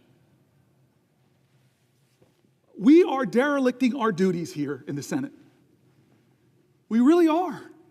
And the consequences of that is the very national security of our country. How many times do you think this was the first time they created a signal chat? Or is this a pattern of practice? You're a really rational man. I keep looking at you, Mark. You're my leader on these issues. Or Jack Reed.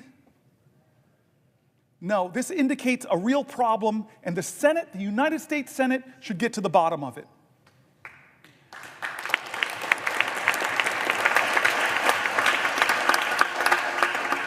This is a moral moment. I keep saying it's a moral moment. Who are we going to be? What's going to define us?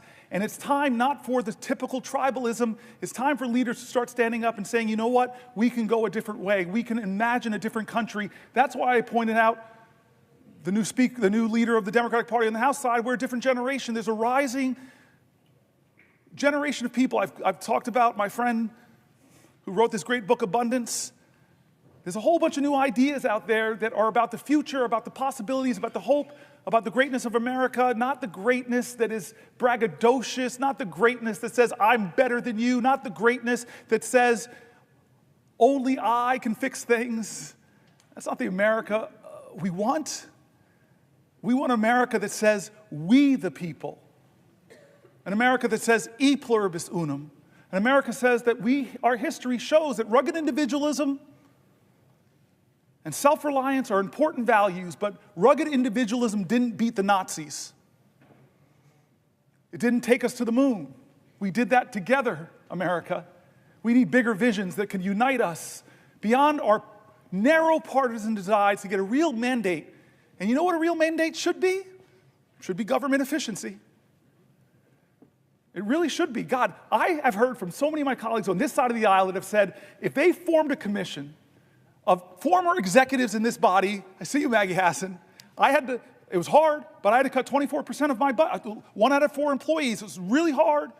It caused a lot of pain, but we had to reduce my government. There are a lot of people here, there are executives on both sides of the aisle that would have said, pick me, let's form the most exciting team possible. Because Jack Reed knows that the military of the United States of America could do things more efficiently. It's a little bit of waste over there because they haven't passed an audit. Where's Mary Cantwell? The Commerce Committee. So many ideas about how to create profit centers in the American government. You have talked to me about them. You're brilliant on some of these ideas. I look around here, but I could look to the other side of the aisle. The farmer sitting over there, the guy who's been so good to me, Chuck Grassley. I forced that man to hug me when we passed. I forced him to hug me, sir. I have pictures. Can't deny it. I don't know how you're going to get reelected now, sir. You hug this dude, black dude from New Jersey. You're so sweet to me still.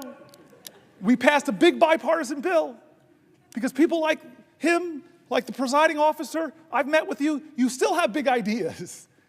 You still have big ideas that aren't partisan.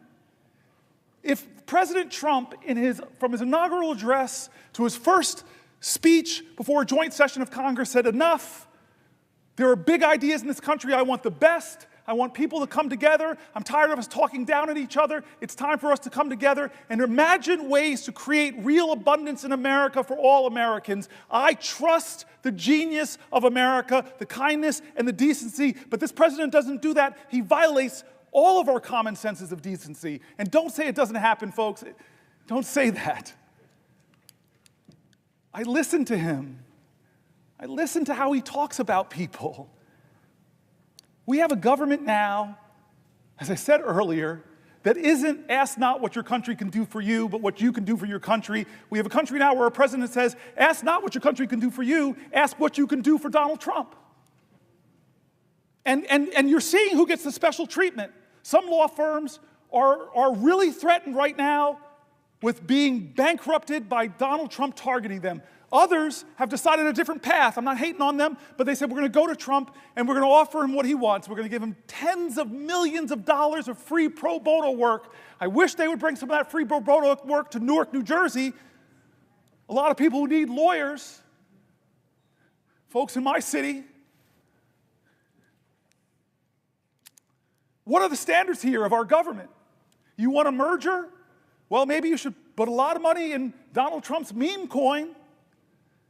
I read the document, there's something word called emoluments. And we sit by and act like, oh, no big deal. He's made millions and millions of dollars from who we don't know. We haven't held one hearing of oversight to know who is giving him millions of dollars to that meme coin. Is it the Turks? Is it the Saudis? Is it the Chinese? Is it the Russian oligarchs? Do we know? Should we know?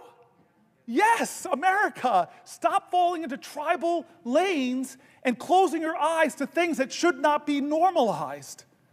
Why are we normalizing these things? They're wrong. They're patently, on the face of it, is wrong. If you use signal to discuss a military attack, the time of the attack, the weapons that are going to be used, and you do it on a commercial app and decide to include a reporter, there should be accountability. Am I crazy?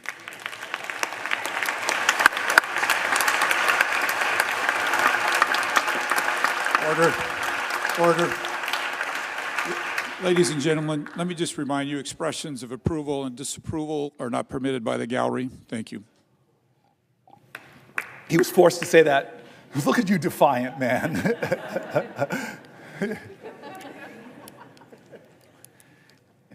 The Senate and the House should be checks and balances on the President of the United States. The Senate and the House should not allow business as usual in this moment when the President is insisting that no one has the power to check and balance him. When a judge does it, when a judge decides on the soundness of his legal observations to have a ruling, and then the President of the United States doesn't appeal the ruling like most people kind of do, but starts to drag and insult and threatened that judge with impeachment. And some people, astonishing to me, in our government said, oh, that's right, we should impeach this guy. That's not a question of left or right. That's a question of right or wrong. We're normalizing this behavior. We're letting him do things that Republicans and Democrats should say together are wrong.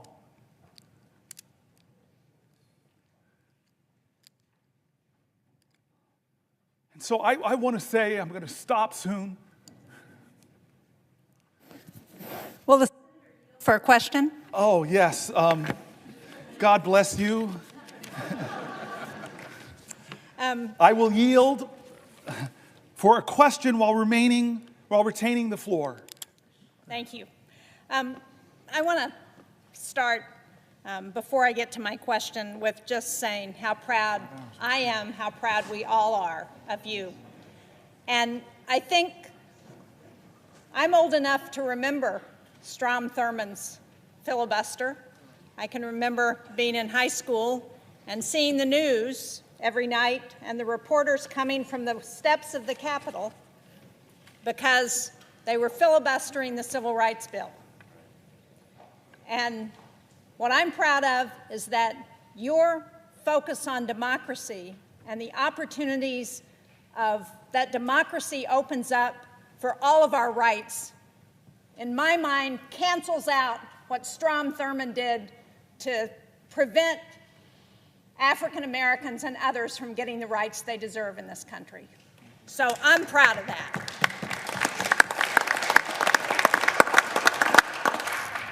But I really want to, you talked earlier this afternoon about the rule of law and the overreach of this administration. And as part of that, you went through a litany of agencies that Congress had established that this president is trying to take away. And I just wanted to point out that, and you mentioned this earlier, one of those agencies that Congress established is the U.S. Agency for International Development. And earlier today, we had a shadow hearing roundtable, the Democrats on the Foreign Relations Committee. It was on the dangerous consequences of funding cuts to U.S. global health programs. And I know that as ranking member on the subcommittee on Africa and global health policy, you would have really been interested in this. I'm glad you were here on the floor, but I wish you could have heard what we heard from the people who testified. We heard from Atul Gawande, who used to be the administrator of USAID, their global health program. We heard from Dan Schwartz, who is the Vice President of Management Sciences for Health, that's a contractor that works on global health programs. And we heard from Nick Enrich, who's the former Assistant Administrator for Global Health at USAID. And they started out by talking about what global health has accomplished through USAID. PEPFAR has saved more than 26 million lives. It's reversed the spread of HIV/AIDS. They've done malaria prevention and control for over 500 million people. They've eradicated smallpox and eliminated most of polio. They've reduced infant mortality by more than 59% since 1990. They've supported cholera, measles, and Ebola outbreak response. And one of the things Dr. Gawande pointed out is that they took the response to Ebola outbreak from 2 weeks. Many of us remember that during the Obama administration when Ebola was coming to the United States. They took that response from 2 weeks down to 24 to 48 hours to be in there to be responding to the Ebola epidemic. And what has this president done? What has Elon Musk and DOGE done? They've gone in to USAID. They've cut the global health workforce from over 800 to about 60. They've taken the system that was designed to make programs more efficient, and they dismantled it. And when the Inspector General Paul Martin reported on food rotting in ports, he was fired. USAID has been the largest civilian ground force to address global goals. As Dr. Gawande said, what we learned from USAID is that prevention is a whole lot more efficient and a lot cheaper than emergency treatment. He said that what we spend on global health through USAID has been $9 a household in America in a year. $9. Think about what we've done with that $9. And as they were going through the litany of programs that have been cut, the one that caught my eye was 75% of the pandemic threat comes from diseases jumping from animals to humans. That program has been terminated. 75% of the threat of future pandemics.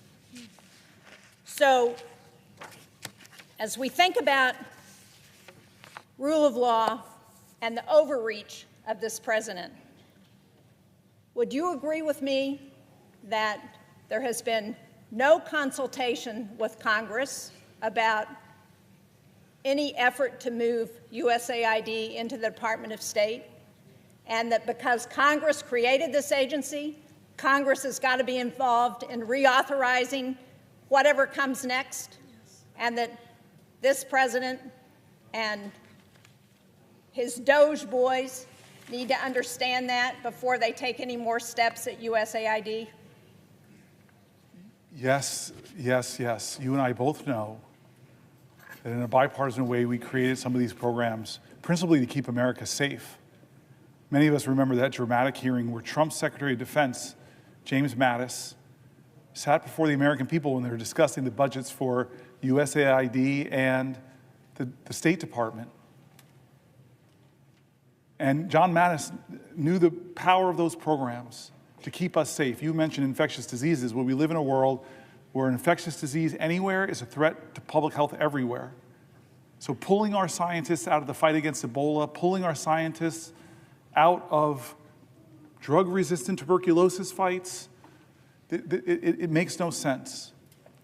And then, in terms of our safety, he just simply said, if you cut these programs, buy me more bullets, because our fight's to spread democracy. There are nations in Africa, for example, where the Chinese are trying to influence a different way of life. That's why so many African countries now won't criticize China for things that the rest of the world say are bad because they owe them so much debt, they're so engaged, they're so overplaying the fact.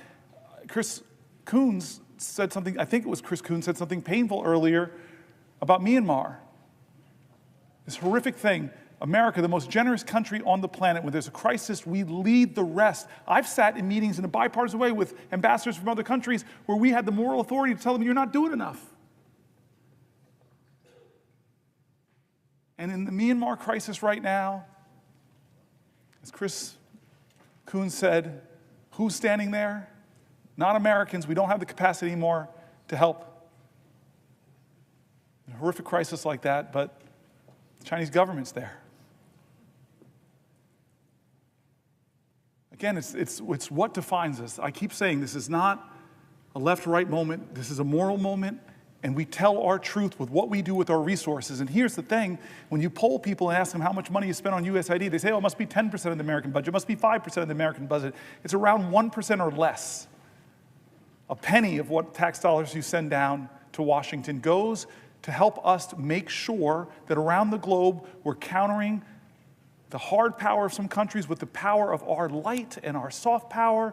We have been the envy of the world, where people see and know how special America is because we live the value of every major religion, that we're going to love our neighbors, we're going to be there for you in your times of need. And we all know, with a terrorist group from far away to the most horrific attack, that in a lot of these countries, terrorist groups are trying to counter the democratic governments there. Look in the Sahel region. Look what's happening. When I was in Nigeria, I was shocked to say what they're talking about, instabilities in the north, the threats of terrorism in the north.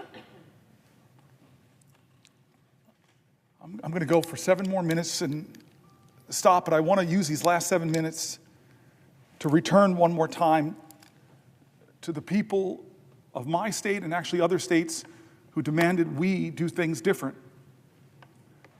who asked for help. Before I do, I just want to thank Mike Lee today. He's my partner in antitrust, a specialty of my friend Amy Klobuchar. And I don't know if you got my text, but you got it, where I said to you, I'm kind of going to the floor to hold it for as long as I can. And I may not make our first subcommittee together on antitrust where we have a lot of common ground. So I'm sorry I missed it today. I know you'll fill me in, but I know my friend filled in. Thank you. So I want to close back where we started, about us, about why I'm here.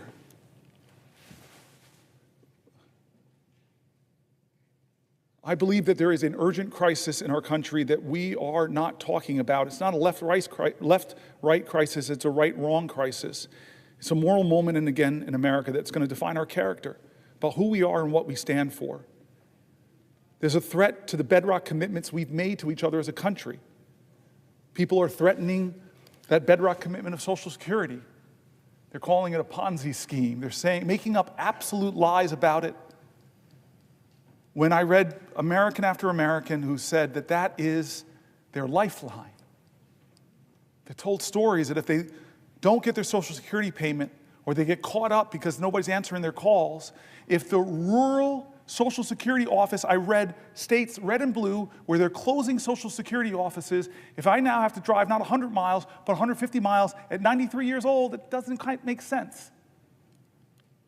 One of my colleagues stood up here and said, that's already cutting benefits if you can't access the folks. I stood here because there's a threat to these bedrock commitments. The bedrock commitment we've made in healthcare in this country. We won the defense of the Affordable Care Act, but my colleagues know when you start talking about Medicaid, that's not 20 plus million Americans. It's 70, 80, 90 million Americans. It's our elders and nursing homes. It's our children with disabilities. It's our moms giving birth that are still giving birth in the country with about the highest maternal mortality rates in the industrial world. It's a moral moment. Who do we stand for? Like Schumer shocked me when he said they're going to use some kind of budget gimmick to push this through. He shocked me, Chuck. I thought this was going to come down to the parliamentarian, but it doesn't sound like it. Now it's just going to get done. With the math, and I read from Manhattan Institute criticized it on the right. AEI criticized it on the right. They said, what are you doing? What are you doing, America? You're going to rake up trillions and trillions of dollars in debt that our children and our children's children are going to have to pay for, passing the bucks that will grow. Are you doing that to help people get more access to health care, more access to retirement security, more access to the things we believe in, big ideas like universal child care, paid family leave? No, we're doing that in order to renew the tax cuts that I read conservative budget folks, moderate budget folks, all across the spectrum who said it will blow up our deficit. And the benefits of those tax cuts, not all, let's not use hyperbole, but most will go to the richest people in our country who I promise you, I celebrate people who've brought their ingenuity and their expertise and their grit and their tireless work who've built wealth in this country. It should not be us versus them, but I'm telling you that those folks do not need another tax cut. And the corporations who came here, you all remember, said we would like a 25% rate.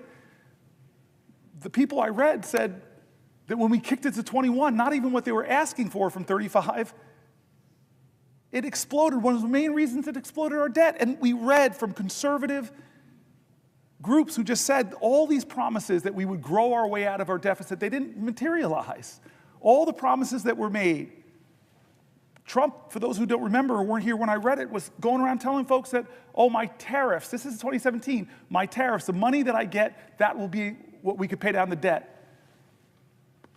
The math that they did was that would account for about 1/750th of the debt at that time. But he used that money to try to compensate the farmers that he was hurting with his tariffs. This is a moral moment, and people are getting hurt, and people are afraid because of the threats to Medicaid cuts. There were people writing in and said $880 billion would devastate me, but even small cuts to services, my whole family, fragile architecture of our finances, if you just pull out the transportation money that my disabled child uses, that will crumble my financial world. And so when you talk about the bigger cuts, we know the math. Many states who expanded Medicare have a trigger that if it goes below 90%, all the Medicare expansion goes off in that state and millions of Americans will be hurt. That's not right, guys. That's not right. And so this is the choices we have before us. Our veterans and the VA.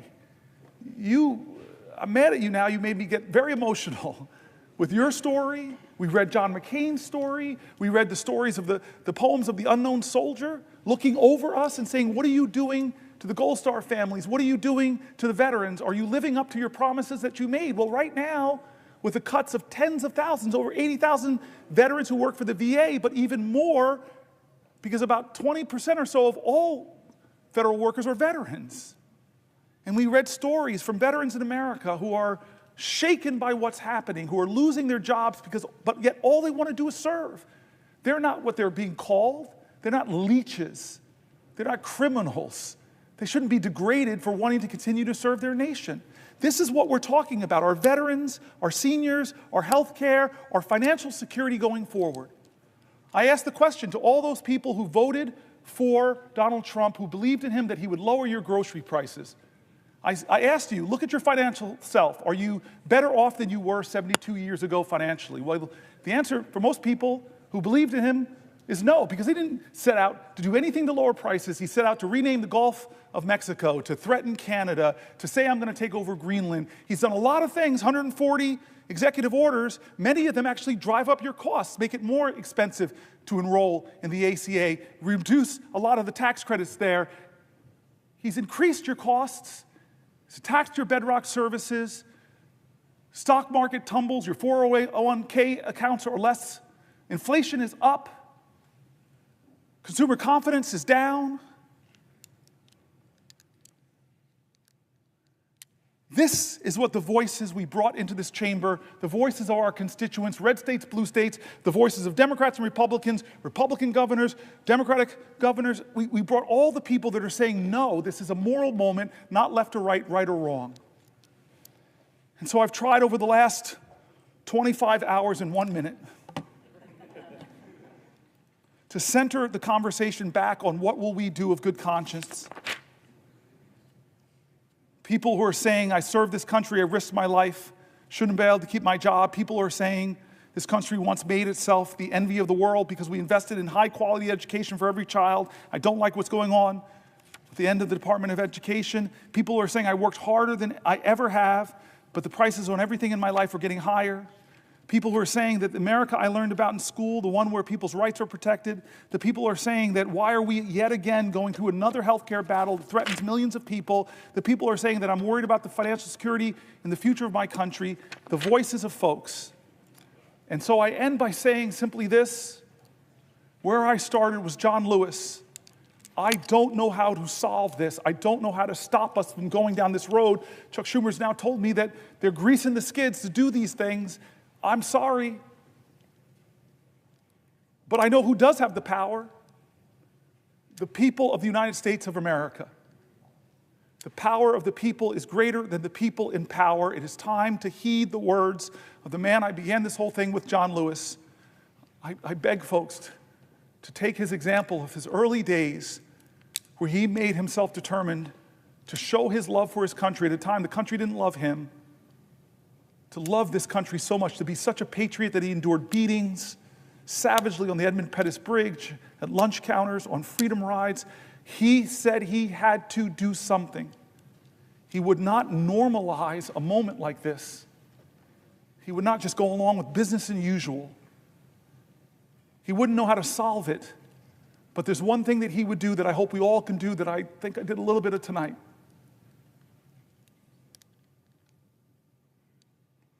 He said for us to go out and cause some good trouble, necessary trouble, to redeem the soul of our nation. I want you to redeem the dream. Let's be bold in America, not demean and degrade Americans, not divide us against each other. Let's be bolder in America with a vision that inspires, with hope that starts with the people of the United States of America. That's how this country started. We, the people. Let's get back to the ideals that others are threatening. Let's get back to our founding documents, that those imperfect geniuses had some very special words at the end of the Declaration of Independence. It was one of the greatest in all of humanity declarations of interdependence. When our founders said we must mutually pledge to each other our lives, our fortunes, and our sacred honor. We need that now from all Americans. This is a moral moment. It's not left or right, it's right or wrong.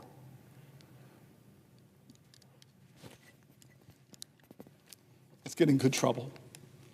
My friend, Madam President, I yield the floor.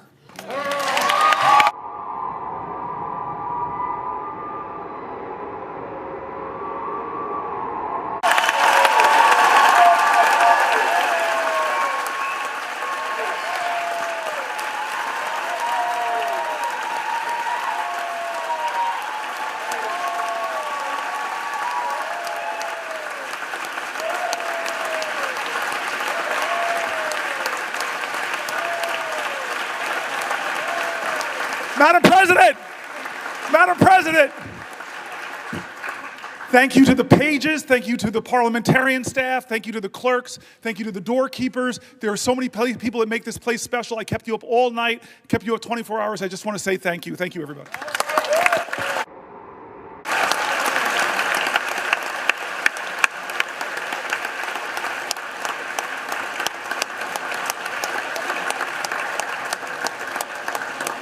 Madam President.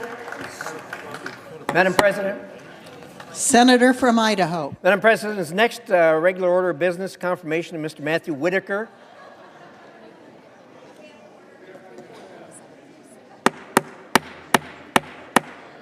Order in the Senate, please.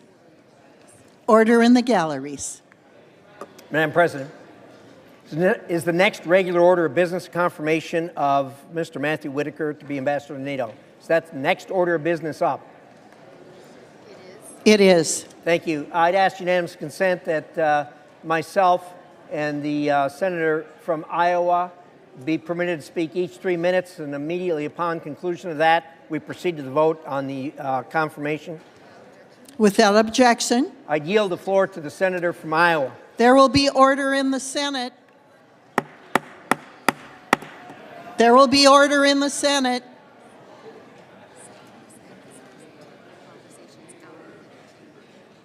Senators and visitors will take their conversations out of the chamber.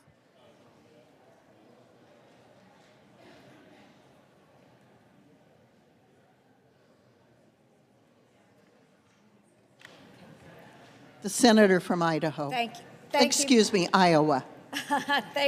Thank you, Madam President. And today I rise in support of the confirmation of Matt Whitaker to serve as the next United States ambassador to NATO.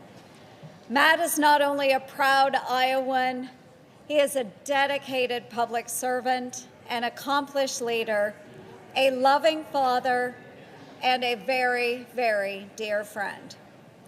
Matt has honorably served our state and our country as the U.S. Attorney for the Southern District of Iowa, in private practice, and most recently as the former acting Attorney General of the United States. Will the gentlewoman yield? Yes, I will, Madam President.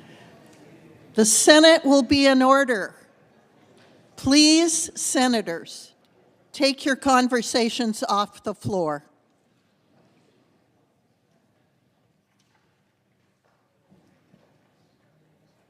The gentlewoman from Iowa may proceed. Thank you, Madam President. Matt and I first crossed paths during the 2014 U.S. Senate primary in Iowa. What began as opponents in a race turned into a mutual respect and ultimately a strong friendship. Since 2014, Matt has supported me in countless ways, offering wise counsel and keen insight on the issues facing our state, nation, and our world today. While some may just brush it off as Iowa nice, I believe this is a clear demonstration of Matt's character. He's willing to put differences aside, strengthen relationships, and put our country over politics. Over the last few years, during exchanges with NATO allies, a consistent theme emerged: the need for American leadership, a willingness to speak hard truths and encourage our partners to step up. Matt's experience has prepared him for this aspect of the job. With decades of law enforcement experience and having served as acting attorney general, Matt has successfully collaborated across many organizations and jurisdictions. He understands the evolving threats our nation and our allies face, from terrorism to cyber warfare to transnational crime. His experiences navigating complex security challenges will make him an asset to NATO and a force for strengthening our alliances.